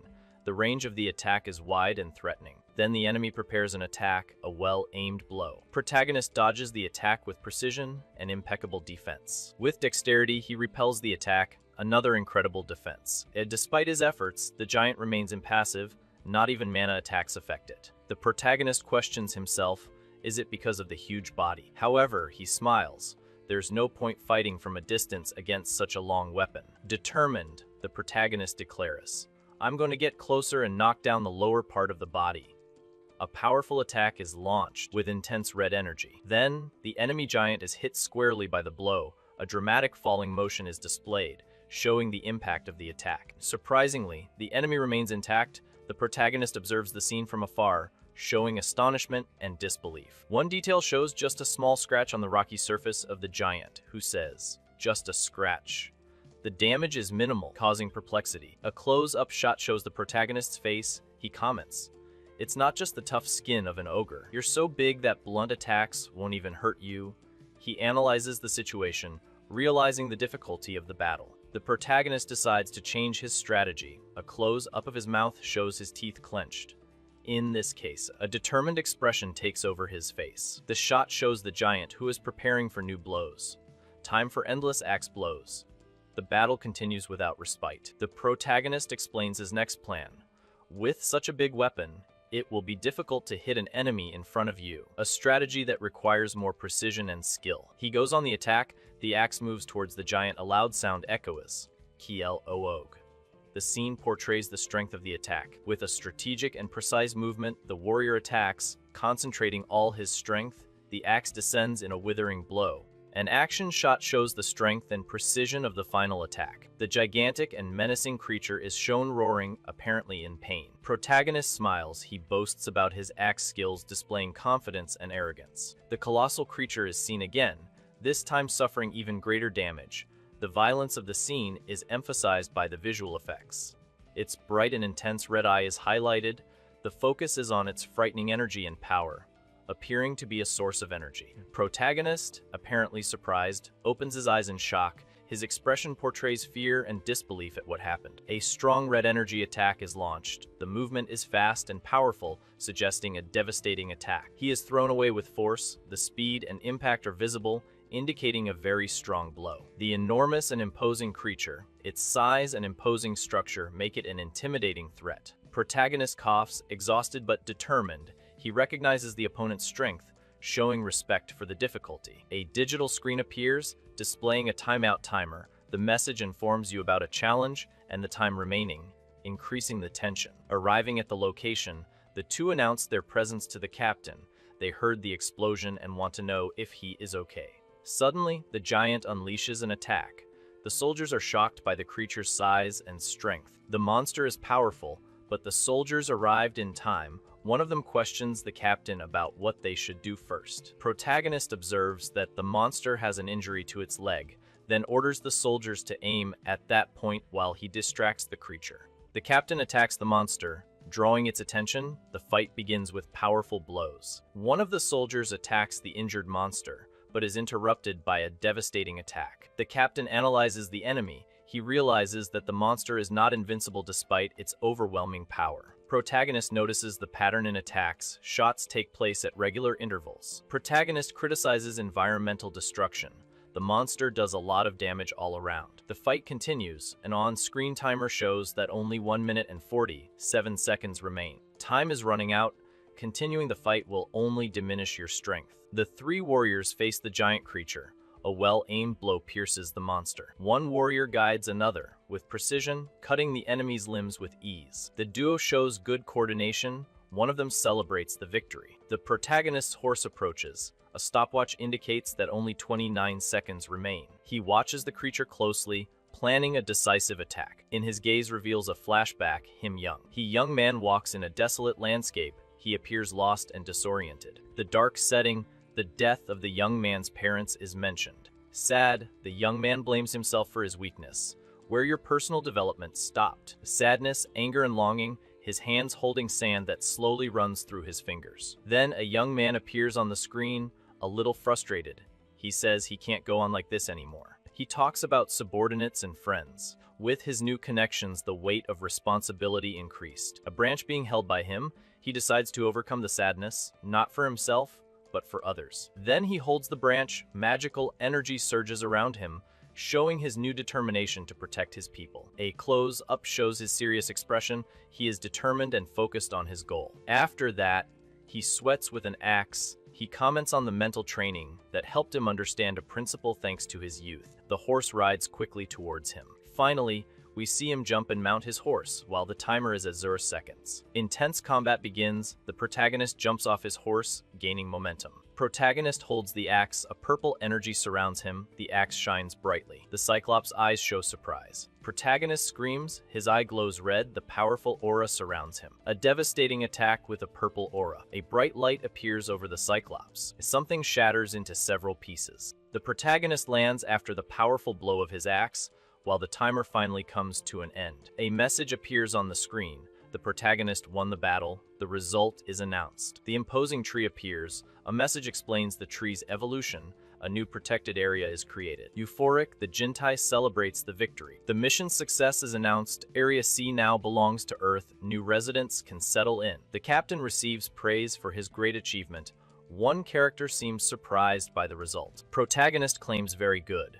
The defeat of the final boss broke the barrier. After all, it was what everyone expected. He celebrates the extra event. They got a halberd. The item is displayed on the screen with its name.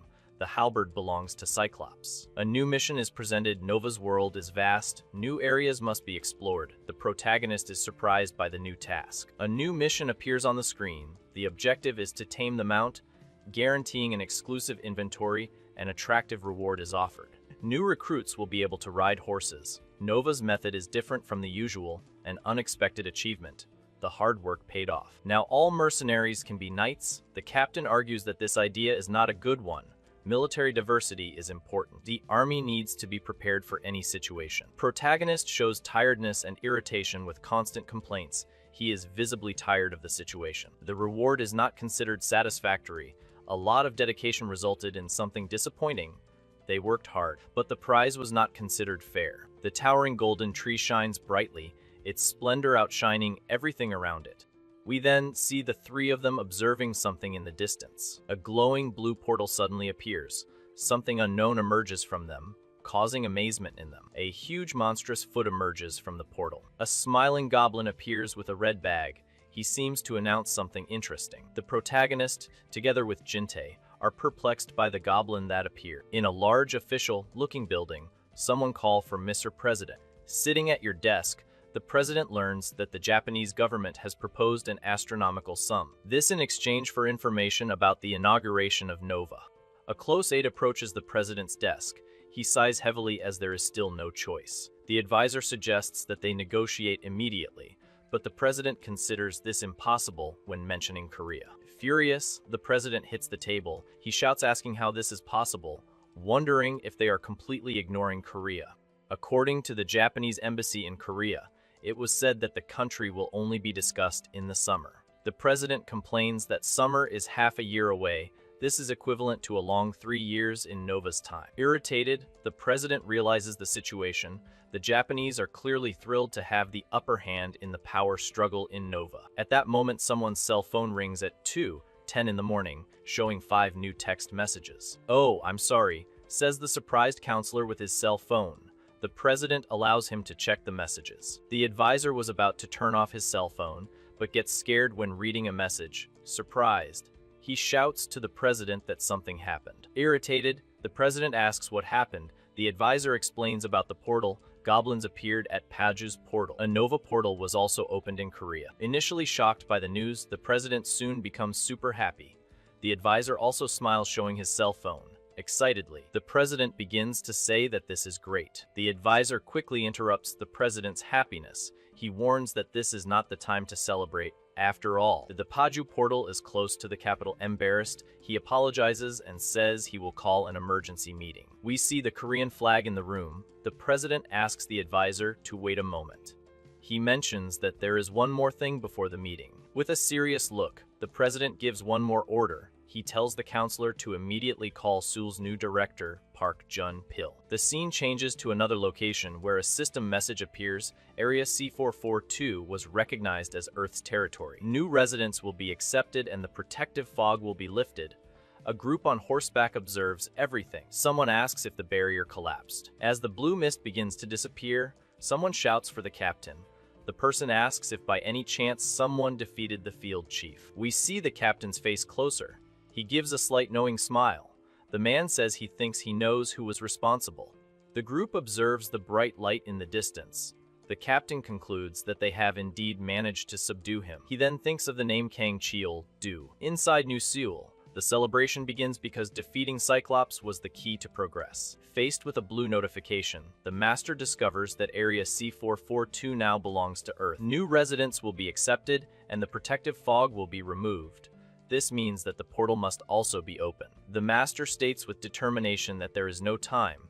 The place will soon be like Osaka, so they need to prepare quickly. At that moment, his disciple arrives running in despair. Turning to the newcomer, the commander asks if the lieutenant also saw the status window, mentioning something about Cheol-do, the subordinate. However, has more urgent news. The master then asks what it would be. The lieutenant informs that the president is calling urgently. The reason is the opening of the Paju portal. The master must prepare to go to Earth immediately. Surprised, the old man asks if it's him. Regaining composure, the master agrees to leave at the right time. He asks them to use the fastest portal to Seoul. The lieutenant warns that no such portal exists. Laughing, the master reveals that it is just a joke. Elsewhere, a goblin appears enveloped in blue energy. Holding up a bright light, he states that it is a rare opportunity, something that doesn't appear every day. An interface appears in front of the goblin or whoever summoned it. In it appears a sales list for goblin tripod talismans. The options are red, green, blue, purple, and yellow. The screen speeds up so the choice can be made quickly. The protagonist interacts with the holographic interface. He looks at options like red and green talisman. The warrior seems to find the talismans very interesting. A screen shows the red talisman that serves to break limits. This increases status limits and costs 200 goblin coins. Excited, the character realizes that he can increase his attributes even further. Thinking about the possibilities, the boy believes that infinite growth is possible. He decides to buy 10 of each color. Your friend panics, shouting that this is crazy because he will spend all his saved fortune. With a confident smile, the boy says he will try to reach 100 statuses. After all, getting stronger is fun for him. Quickly, a finger presses the full button on the blue screen. Now the next step is to distribute the status stones scattered across the floor. The friend suggests that the protagonist take it first. To become a ranker this time, he needs to break his limit and reach 50 statuses in total. It seems like the time has come to evolve, thinks the young man, but he wonders what the point of becoming a classifier is. Whispering, the companion explains that this way you can know your strength rating. He secretly reveals that he is ranked 913 in perception. Finding this completely weak, the protagonist reacts in surprise. The friend asks him to keep it a secret. Confused, the boy asks how to know the classification without competing directly with everyone. With a thoughtful expression, the strong man seems to not know how to explain properly. He just mumbles an "oh well." The friend then reveals this upon becoming a ranker. It is possible to compete on the ranking measurement site. Apparently, the Nova system automatically classifies players. The protagonist is shocked that he exists. Angry, the young man holds a bright blue stone. He complains about only discovering this now. Laughing, the character thinks of an incredible place. The system reports that he used 2 status stones. Kang Chil-do observes his upgraded attributes. His strength is 43, agility 35, life 50, perception 38, and 9 magic. After reaching 50 vital points, the system is activated, will now be moved to the ranking measurement location. Kang Chil-do seems ready for it. With an excited expression, the boy decides to take a look at the new place. Arriving at a vast white place, he looks around. Kang Chil-do then wonders if this is the measuring place for rank. A toast notification appears suddenly. The instruction is clear: to measure the service life, it must work at maximum speed. Kang Chil-do finds the instruction a little strange. He thinks to himself, why is he so blunt like that? Starting to run, the character notices something in his legs. The ground appears to form as he advances. As you run, the system measures your speed. It's currently going 3.4 kilometers per hour. Carrying out the task, Kang Chil-do thinks he just needs to run. This seems simpler than you thought. But something still intrigues him. With force, your foot is pressed against the white surface, starting a fast movement. Simplicity is what he does best. He shouts as he charges forward. With red eyes glowing, the determined one runs. He promises to run until his lungs explode. The scene changes to a modern glass building. This is the Japanese Prime Minister's office. A subordinate enthusiastically reports to his superior. The Sado Special Forces decided to defeat the next field boss. Laughing, the Prime Minister celebrates another achievement. He orders to increase the intelligence rate 5-fold to consolidate Japanese leadership in Nova. Suddenly, the office door slams open. Someone runs in shouting about a big problem. The Prime Minister questions the abrupt interruption, but the man begs him to see something urgent. On one device, the shocking news is displayed. A portal was also opened in Korea, leaving the Japanese leader dumbfounded. The broadcast shows the Korean ad. They intend to lead by sharing information as a moral obligation that undermines Japanese plans. In an official building, the president makes a fist. It seems that even the information about the opening of the portal has been revealed. Furious, the president shouts at his advisor. He questions how the no-nonsense Korean Rangers managed to defeat the camp boss. The man wonders if they trained a secret weapon in secret. He orders them to find out who this person is immediately. Nervously, the counselor agrees with the order. He thinks they tried to hide information to create a big advantage, but one country has already achieved them. With him, the Republic of Korea officially declares the era of dimensional exploration. This becomes an unexpected variable in the situation. Meanwhile, in South Korea, inside an important building, applause echoes throughout the place. The Korean president congratulates Director Park sitting in front of him. He praises the director for achieving something remarkable. Park humbly thanks the president. Korean leader reveals plans for a Nova army. He suggests that Park go to headquarters to lead him. Surprised, Director Park refuses, saying it is too much for him, asking to continue in your current position. The president smiles, finding Park to be a selfless man. He explains that New Seoul already has a well-established system. Another talented person can take over. He hopes Park uses his experience and strength again for the country. The two men looked at each other for a moment. The president appears to be waiting for the director's response. Director Park then makes a decision. He asks to be sent to Cheongju. Surprised, the president asks if there is a specific reason for this. Someone declares a desire to transform Cheongju into the center of Korea's gateways. The intention is to develop it as a central city. Drinking calmly, the man agrees with the idea. He believes that no one would do better than Director Park and decides to leave it to him. However, another voice interrupts. Thinking that the decision was wrong, they can't just leave a patriot like that without support. Referring to him as Major General Park, the Cheongju Gate will be entrusted to him. A system window suddenly appears. The measurement is completed, and the result shows 2,512 points. Sorting will be activated. One name appears in the active health rank of Canal de Terra, Kang Cheol. Du appears first and laughs confidently. Based on his score, he receives a reward.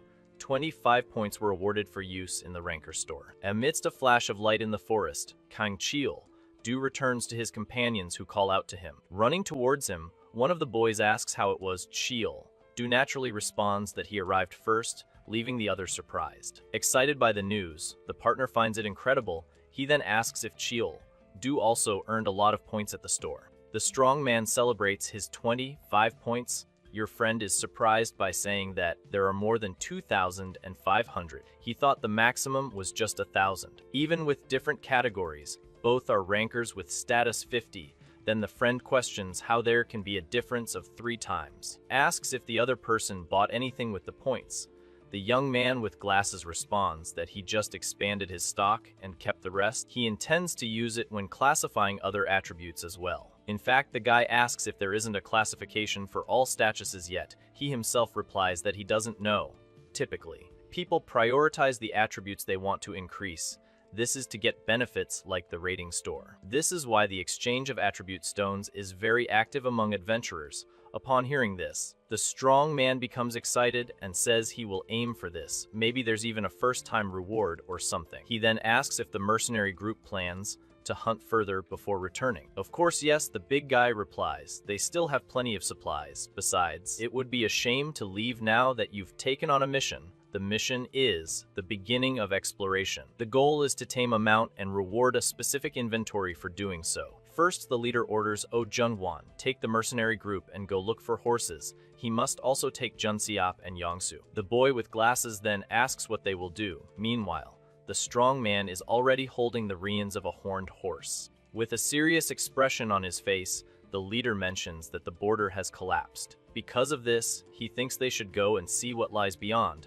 The landscape shows a cold and mountainous place. A few days pass. Near a purple portal, we see some people saying goodbye. One of them asks them to take care of themselves even after leaving, while another adventurer just watches from afar. Under the full moon, a man sighs heavily. He laments as he watches the gate, thinking about how someone is leaving. He asks a young man if the transfer was completed correctly. The boy confirms that Colonel Kim Jun-soo will take care of everything. The gentleman then complains that someone who never leaves the room would know anything. As the group prepares to exit through a purple portal, you shout to Colonel Kim Jun-soo, asking him to take good care of the new commander when he arrives. Kim just thinks she'll figure it out. Watching them leave, Kim Jun-soo mutters to himself, thinking that they are intruding even when it is time to leave. Suddenly, quick footsteps echo through the courtyard. Someone is running towards the colonel. A figure quickly appears and collides forcefully into Kim Jun-soo, taking him completely by surprise. With the force of the accident, the colonel is thrown back, falling awkwardly to the floor. The woman who knocked him down turns around with a mischievous smile. She asks if they met and apologizes. Kim immediately realizes that she did it on purpose. She even comments that his order ended early. He thought he wouldn't see him before the match. She then addresses the group near the portal. The girl says she ran back because she wanted to know what was happening. Mentioning a sudden transfer to Cheongju, the gentleman responds that that is how it happened. Things changed quickly because of the situation. The woman asks them to take her along, arguing that there is always a lack of staff, no matter how much you deny it, explaining that orders from above prevent the transfer of key personnel, even though he wanted her to go too. Director Park is confronted. New Seoul only remains stable with him present. Furthermore, he mentions that he is no longer the director of the company. Sighing, the girl understands the situation. He then asks what kind of person will be the new commander of New Seoul. Suddenly, a large portal appears in front of them. Some people observe the phenomenon with amazement. Coming out of the portal appears a muscular physique. The figure questions whether this is the New Seoul he will control. The people around are quite surprised by your arrival. They really didn't expect this. Revealing his appearance appears the new commander, Major General Im Un-jin.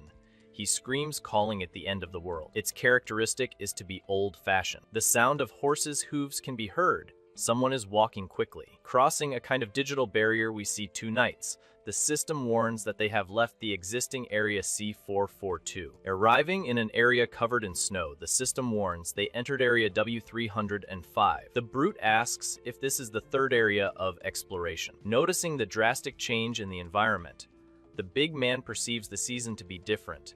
He complains that it is very cold there. Beside him, the little one trembles a lot. Initially, they traveled through a dry land that made their skin peel. Then the group went to a humid place where it rained nonstop. Each map seems to have its own characteristics. Even the monsters that appear vary from one location to another. Astride their horses in the snow, the big man reflects. The place is too vast for them to continue exploring at that moment. As they cross the new continent, the one with the glasses theorizes, maybe there are places that connect to other portals there. He admits it's just a guess, but it seems very possible. With his hand on his neck, the man feels the intense cold of the place. A shiver runs through your body because of the low temperature. Suddenly, the subject begins to shake a lot. The cold of the snowy region finally hit him hard. Shivering, the big man explains that he is just trying to stay warm. The companion laughs, saying that not even Ogre skin seems to be useful against that cold. The strong man agrees with the difficulty. Feeling very cold, the big man suggests they go back. He believes that the mercenary group must have already finished the mission. The friend agrees, saying they need to come back better prepared next time. As they head back through the snow, the man with the glasses warns he will ask Jun Pil to prepare winter supplies for the next expedition. Finally, the pair approach a village. A small village with simple houses appears on the horizon. Workers move heavy materials while a figure dressed in white supervises. Orders are given to be careful as the items are expensive. Barely 10 days have passed and the place has already changed a lot. Workers rush to move materials to the back while a golf course is being built. We see a clearly angry older officer yelling at someone. Next to him, another man just observes the situation. Carrying heavy wood, the workers complain they are paid little to build a golf course and miss their previous boss. Faced with a pile of money, a man complains about the high price. The seller is justified because he also needs to make a living. All this construction caused prices to skyrocket and materials to become scarce. They are turning New Seoul into a luxury bunker, but this will protect the citizens. Suddenly, someone calls out for Major Lee. The woman in white robes turns around in surprise. They inform Lee that Kang Cheol, Sue's mercenary group, has returned. The Major realizes that things are going to get complicated when a storm is predicted. Through the dust, riders emerge amid a destroyed landscape. The reaction is pure shock and confusion on the spot. With red eyes and bared fangs, a man roars furiously. He shouts desperately, asking where their house went. Arriving in full force, a man asks who had the audacity to demolish his house. He shouts, demanding that Jun Pil appears immediately. Someone informs that the lieutenant is no longer present. In front of the captain is Major Lee Young. She informs him that Lieutenant General Park Jun Pil has been sent elsewhere. The man really doesn't understand the situation. The other men are surprised by the news. The captain then asks who the hell did this to his base. The major reveals that it was the work of Major General Im Un-jin. He is the new commander of New Seoul and is waiting for the mercenary captain to return. A masked man appears on the scene. Gritting his teeth, the captain repeats the name Im Un-jin. He is furious because they messed with his house. Furious, the captain calls all his mercenaries. He orders everyone to march straight to the central government office. Mounted on their horses, the mercenaries advance shouting, "They will get your home back and show you how scary they can be." Elsewhere, an older officer asks Colonel Kim. He wants to know if the preparations to receive Kang Cheel-do are complete. The colonel confirms yes. The colonel details that not only armed soldiers were gathered, they also called up civilians, such as reservists and members of the civil defense who had already left the army. Finishing the explanation, he reveals that they hid an army. There are more than 600 men spread across the village. Inside a palace, an old man says they need to get the new Seoul Corps to join them, even if it is by force. His subordinate confirms that the preparations are ready. The old man goes on to say that it doesn't matter how strong the target is. He's just a 20-year-old boy. He claims that they will teach him the terror of his elders. At that moment, a glass falls from the table. Suddenly, everything starts to shake. The subordinate wonders if this is an earthquake while helping the old man from falling. On the floor, the glass that fell continues to roll, showing the intensity of the tremor. Looking out, the man realizes that it is not an earthquake. The cause of the tremor is the Ironhead mercenaries, led by a red-eyed brute on horseback, the protagonist. Quickly, several mounted mercenaries arrive at the scene, stopping in front of the palace guards. The old noble comments that their return was noisier than expected, greeting the mercenary captain. The captain angrily asks if it was the old man who destroyed his house. Outraged, the subordinate shouts at the captain, calling him an insolent brat. He says the old man is Major General Im Un-jin, Supreme Commander of the Nova Army, demanding respect. The mercenary completely ignores the title, holding Im Un-jin by his clothes. He menacingly repeats the question, wanting to know if it was the general who destroyed their house. A man has his mouth well covered. He struggles to breathe and groans in pain. Observing the scene, an old man with white hair understands. He comments that he now knows why the mercenary captain is angry. Annoyed, the captain grabs the old man's collar. He tells the man to stop laughing and explain himself immediately. The oldest explains that it's simple. He declares that that territory now belongs to him. To use the land in your territory, you have to pay a price. He accuses the captain of abandoning the place without paying usage fees. With a convinced look, the old man reveals what he did. He had everything on site demolished. The man claims it was his duty as director. Turning his face away, the captain responds, he claims to have received that land from Jun Pil. The mercenary questions why he should pay usage fees for that place. The director reaffirms his position. He says he already warned that New Seoul now belongs to him, so the captain should naturally follow his rules. An evil smile appears on the director's face. Changing tactics, the director extends his hand. He invites Kang Cheel-do to join him. The man promises to give him as much land as he wants for free if he accepts. Kang Cheel-do seems surprised by the proposal. He repeats the director's words, wondering about the free land. With red eyes shining, furious, Prota demands that they return their lands immediately. Laughing sinisterly, the white-haired police officer says if that's how they want to play, whatever. Soon after, an order is given for all rebels to be slaughtered immediately. Archers prepare their arrows. From the archer's point of view, we see Kang Cheel-do's mercenaries preparing for confrontation. Leading your men, the muscular Kang Cheel-do looks ready to decimate all enemies there. Unexpectedly, more allies on horseback appear asking if the enemies were hiding. They ask Captain Cheel-do for quick orders. Imposingly, the captain walks alone towards the enemy troops, leaving his men behind momentarily. Understanding the approach, the officer orders all troops to prepare for battle against Kang Cheel-do. One of the enemy soldiers mocks them, wondering what mere mercenaries could do to them. Before finishing the sentence, Kang Cheel-do stops him with a piercing gaze and orders them to stop right there. In front of the guards, the threat is clear. Drawing the weapon means the end of the line for anyone who dares. Suddenly, an older man appears, reprimanding the guards. He questions how they could be so foolish as to fall for a bluff. At that moment, a scream echoes calling for Cheel-do Hang, revealing the muscular man behind. With brute force, Cheel-do grabs two of the men, arresting him, while others call for calm, suggesting resolving the situation with dialogue to avoid a disastrous war. Surprised, the older leader questions the men's identity,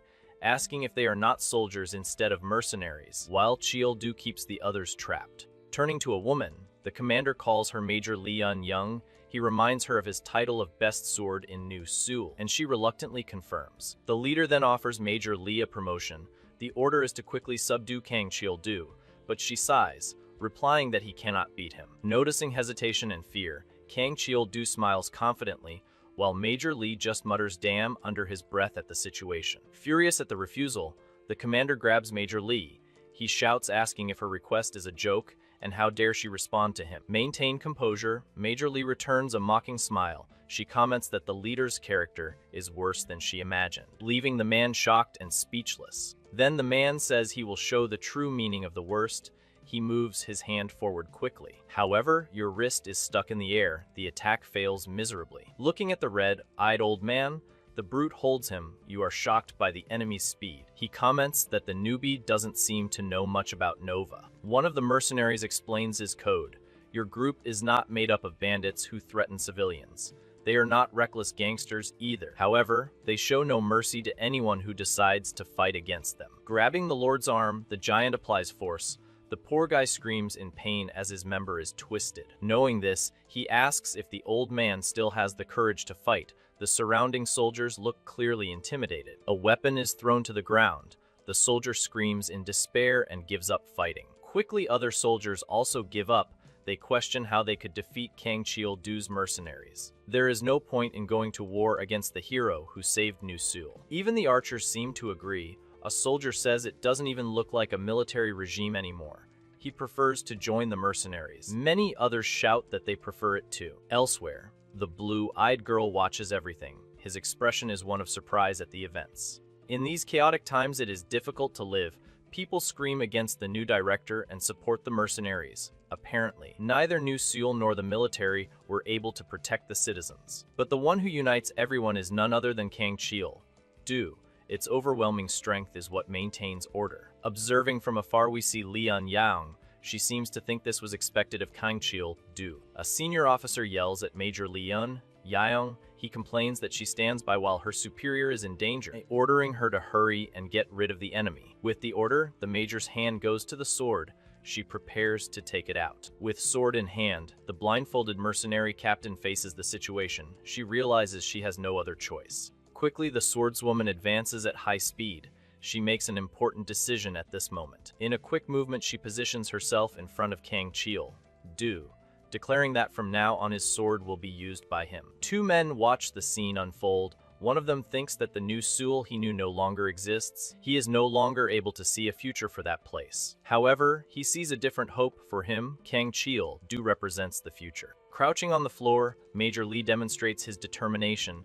She seeks a bright future for Nova. Smiling with confidence, a muscular mercenary orders someone to stay away. He welcomes a new skilled swordsman. Suddenly, a superior appears confronting Major Lee. He questions his actions. The girl just lets out a sigh. Winking the eye, Major Lee asks if you can process your discharge from military service. Totally shocked, the superior shouts in disbelief.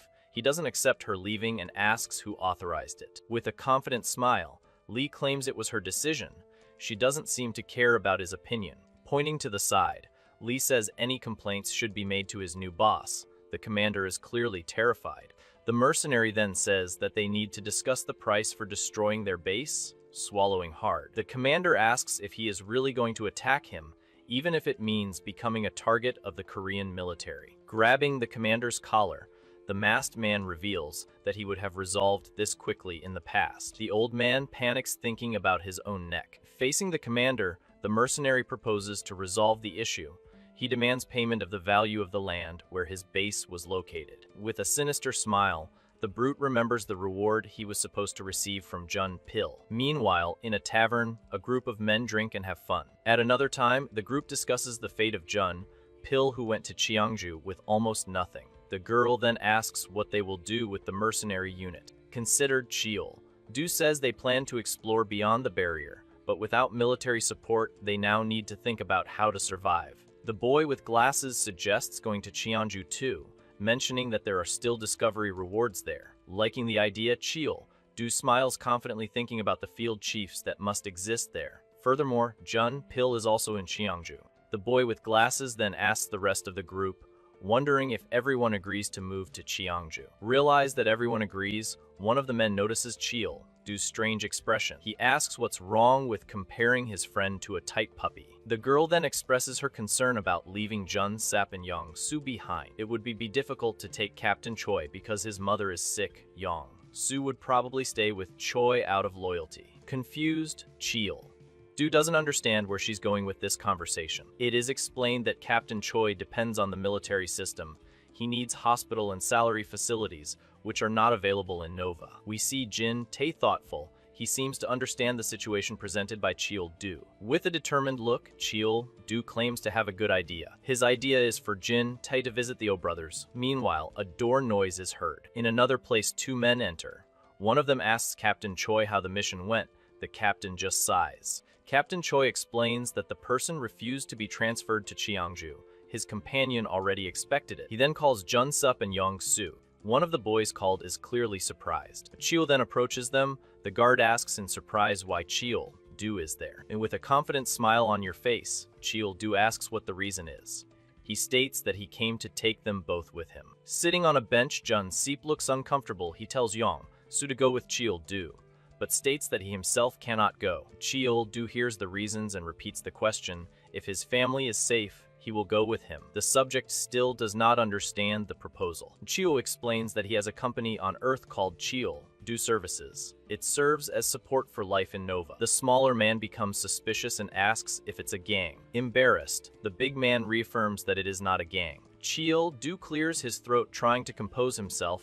He explains that the business protects families from mercenaries. Then he asks if the other person understood what he said. Impressed, the two men comment on the revelation. They talk about Cheel Du Hyung's big plan. They realize the situation is bigger than they imagined. Summoning his brothers, Cheel Du calls them to go to Cheongju Nova together. He mentions taking the mercenary unit. In the wind, a poster begins to swing showing its contents. The poster reveals that the Ironhead mercenaries are recruiting citizens. The aim is to relocate them to Cheongju Nova. Transportation and meals will be provided to help those suffering under the new commander. The offer of help is clear on paper. A few days later, the scene changes to the Portal Paju Dome. A purple energy fills the vision. Inside the place, many people are gathered. A strong man walks through the crowd at the dome. Pensive, the man looks around. He notices that the location changes every day. Nova's announcement appears to be speeding everything up. Near a military jeep, a muscular man looks confused. Suddenly, a soldier appears greeting Kang Cheel Du. She is Second Lieutenant Choi Sung. And says she is surprised to see him there. The big guy asks who she is. The girl remembers that she came earlier with Petty Officer Oh Jun Won. Kang Cheel Du then remembers, but questions the girl's intimacy. She replies that she has a message from Lieutenant General Park Jun Pil. He wonders why she would deliver the message. The lieutenant explains that she was assigned to the Cheongju Nova Intelligence Platoon. That's why he's delivering General Park's message. With a smile, the soldier reveals the order. She must take him to Cheongju Nova. Giving a mischievous smile, the man asks if she is ready to go. Excited, the lieutenant suggests leaving immediately, but Cheel Du simply turns and leaves. She complains, asking if he won't go with her in the jeep. The captain explains that the group is large, so they will go separately. Precisely at that moment, he sees the rest of the people arriving. A large vehicle approaches quickly. The larger vehicle stops close to them. Someone inside greets Captain enthusiastically, asking if he is okay. A military woman reprimands Ho, saying that they are not gangsters. The big guy awkwardly apologizes as she looks at him suspiciously. Several buses are prepared to transport mercenaries and civilians. Vice President Jin Tai took care of it and is grateful for the hard work. With a thumbs up, the guy humbly says he just sent the message ha. Ho notices that the number of people present is not as large as he expected. Jin Tae guesses that the sudden change was a heavy burden for some of them. The mercenaries decided to follow later, and this decision needs to be respected. After all, they are starting their lives from scratch in rural Cheongju Nova. Smiling, the big man reveals that he selected more people. The idea is that they will help with the construction of the new village that will be built there. Among those selected is Soup Lady, capable of giving a heavenly flavor to food. And we also have Uncle Blacksmith, who can repair or create any type of weapon. It's time to speed up and leave, as Jun Pil is calling them in Cheongju. Ho waves for safe travel as the military vehicle prepares to leave. The small caravan of vehicles begins to descend the dirt road. Someone suggests they stop at a rest area before continuing their journey. Suddenly, something surprising catches Ho Ho and Jin, Tae's attention, they both gape at a strange purple energy that appeared before them. Observing the place, Cheol-do comments on how the place has developed a lot in the meantime. He's surprised he got to this point in such a short amount of time. Jun-pil notices people's clothes and laughs a little. He can already feel Lieutenant General Park's influence here. Cheol-do jokes that they left New Seoul to find another like it. Suddenly, a man shouts excitedly for Cheol-do. The old man greets Jun-pil and also Cheol-do. He says he was worried when he heard the big guy was expelled. Laughing, Cheol-do responds that it's normal for a soldier to change posts. You comment that you almost slapped the guy who replaced Cheol-do. Scared? The big man asks if it wasn't him. Luckily, that wasn't the case, and the old man just welcomes you. Oh, and Cheol-do mentions that he brought some gifts. The old man is curious to know what these gifts could be. Then a bright light appears. From this light, several people emerge. You immediately recognize that they are New Seoul merchants. Cheol-do explains that to establish a village you need a commercial district. How he was concerned only with the old man. He brought everyone who was willing to accompany him. Extremely happy, you say that these are the people needed to accelerate Nova's development. The merchants greet the old man, saying they missed him. Thanking you for your help, the muscular man says he will return the favor. Between friends, this would be nothing, but he sees it as revenge for his subordinates. An intense light quickly shines. They finally reach their destination, Captain. The girl happily greets Uncle Jun-pil. He is Lieutenant General Park, and it has been a while since they have seen each other. The captain then explains that these newcomers will help with Nova's development. They are now part of the mercenary group. With a thoughtful look, you confirm, so they decided to take off their uniforms after all. Soon after, the old man bursts into laughter. He says they did well because he was worried about it. You couldn't be happier that everyone came to Cheongju. Excited, he invites everyone to come down. The old man insists on offering a meal for the group. Responding to the invitation, the group begins walking. They cross the village together. Curious, the captain asks what kind of place this village is. He questions whether it would be a second Seoul. The old man smiles because he expected this question. Presenting the place with pride, the old man reveals its name. This place is Hanyang. We see a plantation. The goal is to ensure that future generations have something to eat in this agriculturally focused location. To prepare against monster invasions, they built earthen fortifications around the area. Furthermore, with the development of roads, the place will become a commercial center, allowing you to interact with all continents. The old man finds it incredible that it is an agricultural village. Finding rice seedlings was a great find. It seems like each region has different items to obtain. The prota goes crazy with the news of the rice. He asks if they will finally be able to eat rice soup instead of barley. The old man laughs, saying that he has a pure side because he is so happy. However, the master remembers that he called him to something even more important. The bombshell questions whether there is anything more important than soup. With a serious look, the old man asks if they want to try to conquer a secret dungeon. He seems excited about the idea. The entire group seems interested in the proposal. The strong man in front smiles, thinking about this secret dungeon. Right now, we see a very tall watchtower made of wood, standing out against the blue sky. As they walk, the old man says he discovered something incredible there recently, leaving the big man curious about what it would be. Observing a shiny structure, you talk about it being a magic teleportation circle, something that will be crucial for transport in Nova in the future. One wonders what a teleportation circle is. He explains that he discovered it by chance while exploring previously. A system window details the function. Teleport magic circle allows you to instantly travel to other registered circles, costing 100,000 coins to activate and being a dimensional movement structure. If similar circles are discovered in other novas, it will be possible to travel directly between them. A chibi character then excitedly asks if the area near the circle will become an overvalued location. Laughing at the comparison, the old man thinks it's a good analogy.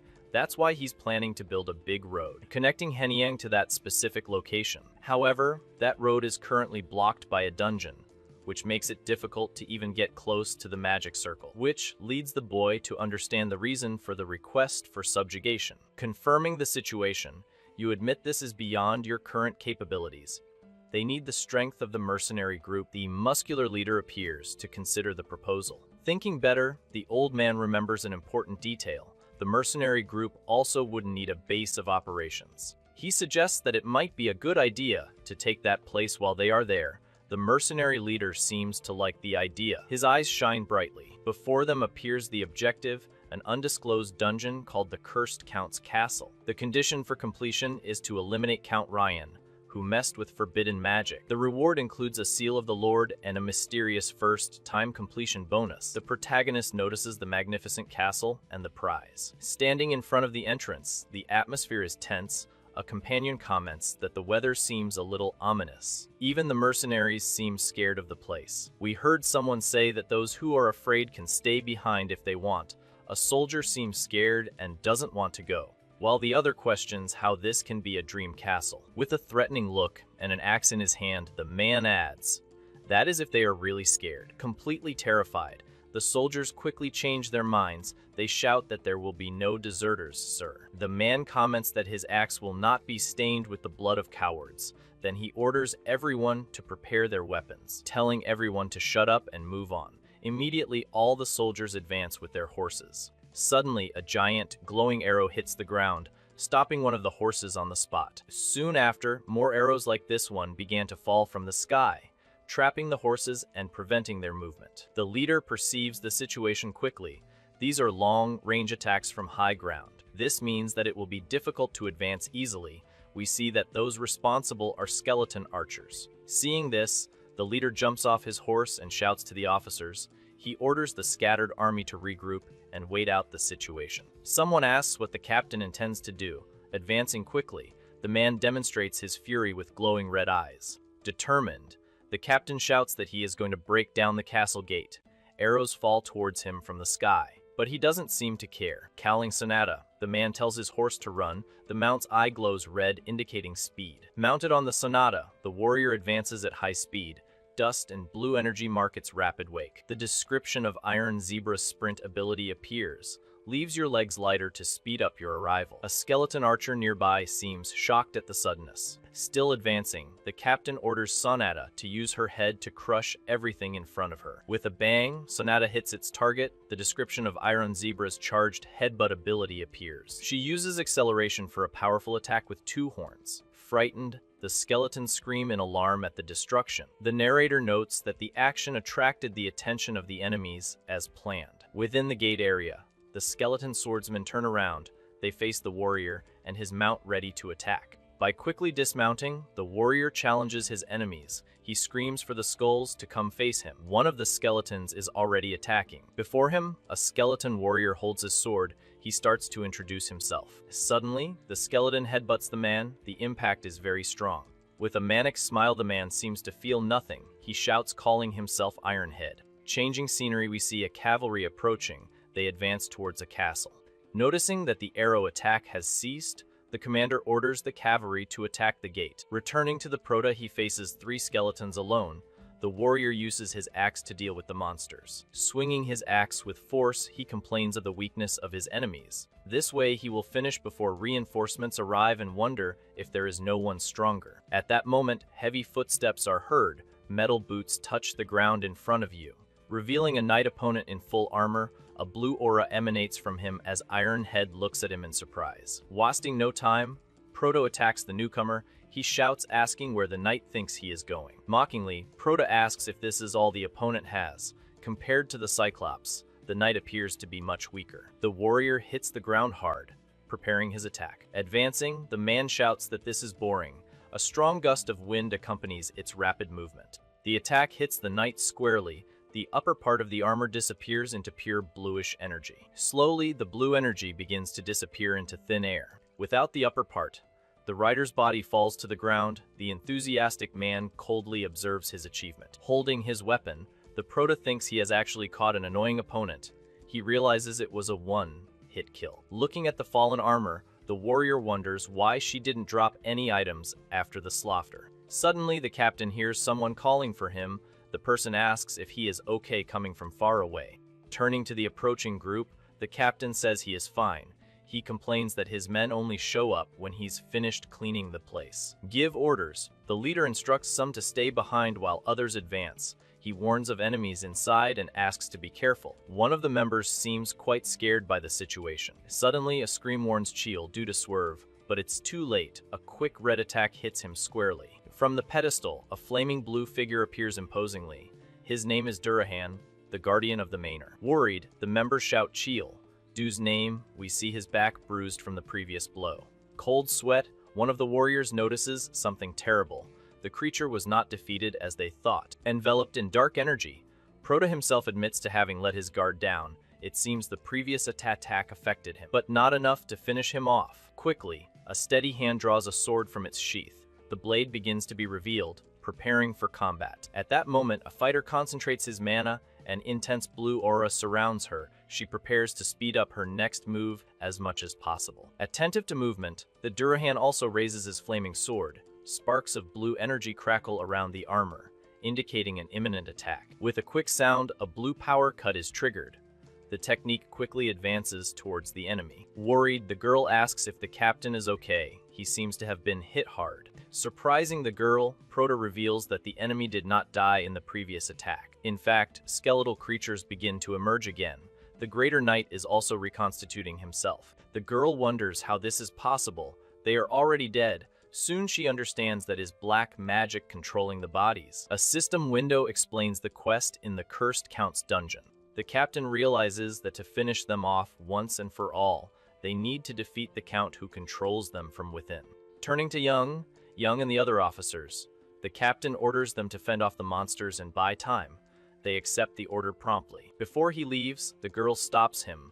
A notification informs you that the bandages have been removed from inventory. Even though I know he will go anyway, she insists that he treat her injuries first. The captain thanks him with a smile. With his chest already bandaged, he states that he will finish off his boss quickly and return, asking them to hold on tight. As soon as you enter the place, a horrible smell of rot fills the room, making the captain cover his nose. Inside the dark hall, the Proto faces the large creature. He wonders if this is the source. A close-up reveals the monster's sinister face. A system window identifies it as a corpse golem. Observing the enemy, the Proto comments that something creative has finally come up.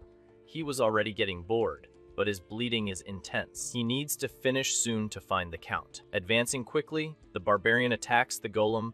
The creature raises its arm trying to defend itself. With a well-aimed blow, the weapon pierces the monster's torso. The creature lets out a shrill scream as it is torn apart. However, the wound quickly begins to close with a strange energy. This leaves the barbarian clearly surprised. Annoyed, the warrior grumbles to himself, first the immortal Durahan and now a regenerating monster. At that moment, a notification warns that a magic-infused axe has been removed from the inventory. The barbarian then decides to do a little experiment. Delivering a series of blows, the barbarian attacks without stopping. He wants to see if the golem's regeneration can handle its speed. Quickly, the golem is torn into pieces that scatter across the ground. The barbarian then asks what they found, calling it his barbarian-style destruction show. Furious, the warrior advances fiercely. Red energy explodes around you. A notification appears on the screen. His mastery with heavy weapons awakened the dual-wield skill. How lucky the fighter thinks. He continues the attack by swinging his weapon. Red energy suddenly surrounds you completely. The warrior wonders how he regenerates even after the cut. How is he going to deal with it? Anyway, its red eye focuses intensely. Determination is clear in his eyes. Ahead, the shadowy creature reveals itself. A glowing red core pulses in his chest. Still trapped, the warrior extends his hand. He wonders what this could be. With effort, his hand approaches the glowing core. There is just a little more to achieve. Red energy contracts quickly, forming a dense sphere around the target. The red sphere then ruptures violently, scattering fragments everywhere. Bits of scarlet energy float in the air, slowly dissipating into the void. Kang Cheel, Du crushes some red crystals in his hand. He orders the body to remain the body and never return. Soon after, a red orb appears in his hand. A system window informs you that it is a golem skill orb giving one of your special abilities. With a confident smile, he realizes that he has achieved something very useful. Wielding your spear firmly, Cheel, Du prepares inside what appears to be a castle hall. His face shows a serious expression. He seems quite determined for what's to come. Kang Cheel, Du then shouts announcing his arrival. He demands that the Count appears right now. Stepping out of the shadows, a figure wearing a long blue cape begins to walk forward. Cheel, Du looks up and recognizes the figure. He confirms that Earl Ryan owns the castle. A system window appears revealing that Count Ryan is a half-lich. He used forbidden dark magic to protect his domain, but was consumed by it. Gripping his weapon even tighter, Kang Cheel Du faces the corrupted count in front of him. With red eyes and a knife in his hand, the Prota faces his opponent, asking if he prefers half and half.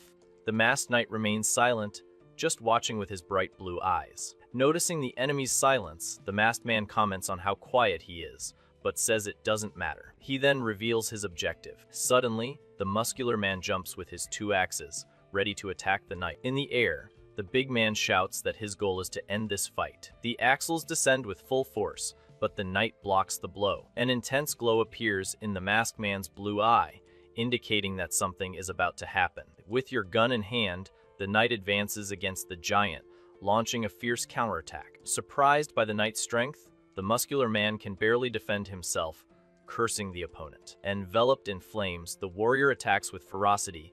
He feels how the heat around him is almost unbearable. Next to the fire, the opponent feels his skin burn. He can barely withstand the temperature. Simply getting close makes it difficult to breathe and blurs your vision. He realizes that these are no ordinary flames. Additionally, it activates your search ability. The system analyzes the half-lich and generates the results. The window reveals Count Half. Lich is an undead with dark magic. His skills are level 2 necromancy and swordsmanship. The swordsman notes how high his skill with the weapon is. Without wasting time, the 2 warriors clash their weapons. The impact echoes throughout the place. A piece of fabric is destroyed by the flaming blow. However, something unexpected happens. The half-lich then reveals a glowing core in its chest. A purple energy pulses intensely. A system window appears informing everyone the equipped golem core has been activated. The golem's recovery is explained. As long as the core is intact, it can heal even destroyed limbs. The half-lich declares himself invincible and orders the enemy to cut as much as he wants. Prota holds his weapon firmly. His red eyes show pure determination. Several warriors in red fight skeletal enemies. Swords clash everywhere. One of the warriors shouts orders to his companions. He tells them to hold tight and keep attacking. A long-haired figure faces a giant knight. The enemy's sword glows with frightening blue energy. The fighter appears exhausted and overwhelmed. She realizes that the situation is very difficult. Their only hope now lies with their leader. Meanwhile, the battle continues intensely between 2 adversaries. The muscular warrior grinds his teeth thinking about his companions. He knows everyone is waiting for him. The enemy knight prepares for the final blow. He is determined to finish off his opponent once and for all. The weapons of the 2 combatants clash with full force. The impact generates sparks, and the warrior appears surprised by the force of the blow. With difficulty, the warrior tries to resist the enemy attack. He can barely defend himself, even using all his strength and both hands. Firmly, the foot crushes the ground with full force, preparing the push. Quickly, the warrior in blue advances. His flaming spear cuts the air with a violent blow. Pushed back, the muscular warrior grunts, feeling the impact of the blow. With a sweaty face, the man understands the strategy. The enemy constantly attacks, blocking your escape. He wonders how this is possible. In the blink of an eye, the knight disappears and quickly reappears looking for an opening. Surprised, the barbarian's eyes widen with a sudden awareness of enemy movement. Without giving time to breathe, the knight fires another flaming blow at his opponent. With a slight smile, the muscular man understands the secret behind the incessant attacks. Agility doesn't just come from weapon speed. Each step prepares the next strike in a perfect sequence. Another powerful attack is delivered. The shining blade seeks to end the fight quickly. Visibly irritated, the helmeted warrior asks for a moment to breathe. He calls his opponent a bastard. Clenching his teeth, the barbarian concentrates intensely. He feels he needs to learn this technique quickly. During the short confrontation, both exchange fierce blows. The combat is intense and fast between the 2. Dominating and understanding in depth is the big guy's goal. He needs to overcome his opponent now. A system notification appears to the user. Your axe proficiency increased to level 2. He then wonders if he is now on the same level as his opponent. With his heightened perception, he can now see clearly. The exact paths of enemy attacks are visible to the fighter. Demonstrating his new ability, the barbarian blocks the blows. He accurately defends red attacks using his axe. With a confident smile on his face, he seems to tease. The fighter claims that he had already warned about his ability. Surprised by the effective defense, the knight quickly retreats. He didn't expect this turn of events in the fight. Taking advantage of the opportunity, the barbarian advances with the axe in his hand. He loudly declares that he is invincible at that moment. The protagonist says he learned a lot from his half-experienced, half-fried opponent. Raising his shining weapon, he bids farewell to the fallen enemy with one last blow. On the ground, we see the result of the attack. The system notifies you that the secret dungeon has been completed. Finally, the tiring fight ends. He realizes that his gun has broken in the process. The system announces the rewards, including a seal of the Lord to create a foundation. As a reward, the Steel Knight's longsword appears, imbued with black magic. Our hero gets excited thinking about showing it to Young. Beyond the sword, a bonus is awarded for the first time. He acquires the pendant of the goddess Area, which has divine healing power. Holding the new item, the protagonist notices its healing effect. He thinks he will now be able to treat his injured comrades. Suddenly, a bright light shines in the main hall, indicating your return. His companions look surprised. The girl calls for Chioldu, while the other calls him boss. The pair question what happened to his body and how his wounds disappeared. He just smiles, saying it was a little adventure. Then Chioldu asks Junwan what the current situation is. Urgently, a subordinate reports the situation. There are 7 men seriously injured. Blushed, the big man asks to be taken to the wounded. He will take care of them himself. The subordinate is confused. He doesn't understand how this would be possible. Holding a shiny pendant, the prota invokes the power of the goddess. He asks for healing from his companions. Surrounded by healing light, men marvel. Your wounds disappear in an instant. The injuries were completely healed. Jinte questions whether the item actually works, asking if they are free from their injuries now.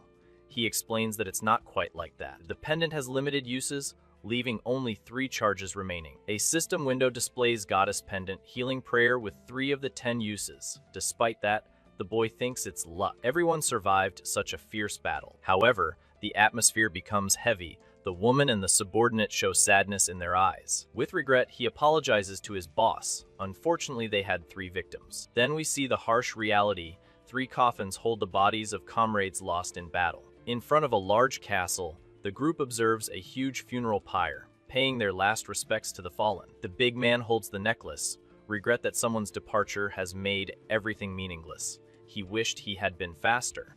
Amidst the flames, he realizes, that's not the feeling I should have right now. The protagonist declares that lives lost in battle are noble. Thank you to the comrades who fought until the end. They conquered a new fortress. With the soldiers excited, the warrior asks, they know what to do for those who came out honorably right. Gathering energy in his hand, the strong man shouts, they will transform that place into a fortress. No one can threaten them. A system window appears, asking if you want to use the seal of the Lord to declare the area. This will be Ironhead's territory. The seal of the Lord is quickly used, registering the main base as Castello Caba de Ferro. He is in the mansion ranking with 3.4% development. On a circular platform, the prota and an old man look into the distance. The new fortress sits on a hill surrounded by forest. Thanking the man with the beard says, thanks to the success in conquering the dungeon, now they can build a road directly to the site. The old man then asks how he feels about being a lord. The strong man replies that it is not bad. Now they can build a safer haven. In the blue sky, an important conversation.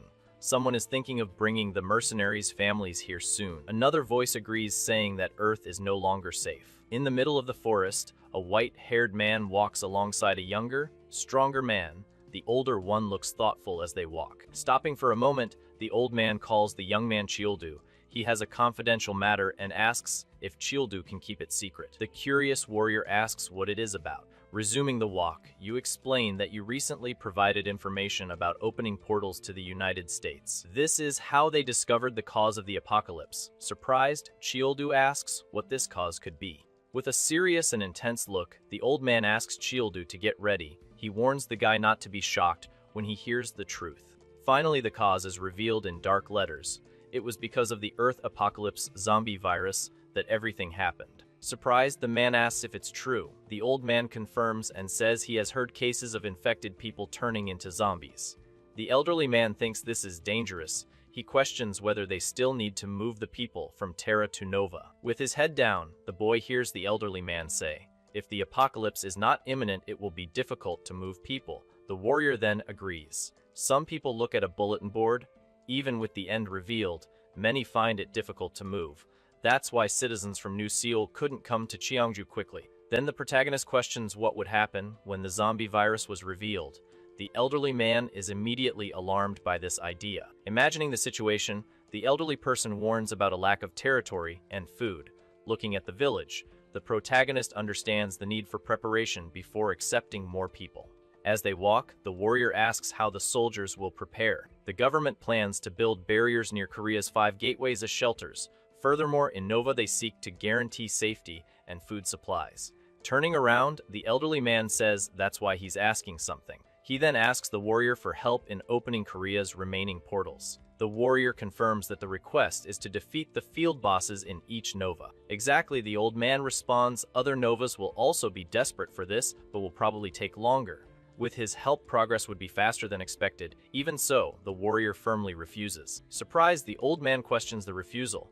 The protagonist states that from now on he will only fight for his tribe. Disappointed, the elderly man thought they thought the same about the world. The warrior apologizes, saying he doesn't fight for humanity. His face shows his firm decision. He considers it a luxury to fight for others, especially when he can't even protect his own family. Meanwhile, on Earth, there are occasional casualties due to goblins appearing in portals. We see a man, the protagonist's grandfather, walking down a deserted street.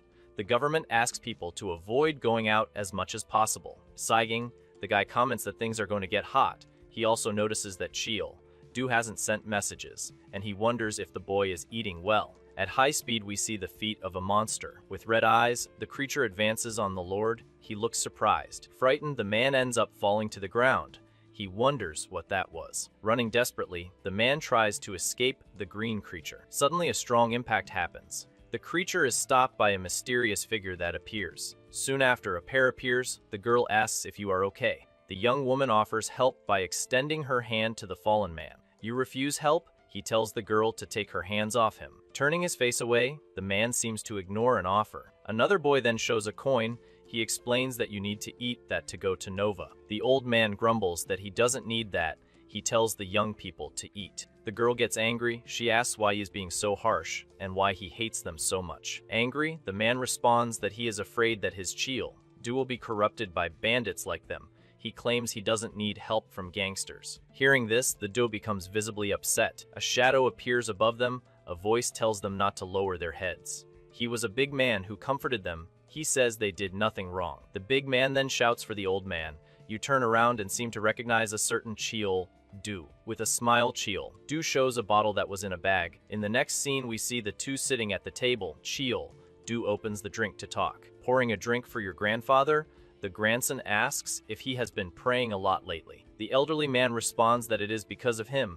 If you don't pray, can't sleep because of worry. Complaining a little, the grandfather says that his grandson doesn't even care and asks why he is there. They toast while the boy asks if his grandfather is upset, suggesting they stay together if he's worried. The young man becomes serious and insists that his grandfather go to Nova with him, mentioning that the Earth will become dangerous because of a virus. Taking a sip, the oldest remembers that 5 brothers helped them earlier, but cut the subject. Quickly, the grandson interrupts and asks not to mention those gangsters. With a sigh, the grandfather then asks why his grandson hates them so much.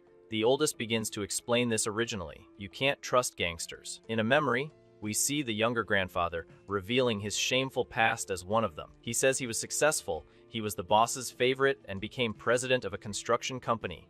But not everything is rosy. When problems arose, however, they put all the blame on him. Being arrested, he realized he wasn't the president, but just a scapegoat. He spent his youth in prison, and when he left, there was nothing else around him. When I was about to give up everything, he found his grandson as a child. The boy jokes that he saved his grandfather's life, who complains that he is ungrateful and doesn't even show up. The grandson mentions the 5 brothers again. Grandfather says he solves everything himself. With a smile, the grandson comments that those guys from the past were the bad ones and asks if his grandfather has ever thought about revenge. The grandfather dismisses the idea, asking if his grandson wants him to leave without anyone knowing, and where he would get revenge. Focused, the young man mentions the company built by the boss who used the lives of his subordinates. He reveals the name is the Dongshan Group, showing their headquarters in Daejeon. Thank you for the presence of Kim Dong-chun, president of the Dongshan Group and member of the New Gangneung Alliance. Toasting Choi Do-sik, leader of the New Gangneung Alliance, praises Kim's recent and satisfactory achievements. Feeling honored by the praise from the King of Nova, Kim pours a drink. Choi then asks why he was called there. Intrigued, Choi wonders if Kim is offering him her entertainment company. Choi comments on rumors about the end of the world but considers that entertainment is good business in Nova. Kim counters that their main business has always been fighting and they must lead the hunt. With a serious look, Choi agrees with the idea. He tells Kim to say what he really wants. Excited, Kim suggests that they should also open the Gangneung portal. Dongshin himself offers to lead the hunt for the camp chief. The leader demonstrates concern about the possible significant harm of the idea. Kim laughs that they have lived their entire lives in combat and can do what an unknown boy did. Suddenly, a subordinate runs in. He desperately shouts to the president that they have a big problem. The man informs that some guys broke into the place by force. They are causing quite a ruckus right now. Visibly irritated by the interruption, Kim complains. He grumbles that this completely ruins the mood of the conversation. Choi expresses his disappointment in Kim. He decides to continue the conversation at another time and leaves, while Kim desperately asks for a moment. Paralyzed, the subordinate watches Choi leave. He mutters in fright that the president is gone. Furious, Kim takes out his anger on his subordinate. He shouts asking why the idiot is standing still and orders him to call Director Jang to sort it out now. In the hallway, several men in suits are lying on the floor. They appear to have been easily neutralized by the invaders. The invading group advances calmly. A member asks the protagonist if they didn't do well, but he thinks they need to try harder, which makes her sigh. Suddenly, the group leader stops. He asks for a second and tells them to look ahead, where Director Jang appears. Director Jang faces the invading group. The protagonist has a full mouth. He asks directly if he is the boss there. Holding a bag of bread, the protagonist says if Jang isn't the boss, he better come quickly. Taking a bite of bread, he smiles. He nonchalantly comments that he needs to get back to Grandpa before the bread gets cold. His hand goes towards the girl's blouse, along with the bag of bread. He comments that he smelled it well. Smiling, the brute says he will take care of that one. Below, we see the gentleman picking up his combat knife.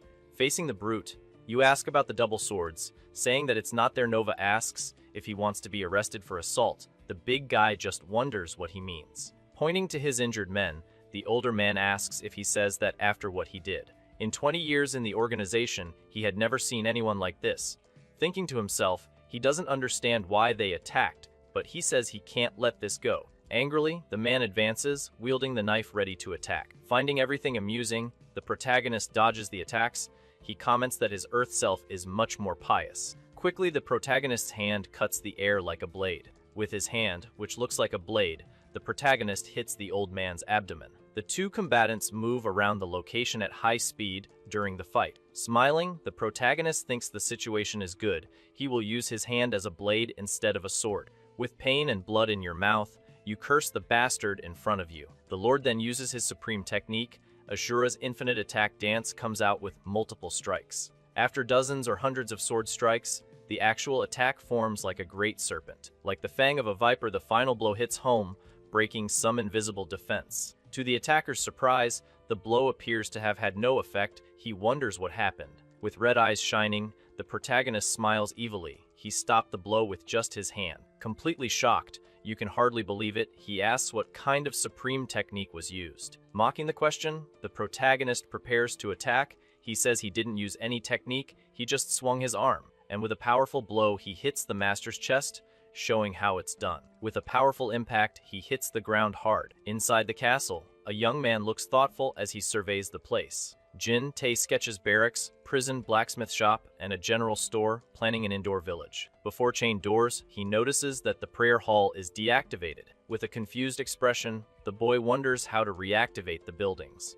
Suddenly, a woman stretches, yawning, on a piece of furniture. Surprised, she asks what Jin is doing there, calling him vice captain. Correcting yourself, the girl questions whether she should call him Chamberlain of the castle. Right away, the moment of Kim Jin Tae's appointment as Chamberlain of Ironhead Castle is shown. A system window appears, confirming Jin Tae's appointment to the position. The captain instructs Jin Tae to act as his representative, developing the inner village and playing games. The boy seems confident. Jun Hwan, in charge of the main mercenary unit and training, is appointed army commander. Young, for their combat skills, she will be captain of the Royal Guard, a dangerous job. Jun Sep and Yong, Su are responsible for the territory's guerrilla unit. With determination, Yong-su is confirmed as deputy commander of the guerrilla unit. The imposing Ironhead fortress is shown, described as unique and impossible to challenge. Jin-tae explains that the captain said all that and returned to Earth.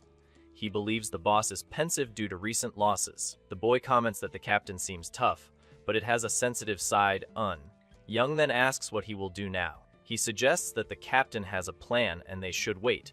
The girl agrees even though she doesn't like the idea. Young hopes he's not just drinking around. About that, the old won and released again with a big impact. Manager Jang is violently thrown to the ground. Meanwhile, an older man watches holding a bottle. Footsteps approach revealing white sneakers. A voice asks if the man in the suit is Kim Dong, Chun questioning if Jang lost. Scared, the host shouts, wanting to know who is there. Du appears, all muscular. Eating, he introduces himself as the grandson of Kang Yong, Cheol, whom the host knows well. With suspicion, the man in the suit watches Cheol. Du turn his back briefly. Suddenly, Du stares at the man with red eyes and a sinister smile. Changing his attitude, the host laughs loudly. He says it's great to see the grandson of an old friend. Mentally, Du finds it strange that he uses the word friend, because he heard different things. Pouring a drink, the older man admits that perhaps he has a deep misunderstanding with Cheol. Discreetly, he drops a small pill into the glass with the drink. Offering the glass, the host suggests chatting over a first-class whiskey. He praises the taste of the drink. Clearly eyeing the drink, Du agrees to hear the man's story, but he thinks it's not because of the whiskey. Everyone gets ready in the room. The brute sits on the couch with his companions right behind watching. Accepting the cup, Du's eyes shine with anticipation. He thanks her and says he will enjoy it. In a single sip, the young man drinks the entire contents. The host smiles, thinking how easily he swallowed the deadly substance. The older man then asks how it tastes. He calls Du a stupid boy for accepting things from others. Placing his hand over his mouth, Du seems to feel something strange happening after drinking. With a victorious smile, the host points a gun. He declares victory over Kang Yong Cheol. A shot is heard and smoke comes out of the gun. A voice shows surprise at the action. Surprised, the old man wonders he shot his comrade, and they didn't even change their expression. With a disgusted face, the man wonders why, while someone says it's delicious. The person then shouts, ordering him to get more drink, while forcing it sharply. Suddenly, the man falls to the ground, surprised by the bottle being thrown. This way, he ends up falling on the floor. Scared, the man asks why the protagonist hasn't died yet. Opening a smile, the protagonist thought there would be a good reason to betray Grandpa, but he's just trash. His eyes glow red, while windows show poison resistance and golem regeneration. Desperate, the enemy draws his weapon, telling him not to get closer or he will shoot. Taking your gun and needing it, the protagonist asks if these are his last words. Fallen to the ground, the man begs for his life, saying he will do anything. The protagonist then asks anything. The man then asks if it's okay, but the protagonist says of course not. Demanding Grandpa's stolen shares, he orders everything transferred to the Ironhead Corporation. Recognizing the protagonist, the man mentions Kang Cheol, Du from Ironhead, the one who defeated the field chief. Du confirms. Next we see the Ironhead Corporation building. We see Grandpa pray to different deities, asking them to take care of poor Du. While the old man is still praying, Du announces that he has returned. Turning around, the grandfather is surprised to see a man kneeling. Shocked, the grandfather asks what happened, while Kim Dong-chun begs for forgiveness by calling him Yong Cheol. Du then explains that that is Kim Dong-chun, the man who robbed Grandpa's company, and that he taught him a good lesson. Turning to his grandfather, Du asks if he's feeling better now. Grandpa calls out for Du. Turning around, Du looks confused by the sudden call. Without warning, Grandpa hits the boy hard in the face. With a red face, Du looks completely surprised by the action. Extremely angry, the older one shouts how disappointed he is in Du. Sitting at the table, Grandfather scolds Du, saying that using your fists for everything makes you a criminal. The warning continues, he could end up just like Juma, that we see all hurt thinking it was close. Du states that he will not forgive anyone who hurts his family, even if you need to delete them, leaving the grandfather desperate. Desperate, the oldest talks about how precious human life is, warning that acting like this will bring divine punishment. The grandson counters, stating that in today's world hesitating can cost your family. That's why he can't accept what his grandfather says, because it has its reasons. Lamenting, Du questions the use of his grandfather's prayers if he doesn't understand him, then suggesting that the oldest go with him to Nova. The boy tries to convince his grandfather, saying that upon seeing Nova he will change his mind, and that the Earth is dangerous. That's why many will migrate. In silence, Grandpa seems to ponder Chiel-du's words. The oldest then reflects, wondering what kind of place Nova is, and how desperate Chiel-du is to take him along. After thinking, Grandfather lets out a long sigh. Finally, the eldest agrees to go to Nova with Chiel-du, who is surprised, but the grandfather imposes a condition, asking for a promise. The condition is clear: absolutely no lives should be taken, and Grandfather will watch him closely. Changing scene to Chiel-du's security, someone congratulates Chiel-du for finally convincing his grandfather. In the office, the man asks if Chiel-du is returning to Nova yet. He confirms, because you need to transfer your grandfather. The girl offers help, but he refuses, explaining that Grandpa is too shy to meet them and waits outside. Another location, a superior asks Ilho about the preparations. Ilho confirms that they are about to start moving the mercenary families to Nova, which will start the migration business. The boss praises the good work. One of the extras thanks him for the great business idea he was given. He then informs him that the Dongchen group has agreed to be incorporated into their company, asking what the name of the company would be. He mentions that it was as suggested. Revealing the name, he says they changed it to IRH Holdings Company Limited, IRH being an abbreviation for Iron Head. Ahead, we see a close-up of CEO Chiel-du's face. Arriving in Paju, a sign indicates that it is a transfer area for beginners.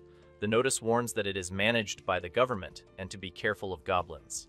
Chiel-du explains to his grandfather that they need to catch goblins there to get coins. The elderly man reacts, scared at the mention of the creatures. Worried, the grandfather asks Chiel-du for protection. The grandson, however, questions the concern, saying he is very resistant. Questioning whether Chiel-du thinks he is invincible, one of the companions tells him to stop talking and go quickly. 2 hours later, the grandfather appears exhausted sitting on a rock. He complains of pain in his bones. Chiel-du looks around, finding it strange that they haven't seen any goblins yet.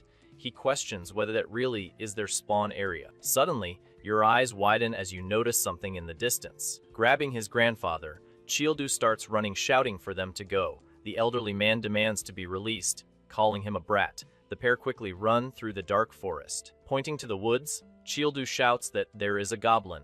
Scared, the grandfather wonders how he should capture that. Handing over an axe, Chiel-du says it is a gift for his grandfather to use. He even jokes if the elderly man wore one when he was a gangster, making him angry. Laughing, Chiel-du warns that he will only help if he becomes dangerous, as he can finish with one blow. He rushes his grandfather to try and catch one. At that moment, another young man appears, jumping with a baseball bat. He shouts that he is going. With a well-aimed blow, the boy hits the goblin right in the head. He celebrates by shouting headshot. The two boys celebrate their success while one of them films. The cameraman confirms that the mission is to catch 5 goblins in 5 hours. On the broadcast screen, the streamer poses, thanking the 53 viewers for their support. Comments appear on the screen about the previous fight. They mention a person in the background, wondering what it is. Suddenly, the brute faces the students. He asks what they are talking about. Holding an axe, he faces the 2 frightened students, asking what their problem is. The protagonist complains that they are already newbies, questioning why they take away opportunities from others. A man tries to hold Chiel-du's arm, while the big guy says he needs to teach the boys a lesson. The elder scolds Chiel-du about violence, threatening not to go to Nova if he continues like this. The man quickly calls the students closer, telling Chiel-du to stay still and reflect on his actions. Following the man, the 3 students walk away through the dark forest. Worried, you think that Chiel-du could really hurt someone. He decides he needs to get his grandson out of there quickly. Looking back, he makes sure they are safe, because it is very dangerous there. The broadcast's viewer count climbs quickly. Students comment that they can take advantage of this moment to gain fame. Turning around, the man apologizes to the students, asking if it scared them. With a smile on his face, the grandfather comments that his grandson has a strong temper, revealing a hidden knife. Students reveal their own knives. They demand their grandson's axe and want the old man as a hostage in exchange for his life. Surrounded by the blades, the Lord is in shock. The students mock him, saying that they didn't ask for help, and threaten the grandson if he resists. Holding tight to your own concealed weapon, grandfather calls the students worthless scoundrels. He claims he doesn't mind being messed with, but he can't stand having his grandson messed with. Alone in the forest, Chiel-du looks thoughtful. He wonders if maybe he was the problem all along. Soon after, he changes his mind, blaming the other guys, but he wonders if his grandfather abandoned him there. Suddenly, a scream echoes through the forest, scaring Childu, who looks in the direction of the sound. The protagonist observes two individuals fleeing through the forest. He wonders if that's where the problem lies. Coming closer, the boy finds his grandfather injured on the ground. He coughs hard. Desperate, the young man takes a golden pendant. He begs the goddess to cure his grandfather. Immediately, a healing green light emerges from the amulet, involving the elderly person's body. Relieved with the result, the grandson asks if his grandfather is okay now. Grandfather apologizes to Childu. He regrets fighting with his grandson in front of those guys. Childu, with a gentle smile, says everything is fine. The important thing is the grandfather's safety. Helping the elderly man to get up, the young man asks if he can walk. The grandfather asks where they are going. Childu reveals that they are going after the guys who escaped. Meanwhile, the two attackers stop to breathe, exhausted. One of the henchmen complains about the other having used an axe without knowing. The second curses his grandfather and complains about the pain. The attacker suggests that they run away quickly before the big guy catches them. Suddenly, a hand covers your face from behind. Without difficulty, Childu lifts the man off the ground with just one hand. The henchman is shocked. The second attacker is paralyzed with fear. He wonders how Childu got there so quickly. With a quick movement, the protagonist throws one henchman against another, not knocking them both down at once. The grandfather watches the scene as a bat falls near him. Childu says the world is no longer a peaceful place. It has become a battlefield where the strongest survive. Childu claims he is not a criminal, but a warrior who eliminates those who threaten his family. An intense aura surrounds him. Elsewhere, two figures in different clothes look worried. They comment that they have a big problem. Sleepy Jinte appears rubbing his eyes. He asks why they are worried. Looking up at the sky, the boy identifies the blood moon. He comments on lunar eclipses on the new planet. The woman panics because the eclipse event started just when the boss is outside the castle. In the sky, the sinister red moon shines on gathered monsters. This is practically a disaster. During the eclipse event, monsters become enraged due to the influence of the blood moon. You need to defend yourself from their attacks while hunting for humans. Unexpectedly, a powerful beam of purple light descends from the heavens and hits the ground. Childu smiles mischievously under the red moon. He can finally show Nova to his grandfather. Childu and his grandfather watch the red sky. The big guy comments on how good it would be for farming, but soon becomes confused. Confused, the protagonist wonders what happened. Meanwhile, his grandfather shouts in the background, wanting to know what's going on. Running towards them, a woman shouts Childu's name, looking desperate. The big man scratches his head without recognizing the girl. She begs him to try to remember her. When asked how she found it, the woman explains that the military controls the entrance to the portal. She ran as soon as she received the report about him. Childu asks what is the matter. The girl responds that it is an emergency and that Major Park is calling for him. We see the Hanyang government office, under the same red sky as before. Inside, Childu's grandfather formally greets Commander Park Jumpil. The commander introduces himself too. Commander Park smiles, saying that it's not inconvenient at all. He wanted to take time to meet his friend's grandfather, who finally came to Nova. A system window shows the grandfather's status. Kang Yongcheol is a newcomer with no special characteristics or abilities. Park Jumpil comments about his grandfather being an important person and a friend of Childu. The protagonist confirms that he and the commander have a very close relationship. Childu interrupts the pleasantries, wanting to know the current situation. He asks about the red sky and the armed soldiers outside. The commander explains that the reason is the start of the eclipse event. Soon, furious monsters will attack humans without distinction. These furious monsters have their attack power increased by 50%. Although the rewards also increase 50%, it is a difficult event to deal with. Finding the event interesting, Childu asks if the current situation is stable. Park responds that Hanyang has time to defend himself, but the real problem is Ironhead Castle. Beneath the red moon, a grim warning rises. The castle in front will be attacked before they can prepare. This is the aforementioned imposing castle, bathed in the eerie light of the reddish moon. Gangcheol confirms with an elder about the imminent monster attack on Ironhead Castle. Unfortunately, your mercenaries are too few for the horde. The serious expression on the two men's faces reveals the gravity of the situation to come. The officer insists that Gangcheol quickly return to the castle. Support troops will be sent to help defend the site. The protagonist commands the group while walking steadily. Jinti spots Gangcheol and calls him. The big guy looks surprised to hear his name there. Jintae runs happily to greet his grandfather, who was with him. The man smiles, recognizing Jintae. Worried, Jintae asks about his grandfather's trip. The elderly man responds that in fact, he feels rejuvenated. Gangkyul joins the conversation and jokes that his grandfather is more resilient than Jintae. The grandson reacts by feigning indignation. With a firm step forward, a commanding voice orders, everyone must turn around immediately. Quickly, the uniformed soldiers found themselves in perfect synchronization. They salute their leader, Lord Kang Cheoldu, showing loyalty. Loud and clear, the fervent cries of devotion completely fill the castle courtyard. The grandfather and his companions observe the entire scene. Surprise and admiration are visible on their faces. Jintae, with a proud smile, points out Cheoldu's recent achievements. He asks his grandfather if his grandson isn't impressive. Visibly moved and with teary eyes, the grandfather murmurs about his grandson. He is very proud of the great things Gangcheol has accomplished. Turning to his loyal troops, Gangcheol comments with a smile. He finds all these greetings rather unnecessary before battle. Despite the previous comment, Gangcheol's eyes shine brightly like stars. He admits to himself that this feeling is very good. Raising his enormous axe with great fervor, the commander shouts for all to hear. The order is clear. Prepare for battle immediately. One of the soldiers watches the scene with a drop of sweat dripping down. It seems the commander's eyes rolled back in his head again from the sheer excitement of the fight. One wonders if Young and the guerrilla unit left first. The strategist confirms to the boss, currently monsters are coming from 3 directions. Gnolls emerge from below and orcs advance through the forest. Sitting at the table, the protagonist thinks it will be difficult if they attack in hordes.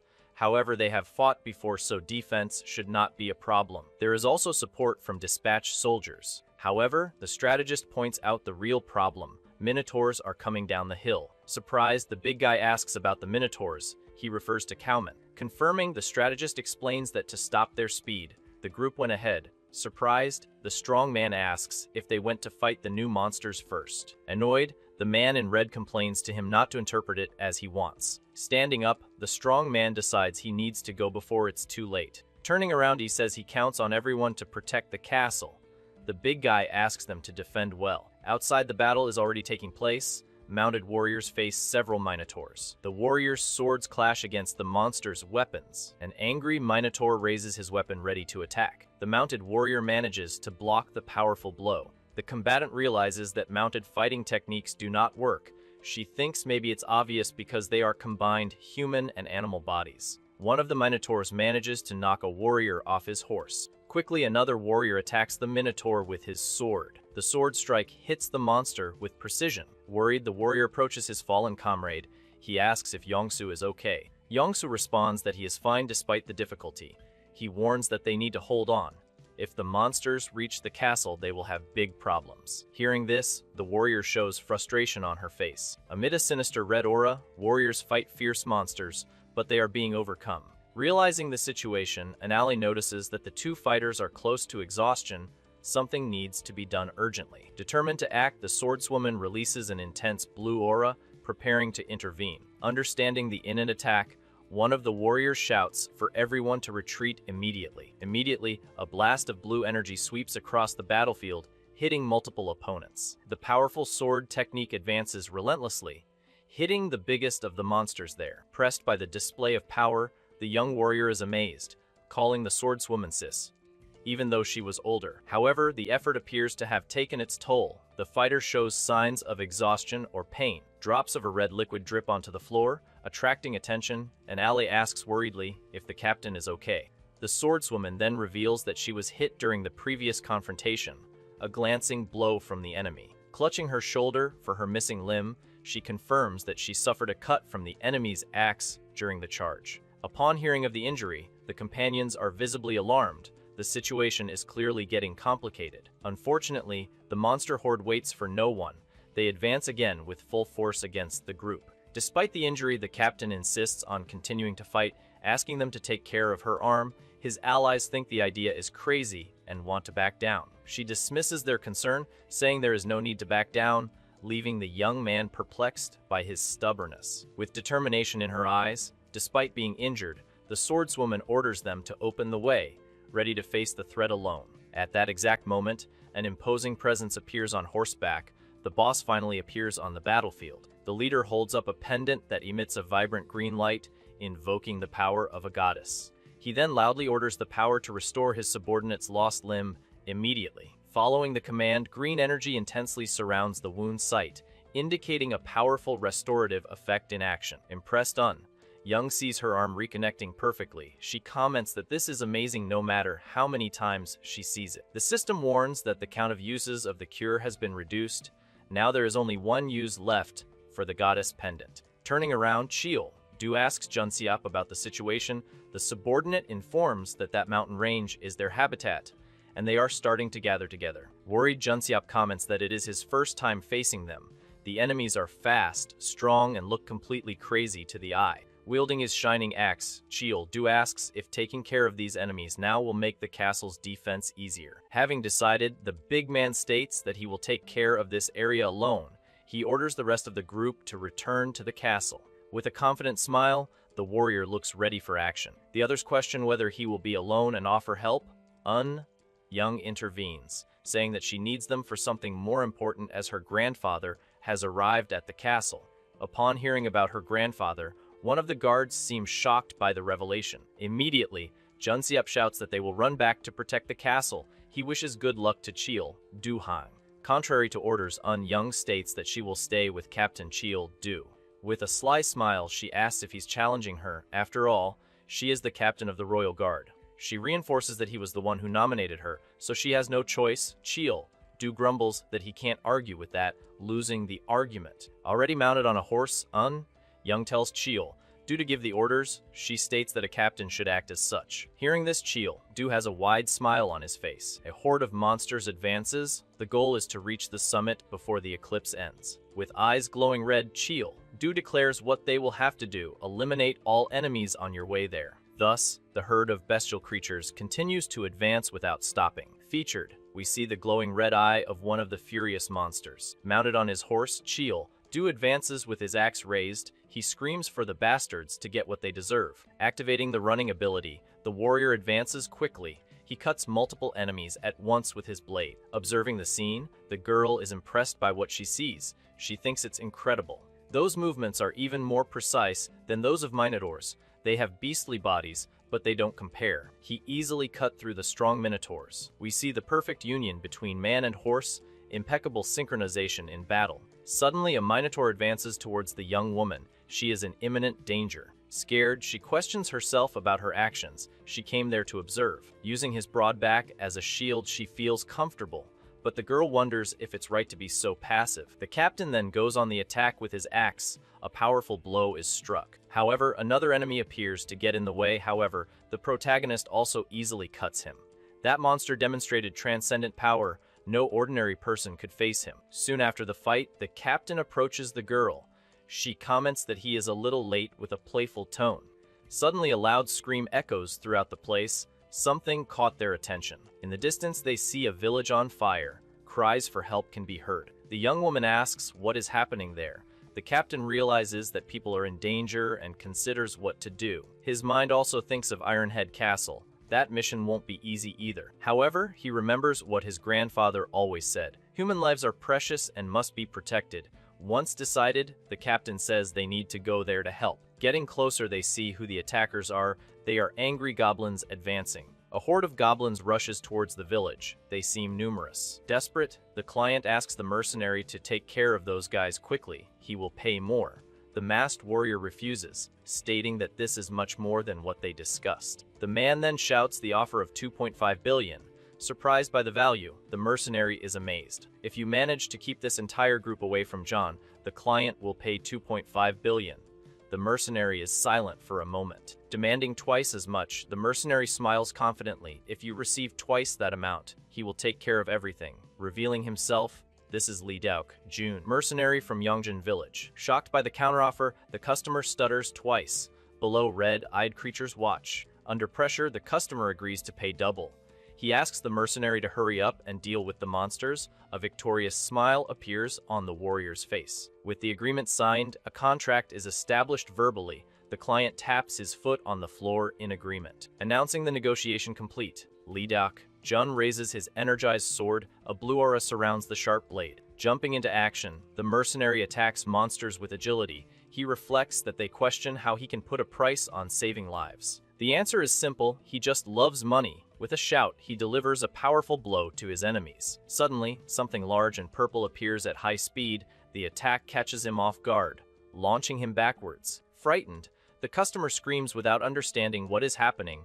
He sees the mercenary being thrown away by the surprise attack. A giant lizard-like creature emerges from the shadows. The customer despairs, questioning why something like this is roaming the field. The creature is identified as the long-tailed berserk komodos. The client panics, screams that he doesn't know, and runs away desperately. Leedeok, Jun scolds him for running away alone. Abandoned Leedeok, Jun now faces the immense creature alone. A purple, menacing aura emanates from the giant monster. Realizing the situation, the mercenary thinks he is screwed. He feels if even his bones are broken. The Komodo moves forward with its tongue out. Lee wonders if he was tricked. Without time to fully react, the giant Komodo attacked violently. A powerful red impact hits him. Unexpectedly, the giant lizard is hit by something and thrown back. An explosion of dust marks the impact. Surprised by this turn of events, Leedeok, Jun looks up. He tries to understand what just happened. Before him, a fist encased in red energy slowly closes. A powerful presence announces that it has found new prey. With my heart pounding, the protagonist shows great excitement for the imminent combat. Under a red moon, the big man comments that the night will soon come to an end. Impatient, he demands that his opponents attack him without further delay. Meanwhile, on the wall, a beastman fiercely advances against enemy soldiers. Already inside the castle, a commander instructs his subordinate to fetch supplies and care for the wounded, believing they ran out of arrows. Listening to the order, the boy with glasses shows some apprehension. When looking through a half-open door, he sees a man kneeling in the background. Hands together, the elderly man prays fervently for the safe return of one Cheel, Du. Observing the scene, the boy with glasses recognizes the man as his grandfather. The Jinti reflects that his grandfather has been praying nonstop since arriving at the castle, very worried about the war and Cheel, Du. Continuing your prayer, you beg a divine being to hear your request and fulfill your desire. Suddenly, an intense light appears and a message warns that the Earth Goddess Arena is watching him, leaving the old man surprised. New messages appear, informing him that it was a divine call and that the goddess heard his prayer. Right away, the notification window reveals that the Earth Goddess has a question for him.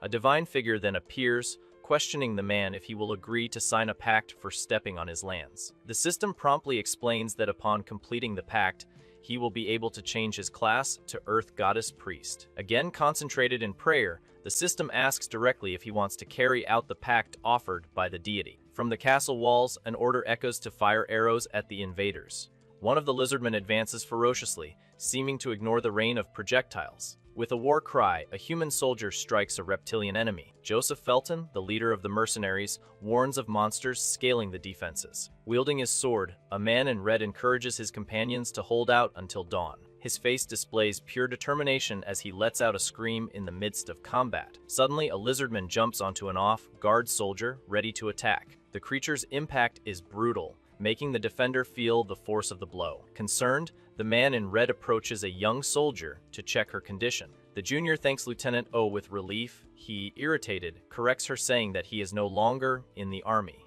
O then questions what the intelligence squad does there. The girl responds that she also received combat training. In the middle of the conversation, a red light hits the soldier, who screams in pain. O criticizes the junior for not being able to dodge. She stubbornly says that she wants to be recognized as Leon, young. With a skeptical look, the former lieutenant comments that she has only been at Nova for such ambitions for a short time. The young woman vents her anxiety, stating that she will try anything to accelerate her growth. The lieutenant punches the other in the head, then he asks if the young man wants to have a tragic end. As long as the goal is growth, no one will be free from anxiety, he shouts. The Iran head mercenary squad is where these people gather. Everyone there struggles with their own concerns in their positions. Probably the boy's idol, Leon Young, is also like this. So, it's better not to rush and stumble by being impatient. The boss is probably fighting an even tougher battle than them. With a cry of mana release, the girl explodes her energy. The surrounding monsters are caught off guard by the blue wave. His hands firmly grip the hilt of a shining sword. With eyes glowing blue, the swordswoman wields 2 energy katanas. Quickly, the girl advances, cutting several flying creatures with red eyes. Meanwhile, the protagonist releases a red aura and prepares for combat. With full strength, the warrior lands a powerful punch on the chest of a large creature. Then he asks if he liked his special kick. Ignoring the provocation, the brute swings his axe and shouts for the monster to take it. The creature's limb can stop the blow. The fighter realizes that she is very strong, but it's not over yet. Mounted on the creature, the barbarian shouts that is not enough for him. The blade, however, becomes stuck in the creature's body. The warrior seems confused by the situation. The brute realizes that his axe is stuck in the bone. He recognizes that there are limits to fighting in the air. The creature then uses its tail to forcefully throw the man away. Your body makes a strong movement to use your syrup. Even though he is thrown, he manages to balance himself in the air, showing his agility.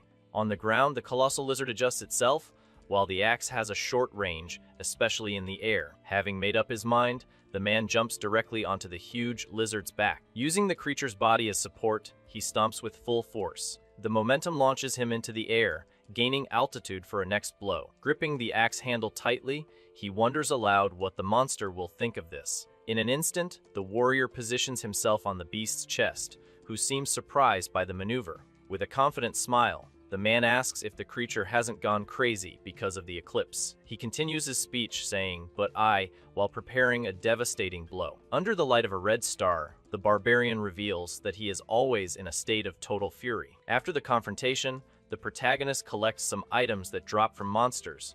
The Komodo's tail is strong, and the troll's heart has a hidden power. Suddenly, a voice appears asking if he is Kang Childu. Surprised, Koldu asks if the boy knows him. He answers yes, he had heard rumors about the big man, and that seeing it in person is impressive. With a proud look, the protagonist seems to enjoy the compliment. The newcomer then picks up a shiny pendant, asking the goddess to save the man. Confirming healing, the boy explains that he used divine power to help, but now all charges of the item are gone. Impressed, Childu notes that he used the last charge to save him, a precious item in an unknown. The young man just says that helping someone who is hurt is natural. Analyzing the object, the protagonist murmurs that the divine power has not disappeared. It might be possible to recharge it. Watching the big guy, the blushing boy thinks Childu has a big heart. This makes him reflect on his own calculating nature. About that, the strong man thinks the item could be useful in the future. The young man thanks him, saying thanks to him, the village and himself received great help. Childu proudly responds that saving the weak is no big deal. With a red face, the boy thinks that besides everything, Childu is still humble. He claims he could never do it alone, and who will certainly repay you for having your life saved. The protagonist, with a smile, tell him to do as he pleases. As long as you don't covet your share, Childu doesn't care what anyone else does. He then jumps up ready for action. After the battle, the eclipse event finally ends. A message congratulates the survivors for overcoming the angry monsters. Alongside the protagonist, a female figure appears. Relieved, the girl comments that the eclipse is finally over. She wonders if Ironhead Castle will be okay. The big guy questions how Young knows anything. He himself admits not knowing, but demonstrates his belief. With a knowing look, Young mentions that he seemed worried moments before. She asks him not to disguise it. Confident, the protagonist explains that because he believes he can leave the situation to them, he congratulates Young for the great work. Young looks surprised upon hearing his words of encouragement. With a flushed face, Young expresses her happiness at the compliment. The big guy then rushes her to collect the status stones, as there are many. As they gather the colored stones, the suggestion arises that with such a quantity, he could become a ranker. Young is quite excited about this possibility. She imagines him as a triple ranker and asks if that's even possible. Boasting glowing eyes and holding a pile of rocks, the protagonist ponders becoming a perfect ranker. Scared, Young asks if he's really going to absorb all those stones. She fears he might not be able to handle it, but he tells her not to be fearful. A reddish energy begins to emerge and travel through the big man's body. It begins the absorption of the stones. Veins of intense energy spread rapidly across your hand. The power of the stones flows through him. Surrounded by a powerful aura and with red eyes, the protagonist screams. He claims that this type of challenge would never bring him down. He then appears surrounded by an overwhelming white energy. His transformation is evident to everyone. Unexpectedly, a punching bag materializes in front of him. A system message appears, indicating a force measurement test. The big guy faces the punching bag with a smile. He considers the test to be quite advantageous to his abilities. With your feet firmly on the ground, the warrior prepares for whatever comes. This is Kang Chil-do, an elite athlete who has mastered all martial arts. In the Earth Channel test of strength, Kang Chil-do reaches first place easily. 25 points are earned for the ranker store. First place in strength was just the beginning for him. Now onto the agility test. The brute shows that he can also be fast, once again securing first position. Dodging obstacles with mastery, Kang Chil-do proves his perception and comes first again. For the barbarian who surpassed human limits, first place was obvious. However, the final test was of mana, something that surprises you. Kang Chil-do thinks he is great at everything physical, but he never used mana other than for skills. This seems impossible to him. Suddenly, a strange sensation takes over the warrior's body, making him look up. A familiar voice appears, and small flying shadows appear in the sky. Looking up, a smile appears on the barbarian's face when he recognizes the little creatures. Some time ago, on a deserted hill in his mental world, a younger version of himself trained hard. After a lot of effort, that version began to develop and grow. In addition to your personal growth, a small sprout appeared in the once empty landscape. The place that was once a complete desert, now it showed a sign of life. Observing a burning pyre, the protagonist reflects on what made him grow up. He wonders if it was the departure of a fellow mercenary or maybe the fight with your grandfather. Who knows? Forming a new family has matured him because he grew through relationships. Ultimately, to become a great warrior, you have to mature from within. To achieve this, he needs to face his own pain. Former friends and enemies now arise in his mind. He doubts they would listen to him. Summoning everyone to appear, the young man invites them for a conversation, since it's been a while since we last met. A bluish energy emanates from his hand. He can feel that power. Soon after, the sinister power of those creatures is noticed by the boy. Other entities emerge as the protagonist, with a glowing seal, is surrounded by multicolored energy. With conviction, the warrior begins to declare something important. Then, a vast, colorful energy explodes around the fighter. He claims to be a barbarian and also the son of a damn wizard. In a frozen scenario, a system message appears. Earth Channel Mana Activation Rankings. Kang Chil-do reaches rank 1. Congratulations, all attribute measurements have been completed. Quickly amidst the clouds, there are traces of movement. A system message appears, warning him that he is preparing to enter the infinite arena. Surprised, the protagonist questions whether it is really an arena. Then a notification about the hero's path appears. This path requires preparation to be challenged, transforming only the unshackable into heroes. Determined, the muscular man spreads his hand, stating that he doesn't need to think about it. Soon he starts pushing the giant door. Firm footsteps echo as he enters a white waiting room in the infinite arena. With a confident smile, Chil-do is congratulated on becoming Earth's first channel hero. Excited, he realizes that this is the place where he can fight strong warriors infinitely, exactly as he wished. Before him, a floating blue panel materializes. The panel displays options such as Herald of Strength, Agility, and other attributes. Chil-do notices the lack of detailed descriptions, finding it a headache. Showing a mischievous smile, the fighter mentions that for moments like this, there is a special Chil-do-style solution. After a somewhat random count to decide, his finger stops on the Herald of the Resistance. Thus, he declares his choice. The system informs you that the Herald of Resistance is being invoked, a companion for difficulties. This can be called or dismissed freely, and a blue flame appears. Observing the flame, Chil-do comments that the name sounds like a spirit and says he is counting on it. Facing the imposing gate, the protagonist wonders whether he should check out the arena now or not. With a smile, he decides it might be best to come back later. The little blue flame looks confused with hesitation. Chil-do smiles and comments that there are people waiting for him. The big guy then says he's going home first, saying goodbye. Arriving at the gates, the guards shout announcing that the Lord has returned. A man congratulates them on returning safely. Chil-do also praises him and asks how the mercenaries are doing. Fortunately, there are some injuries, but no casualties. The man regrets that the pendant did not have a greater effect. However, he soon tells them not to worry about the cure, leaving Chil-do confused. Suddenly, an intense green light surrounds one of the injured men who screams. The boy, now fully healed, shows his arm as new. Surprised, another comments that he was cured without the pendant, thinking it was Grandpa's madness. The old man then smiles, commenting that he seems to have acquired some new skills. Chil-do is completely stunned to see his grandfather there. Meanwhile, the other boy shouts for the older one. Excitedly, the young man runs towards the now healer. Grandpa hugs Chil-do tightly, then he says he was very worried about his grandson. Our protagonist asks what happened and what those clothes are. Grandpa then asks Childu to congratulate him, as he had a class change. With a proud smile, Grandpa gives a thumbs up. A message from the system appears, a divine call. The Earth Goddess heard Grandpa's prayer. Now, she asks him a question.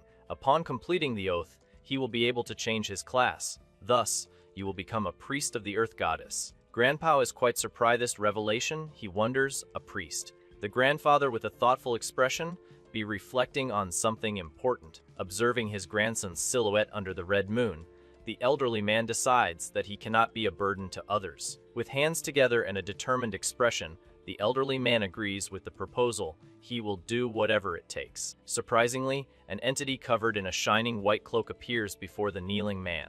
The celestial figure extends his hand to the elderly man. A notification informs you that your class has changed to Priest of the Earth God, raising your rank. Then the system announces that he has learned the healing and blessing prayers. The man bows, marveling at the power received. To another environment, we see the protagonist's army drinking in a tavern. The environment seems lovely. Protagonist holds a shiny golden pendant. The narrator wonders if it serves not only to heal, but also to recharge uses. He thanks Grandpa. Thanks to his new powers, many injured people were healed. When asked about the blessing, Grandpa smilingly explains that it is a skill for agriculture. It serves to help crops grow well. With a smile, the young man with dark hair and red eyes comments that now Grandpa can dedicate himself to farming as much as he wants. Lloyd, the boy with glasses, brings more encouraging news. The sanctuary that was locked was also activated. He explains that if they find the right people, other buildings will also be unlocked. Therefore, he plans to look for newcomers with special talents. With a smile, the protagonist suggests that the priority is to find a blacksmith. This way they will be able to activate the village's forge. Jintai comments that many weapons were damaged in the battle, and he already has the perfect blacksmith in mind. Protagonist seems a little suspicious of the suggestion. However, the boy with glasses guarantees that the blacksmith is sharp, organized, and precise, showing that the steward knows what he is doing. Addressing Grandpa, he expresses his gratitude once again. He confesses that he hoped his grandfather could just farm peacefully. Even so, he hopes that the new responsibilities will not be too heavy a burden. Two young people are with their grandfather. One boy thanks him for being cured, and the other offers a drink. A boy watches. It appears that the elderly person is adapting and feeling well. Protagonist nods. Being there at home with his family together makes him happy. He then invites everyone to raise their mugs. His companions watch the protagonist speaking with an expression of happiness. Two other young men with their mugs propose a toast. They want to celebrate all the hard work. With a smile, the big guy excitedly shouts, "Shiki yell." From afar, you hear a cry of satisfaction. Someone shouts that it feels great and wishes the mercenary captain a long life. More shouts of celebration echo throughout the village. Joy is contagious. The older gentleman with a smile asks, he wants to know if the two of them helped Yongjin village. The protagonist confirms that things simply happened that way. Seeing the two so trustworthy makes the old man feel calmer. The same boy from before is curious. He wonders what kind of village it was. The elder explains that it is a village created by the Yongjin group. He mentions that some companies are investing in new developments and are likely to find them exploring. In any case, the captain thanks the soldiers for their help with the work. He wonders why he should be grateful since they aren't even from Hanyang. Laughing, the old man replies, they may not be from Hanyang, but they are still citizens and humans. That's why they should be grateful. With a more serious expression, you add, he also feels grateful. The warrior thanks him sincerely. The help of the troops was crucial in reducing the damage to the fortress. An old man nearby notices the boy's somewhat shy manner. Reflecting a little, the man realizes how good it is to help and receive help, a lesson recently learned. Because of this, he has something important to communicate. With a determined smile, the subject gives a thumbs up. Your posture now conveys confidence. Suddenly, the environment becomes very dark. Sinister shadows begin to form in the area. Before them appears an immense stone giant. Identified as a guardian chief, one wonders if the previous plan can still work. We see a sign indicating that it is an area where a field boss may appear. Suddenly, some mining orcs emerge from the ground ready for battle. The big guy is very excited and shouts to Leon, Young, that it's a joint hunt. The girl, however, doesn't seem so happy with the idea of hunting a field boss with just the two of them. Young then quickly attacks two orcs that appeared behind them and complains that this is too reckless. The protagonist just smiles with eyes glowing red, showing his excitement. In another location, an older gentleman seems indignant and asks if they are really going alone. When asked, the strongman confirms that they are going on their own. With a confident smile, the protagonist states that they have become strong enough to defeat them. Young still doubts so much confidence and asks how they will deal with so many monsters while the remaining attack time is 32 minutes. Suddenly, the protagonist goes riding and Young asks where he is going because they will be late. Riding towards a group of orcs, the big guy asks her to follow him as he had a good idea. The swordswoman wonders what he is thinking as there are now more monsters than before. Still confused, she asks if he has any special plans again. After riding a little, the protagonist stops and says that this is the place. Surprised, Young asks why he stopped there and what they will do about the monsters chasing them. Looking at his companion, the strongman says that from then on she will fight alone. Shocked by the revelation, the girl doesn't understand anything, while the protagonist explains that the strategy is for her to make an extreme effort. Young then realizes that he has attracted all the ogres, and the protagonist says that there is no other way if they want to finish in time. Laughing a lot, the protagonist shows a pendant saying that a small scratch is not a problem because they can cure it. In view of this, Young calls him a crazy captain. Then the big guy says goodbye and says he's going to take down the boss while counting on Young. Arriving at his destination, the protagonist approaches a giant tree that emits a blue glow. A system message appears informing you that the tree of protection will cause a guardian to appear to test your worth. Soon after, the ground shakes and a huge being made of stone begins to emerge from the earth. Finally, the field boss reveals himself to be a giant stone guardian. With a smile on his face, the protagonist comments that he is just a big pile of rocks that knows how to throw punches.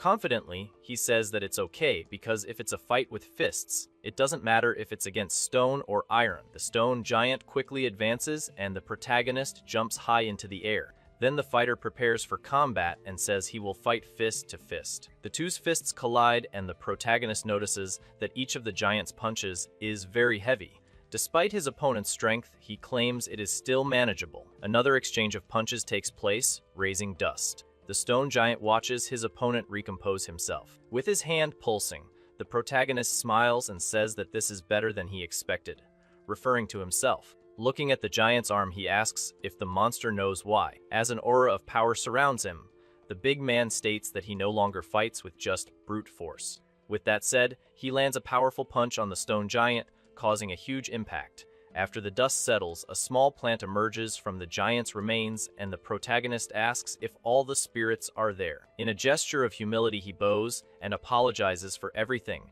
because of his wounds the spirits suffered unjustly. Small spirit dragons then fly around the protagonist, showing affection. Observing the creatures, the fighter realizes that they have been waiting for him the whole time. Taking one of the spirits in his hand, he thanks them for not abandoning him. Then the protagonist says that now they will fight together side by side. With a clenched fist, he thinks that of the 5 attributes, mana was the least relevant to his fighting style, but he never imagined creating such synergy with the little ones. Surrounded by stone fists, he warns the spirits to synchronize even better this time. The stone giant goes on the attack once more. Dodging with a smile, the protagonist provokes the giant by asking if he is cold because he is without his protection. The stone monster then prepares a strong blow with its glowing arm. With a kick, the protagonist dodges the attack and complains that using weapons in a fist fight is cheating. However, the giant's blow hits hard and throws the fighter far away. Surprised by the attack, the protagonist complains about the situation as the giant approaches. Without time to react, the big guy is hit squarely by the giant's arm. The impact is so strong that it raises a large amount of dust at the site. Fallen to the ground and with a smile on his face, the protagonist says that a club is a bit much, and even though he is invincible, it still hurts. Enough joking around. Quickly, the fighter gets up and jumps towards the stone monster, shouting that it is time to end this. Using the powers of the spirits, the protagonist creates stone pillars to propel himself into the air. With his eyes glowing red, the big guy approaches the giant and says he's going to give him an even better experience. Grabbing the monster's head, the protagonist announces that Chona therapy is coming. An intense light emanates from the stone giant that appears to be overwhelmed by energy. A system message informs that the Stone Golem Guardian has been defeated and an item has been acquired, the Stone Giant's Club. The protagonist finds the perfect weapon for him. The protection tree evolves into the Guardian Tree, and the region now receives a benefit where token donations expand the protected area. Satisfied, the protagonist celebrates another successfully completed mission, while system messages inform that Area C-614 has been recognized as Earth territory. New residents will be accepted, and the protective fog has been lifted. In a room, a man informs the president that the Cheongju portal has been opened, and they need to quickly approve the new special law. The president is considering promoting Nova to city status and electing a mayor to govern it. One of them, opposition leader Relocating, agrees, saying the current military government is an outdated form of oppression, while another man thinks it makes sense but the time is not right yet. Relocating argues that Nova is still practically in a state of war, and for public safety the military is necessary, but they do not call for withdrawal, but rather to avoid an administrative collapse. The president counters by saying that Nova connected to Pohang and Yosu has already been claimed by corporations, and if they elect a mayor there, it is natural that a corporate figure will become the ruler. With a view of the city in the background, the president warns that corporations will monopolize everything, and this is not a decision to be taken lightly. Delivering an emergency report from New Seoul, Relocating asks what the president will do about it, and says the situation is practically proof of military incompetence. Several documents from the New Seoul emergency report are shown. A few days ago in New Seoul, where we see a busy market, a luxurious Western-style carriage arrives at the scene, attracting attention. A man in traditional attire wonders what that is and why there is a Western-style carriage in New Seoul. Guards surround the carriage, ordering them to stop and asking who they are and how they got there, demanding that they move the vehicle immediately. From the carriage, a beautiful woman of the fairy race named Artia steps down. Passing by a guard, Artia thinks that humans are arrogant creatures, and the guard asks what she said, confused by the language. With a determined look, Artia tells them to notify their leader. The fairy then approaches the officer menacingly and announces that the empire that will become the new ruler has arrived. Back at the office, the president is informed by Relocating that Colonel Park Jun Soo was taken by an alien race, which also proves the military's incompetence. The president understands Relocating to mean that, if a congressman had been elected, the situation would be different, and Lee confirms that it would be different from their clumsy handling. Placing his hand on the table, the president states that it would not have been different. He explains that they are dealing with aliens, and it is questionable whether common sense applies. Relocating then asks how he plans to resolve this, and whether the military has the capability. With a confident smile, the president says that at least in times of war the answers can be found by those on the front lines and asks to just watch. Lieutenant General Park Jun-pil, the second in command of the Nova Army, says he will send the right person for the job. A small blue flame appears at the site. Back on the battlefield, the protagonist and Young watch the spirits bringing status stones and coins. The big guy laughs, saying that the giant was quite useful. Young asks the captain why he is laughing like that with the he. The protagonist replies that this was how his father used to laugh, and Young surprisedly asks if he really respects his father. Curious, the swordswoman asks what kind of person he was, and the protagonist responds that he was a great warrior. Young asks if he means a martial artist, but the strongman corrects her by saying he was a warrior. When he evades her, she says it's okay if he doesn't want to talk. Suddenly, a glowing blue portal opens in front of the pair. From the portal emerges a goblin merchant who cheerfully says he has been coming to Earth frequently lately. The animated protagonist asks him to show his wares right away. The goblin finds the customer impatient and tells him to take a good look as several item windows appear. One of the windows shows the list of items from the Guardian Tree Goblin shop and a new item, the World Map Enhancement. The protagonist wonders if it is a new product. Without hesitation, the big guy decides to buy the world map upgrade immediately. The protagonist then activates the newly acquired enhancement. A large holographic map appears before them, much larger than before. The fighter points to an area already revealed on the map and asks why. Young suggests that maybe it's a place they've been before. The big guy doesn't think he's been that far, and a notification indicates area C442. Surprised, he exclaims that it's New Seoul. The girl excitedly asks if this means they have discovered a route to New Seoul. Young notes that it seems quite far away, as there are 3 maps between them. Young comments that even so, the fact that they are physically connected is an incredible discovery, and they have accomplished something pioneering in Nova exploration. The protagonist agrees if she calls it an achievement. The goblin merchant smiles mischievously and mutters that he is getting closer now. As the two walk away, the goblin notes that Earth is not far away now. Elsewhere, Lieutenant General Park Jun-pil calls out to Cheoldu. Cheoldu greets him, and Park Jun-pil notices that he has already defeated a field boss and calls him impatient. The protagonist replies that Park Jun-pil seems to be in more of a hurry. He is on his way to Seoul for urgent business. Park Jun-pil reveals that there is news of alien groups appearing near New Seoul, leaving the protagonist surprised. The big guy thinks that there seem to be others like them living in distant villages and civilizations, and that they crossed the borders when the regions collapsed.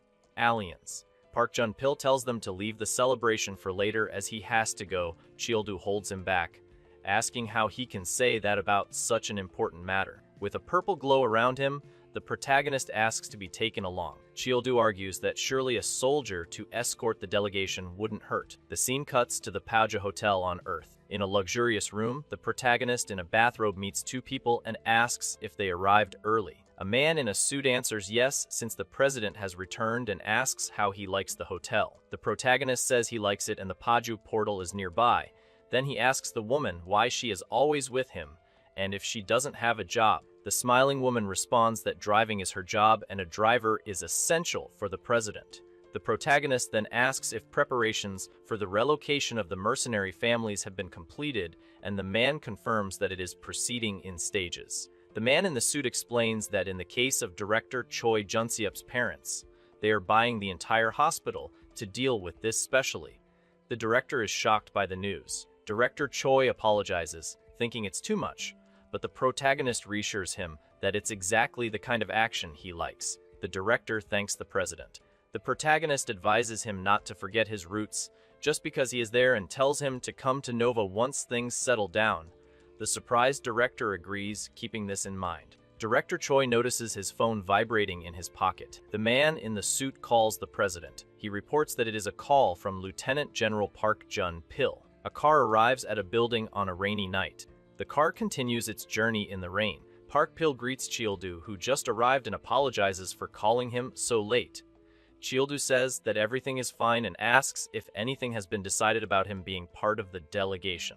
Park Jun-pil replied that he hadn't yet, but they wanted to see him in person, so they called him there. Park Jun-pil asked Cheoldu to restrain himself today because he knows he likes to play around. The protagonist asks why. As doors open, Park Jun-pil reveals that the person he is about to meet is the head of the Republic of Korea. President Kim Sung-tae is introduced. Park Jun-pil and Cheoldu approach the chairman, who says they have finally met. President Kim Sung-tae extends his hand and says it is an honor to meet the man of the hour. Park Jun-pil watches nervously as Cheoldu remains silent. The two shake hands, and Cheoldu says the honor is his as well. The protagonist introduces himself as Kang Cheoldu, captain of the Iron Head mercenary group. Park Jun-pil is surprised by his formality. The president says he called him because it's time to establish a clear stance on alien groups. He thought they would need both of their perspectives. The protagonist asks what the current situation is. Park Jun-pil informs him that in New Seoul, Colonel Kim Jong-soo has been taken hostage. Cheoldu repeats the word hostage and asks if Kim Jong-soo is important. The president says yes, because every citizen of the Republic of Korea is important. With a serious look, the president continues, saying that above all, taking a hostage is a clear provocation, and asks if Cheoldu doesn't already know the answer. Cheoldu turns around and the president asks what he means. The president explains that although it is a provocation, they cannot rush into a fight, and the fact that they have taken a hostage means there is room for dialogue. In conclusion, the president says that there is only one answer. They need to understand their true intentions through dialogue. The protagonist smiles and says he's glad they're on the same page. With a sparkle in his eyes, Cheoldu asks what will happen if they don't want peace, and states that then they will have to show their determination. The protagonist asks permission to go with Park Jun-pil. The president laughs, saying that they think alike again, and believes he can entrust this important task to him. With a smile, the president asks how Childu knew about his decision. The protagonist smiles confidently and says that of course he knew. Childu explains that he simply imagined the mindset of a chief protecting his tribe. Park Jun-pil watches in shock, wondering if he has ever seen such an unbearable person, and that if it were the usual Childu he would have said something else. The protagonist thinks about starting by opening their heads. In a vast landscape, one of the characters comments that it is his first time crossing his people's border.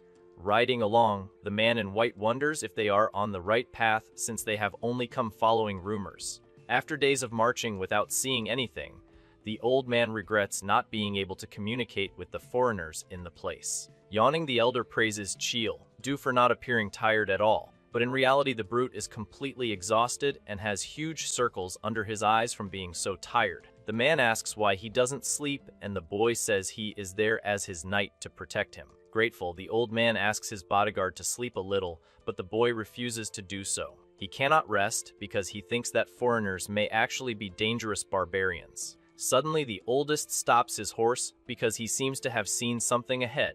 Childu then smiles and says that the view in front of him is not strange at all. Further ahead, they can see a huge castle that looks a lot like Ironhead Castle.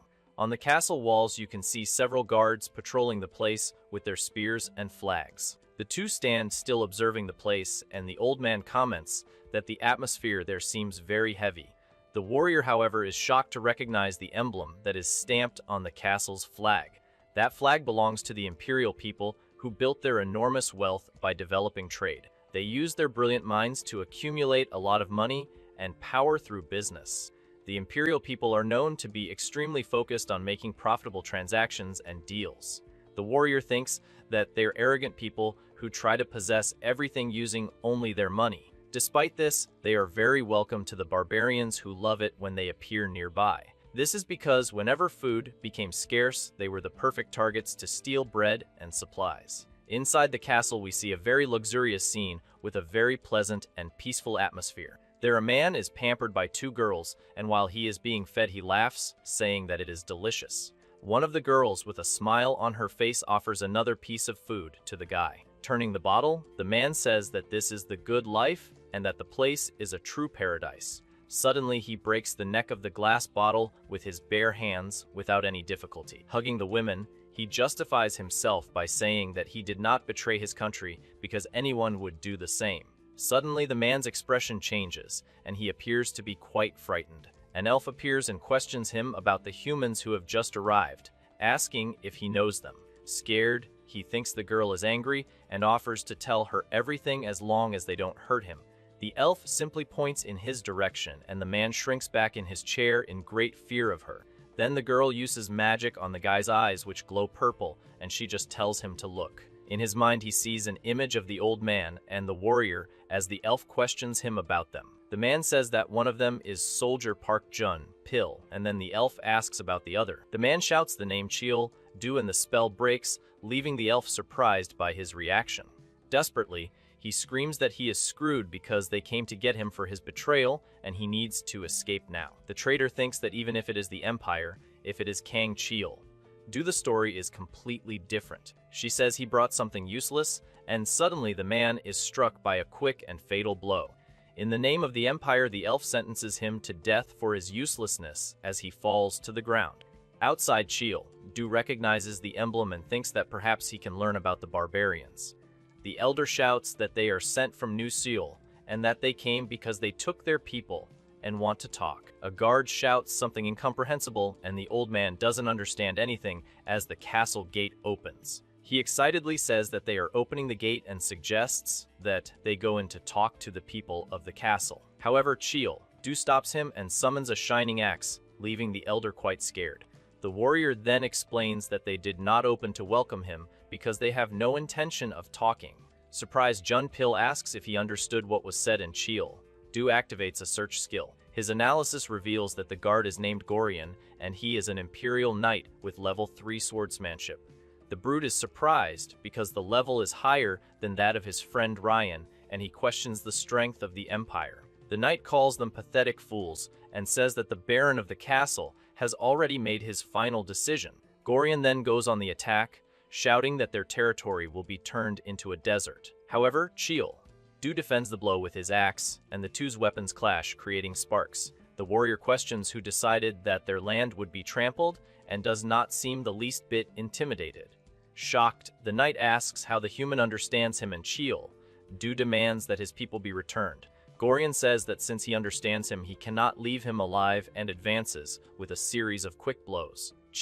Du barely manages to block, and the knight mocks him, saying that there is a limit to ignorance. Leaping into the air, the knight says that the warrior's attempt to challenge him is simply ridiculous. However, Du just gives an evil smile and calls the Imperials fools, which leaves Gorian confused. The knight smells a barbaric scent coming from the human, while Du displays a menacing look. The two warriors collide again with tremendous force that creates a huge shockwave. To the knight's surprise, the brute manages to stop the sword's blade with his bare hand. Gorian notices that the weight of the axe is not the same as before, and understands that something has changed in his opponent. A notification appears and informs him that he has mastered the use of the axe, increasing his proficiency to level 3. The knight attacks with a series of quick blows, but Du manages to defend himself from all of them. With the impact of the attack, Gorian is thrown back and is completely shocked by the opponent's strength. The warrior then attacks with full force, and the knight tries to defend, but his sword breaks in the process. Fallen on the ground, Gorian calls him a barbarian, while Du says that the outcome of the fight is already decided. With a fierce look, the brute raises his axe to end the knight's life once and for all. At the last second, Pil screams desperately for his companion to stop the attack immediately. The man explains that if he kills him, all that will be left is war, and begs him to be patient. Du retorts, saying that the knight attacked first, but the old man insists that they don't need to go that far. Suddenly, a figure with a smile on his face appears and seems to be enjoying the situation. The two look up and are surprised by the sudden appearance of that new person there. From a balcony, the figure shouts at the earthling and demands that he show a little more respect. Then the person takes a step forward and prepares to go down and meet the two boys. The figure then reveals himself to be Baron Callian Borton, a blonde boy with a crown on his head. The Baron then says that he wishes to invite them in and that they may approach without fear. Relieved, the old man comments that the warrior's strength was the key to opening the door to dialogue. Du gives a confident smile and agrees to enter the castle to finally talk to the Baron. With his eyes glowing red, he says that they will finally enter the enemy's lair. The two are then escorted into a luxurious hall filled with guards on all sides. The old man asks how he understands the language, and the warrior says he learned it when he was young because it is similar. The old man comments that it is lucky that his friend is bilingual as they walk down a very luxurious hallway. Suddenly, a maid says something in a strange language, and the two don't understand anything that was said. With a kind smile, the girl offers a box containing 2 bottles to newcomers to the salon. Inside the box are 2 bright blue vials, and Du wonders what that could be. The brute says it's a communication potion, but the old man suspects it could be some kind of poison.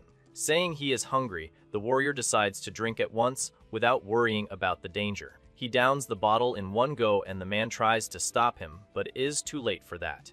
After drinking the potion, the warrior looks at his companion, who now also holds the bottle in his hands. Soon after, they are taken to a huge garden where a great banquet has been prepared for them. Sitting at the table, Baron Callian welcomes the Earthlings and introduces himself formally. Major General Pil and his friend introduce themselves, and the old man realizes that his language has finally changed. The Baron then invites the two to chat during the meal and enjoy the entire banquet. Excited about the food, the brute says the boy might be decent, and the old man thinks they will get along well. The two guests sit at the giant table and begin to enjoy the abundant food. While eating, the warrior praises the Imperial's agriculture, and his friend agrees that it is delicious. The Baron interrupts the meal and questions the two about why they wanted to talk. The Major General then stops eating and prepares to begin negotiations with the young noble. The old man corrects him by saying that it was actually the Imperials who started the conversation first. The young Baron begins to laugh in a scandalous and mocking way, leaving the guests very irritated. With his mouth full, Du says that the laugher is annoying and that he will lead the conversation himself. The warrior says they are there to negotiate because they believe there is a reason for the colonel's kidnapping. With a mocking face, the young baron wonders if the warrior really said to talk. The baron reveals that he only demanded submission, and the old man is completely shocked by the news. The nobleman mocks them for expecting a negotiation and says that there is nothing to negotiate without a fair exchange. The nobleman reveals that he has already extracted all information from the traitor, who was weak and had nothing to offer. The young baron then stands up from the table with a determined expression and a new plan in his mind. The nobleman says he changed his mind because he didn't know there was such a strong warrior among the earthlings. He proposes that to avoid a disaster in their village, the warrior be handed over to him as payment. With a victorious smile, the nobleman says that this is his negotiation proposal for both of them. Outraged, the major general bangs on the table and shouts that human beings are not commodities to be exchanged. You then demand that they bring the colonel back immediately, because that is what they came for. The young nobleman coldly reveals to the two that the colonel is no longer among them. The baron reveals that he eliminated him because he was useless and wonders if this would be a big problem. With his face full of rage, the major general grits his teeth and looks ready to explode with fury. The major general tells his friend not to hold back, but suddenly he asks him to wait a second. The warrior, however, is too busy eating and shouting that the food is very delicious. The baron then offers a servant's pact and promises to serve him that food every day. The young noble then shouts and demands that the human warrior swear complete loyalty to him. The brute says it would be rude to leave without eating after all the work he did to invite him. With one blow, he destroys the entire table and shouts that one can eat even at a funeral. The baron jumps back laughing and finds the warrior a very funny guy for his attitude. The nobleman compares him to a human barbarian, but the brute says he will fix the brat's attitude. Suddenly, the elf appears and threatens the old man with a sword, telling him not to touch the baron. The big guy is surprised because he didn't see her arrive and takes a closer look at the girl's appearance. With large ears and a slender body, he recognizes her as being from the fairy race, enemies of the barbarians. Sitting down, the nobleman provokes him by asking if he has fallen in love with the beauty of his servant Artia. The major general then whispers his friend's name, trying to discreetly get his attention. You say you hope they both think the same thing, and that it is time to act rationally. Picking up a fork from the ground, the warrior comments that taking hostages seems to be their specialty. The brute decides to ignore rational thought and says he will simply act without thinking. He throws the cutlery with mana and shouts that he will end the problem by killing whoever caused it. The elf notices the rapid movement of the attack and her eyes widen at the speed of the object. The girl quickly pushes the hostage away and manages to deflect the forks with her sword just in time. The warrior advances furiously and accuses the fairy of using the same disgusting tricks as always. The two then collide their weapons with tremendous force, starting an intense battle there. The fairy asks him if he holds a grudge against her race while looking at him seriously. They exchange another powerful blow, and the warrior feels a familiar sensation coming from his opponent. The boy promises to make her pay for hurting his friend, but the fairy challenges him to try his luck. In the blink of an eye, the two exchange a series of rapid blows, and their weapons clash several times. The brute manages to dodge one of the fairy's attacks, which brushes past him. However, the fairy's blow finally hits the warrior and leaves him with a cut on his back. The fairy Artia thinks about the barbarian's source of strength that would be the mark of a coming-of-age ritual. This mark would inherit the spirit of the ancestors, but the warrior does not have any red tattoos. Despite this, the brute remembers that his golem regeneration can heal even pulverized limbs. His true strength is released when he controls his anger with a strong spirit like a true barbarian.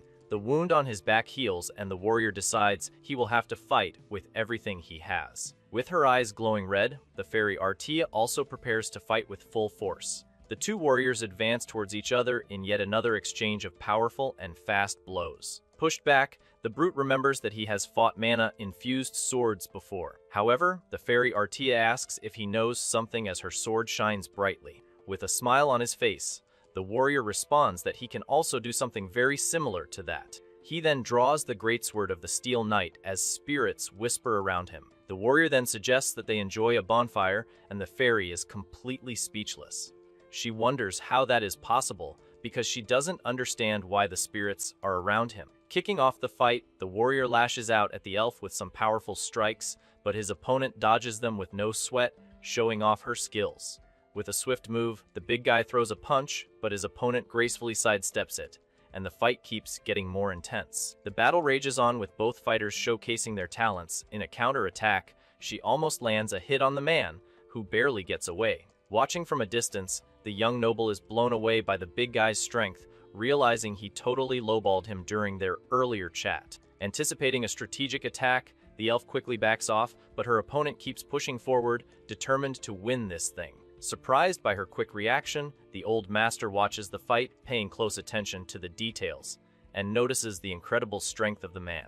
As the fight heats up, the noble tries to sneak away, but the old timer quickly puts a stop to the kid's escape plan. Just then, the elder moves in to stop the noble, right as the warrior's rage continues to build. A clean hit lands on our MC, who feels a sharp pain, but he quickly bounces back thanks to his regeneration. The fight continues with incredible speed and power, as both combatants bring their A game to the showdown. In the midst of the furious battle, the elf unleashes all her magic in a desperate attempt to win, forcing her opponent onto the defensive.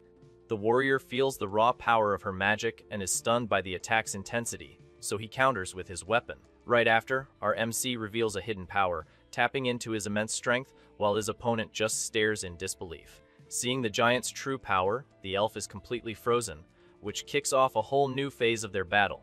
Finally, they both stop fighting and just stare at each other, surprised by one another's powers, continuing to size each other up in silence. The battle fiercely restarts, with the man attacking in a rage, while the woman defends herself with graceful movements. In that moment, his opponent tries to counter-attack, but the big guy dodges it effortlessly, and the fight carries on intensely. After that, our MC shows off his full strength, impressing the young noble who was watching everything up close. Stunned, the kid observes his opponent's raw power, and it becomes crystal clear that he had seriously underestimated him. So, the noble thinks about bailing, since running away seems like the best option in this seriously dangerous situation. Worried, the general watches the scene unfold. He knows he has to protect the young man, no matter the cost. But the kid makes a desperate run for it, wanting absolutely nothing to do with facing that barbarian again. Meanwhile, the general gets ready to make his move, fully intending to stop the warrior at all costs. Immediately, the elder steps forward to confront the man, determined to protect the fleeing youth. However, the opponent is incredibly strong and dodges with ease, continuing his advance without missing a beat. At this point, Archa steps into the fray as the elf tries to stop the fight and de-escalate the growing violence. But the warrior is furious and completely ignores her pleas, continuing the chase without a second thought. After that, the woman tries to calm him down and starts explaining the whole situation so he can understand what went down. In the end, the fight finally stops, and a heavy silence hangs in the air between the two fighters. Peace finally settles over the place, and a deal is struck between them, setting them on a new path. Two giant snakes face off in a brutal fight, the creatures looking furious and ready to strike. The elf then uses defensive magic, creating a shield of light as she tries to protect herself from the beast's fury. Despite this, the warrior declares that she is a barbarian and that her identity and strength don't change because of it. A moment later, the man attacks with colossal force, and the woman defends herself masterfully but ends up getting wounded. In this fight, the elf takes a heavy blow and falls to the ground, injured but still conscious and holding on. Just then, a young noble approaches and asks about people from Valhalla, as he needs some information. The injured elf says there's nobody from there around, and at that moment, she feels too weak to go on. Then a warrior shows up, calling the woman easy prey and flexing his strength to intimidate her. However, the woman calls him out for not attacking, asking why he doesn't just finish her off. The barbarian explains that he isn't looking for revenge on her because his hatred is actually aimed at another tribe. Meanwhile, the noble tries to bolt but gets caught by the warrior as he was desperate to escape. A general arrives and praises our MC's strength, then takes the captured young noble into custody. At that, the young man asks to negotiate. A chance to talk might just turn the situation around for him. The barbarian considers negotiating but calls her shameless for even suggesting it. Finally, the conflict ends and a deal is made, and for that moment, everything calms down between the groups. On the ground lies a shining crown, a symbol of the end of a very intense battle that took place there. The imposing warrior observes the scene with a thoughtful look, seeming pleased with the outcome. Next, the elder comments on the man's cold demeanor as his attitude leaves everyone puzzled. After that, the elder praises the young man's performance in the recent fight, showing that he's proud. Later, the general talks about the major accomplishment, as our MC managed to prevent a war. Suddenly, something hits him, and the warrior is startled, not understanding what just happened. Then something vanishes, and the area transforms, as an entire castle simply disappears out of thin air. The elder screams in alarm, warning that the castle is about to collapse any second, and everyone needs to get out. So they both try to escape the imminent destruction, running as fast as they can to get away from there. Afterwards, the elder explains what happened, saying the castle vanished because its owner passed away. However, people have also disappeared, and something strange is going on, as they don't understand why. Later, a group shows up, led by a young woman who approaches them. The young woman then explains their situation, saying they weren't affected by the contract that was broken. The warrior is surprised by this information and listens carefully to the girl's explanation of the events. Finally, the subjects ask our MC to be their new master, because they are in need of a leader. Desperate, the subjects plead with the man to be their master, as they truly need a guide. Surprised, the young man listens intently to their plea and thinks about his new role. The elder then questions the difficulty of safely getting that whole group to the new village. However, the language barrier would be just one of many hurdles, and more problems could pop up along the way. On top of that, the government might demand they become test subjects, which would be a serious risk. With this, Jun Pil thinks about what would happen if his identity got out and knows the danger would be immediate. So our MC decides to reveal his true nature, telling them that he's actually a barbarian. Shocked, the elder discovers the warrior's true identity and understands that he really is a barbarian. The elder is surprised but says he'd suspected the young man's origins for a while now. The man assures him he won't use him for research, saying he sees him as a friend, not a lab rat. Relieved, Jun Pil smiles, satisfied with the elder's statement, and feels more secure. The warrior then decides to take the subjects to Ironhead Castle, which will be their new home. But the elder points out that using the portal isn't an option, and they'll need to find a new route. Jun Pil then reveals a land route that connects the villages, showing them there is another way. Finally, he'll have even more reasons to explore the world and begin a new, long journey. The warrior commits to training harder, preparing himself and his group for the trip ahead. Before them, a vast landscape stretches out, as the land of Nova awaits exploration by this new group.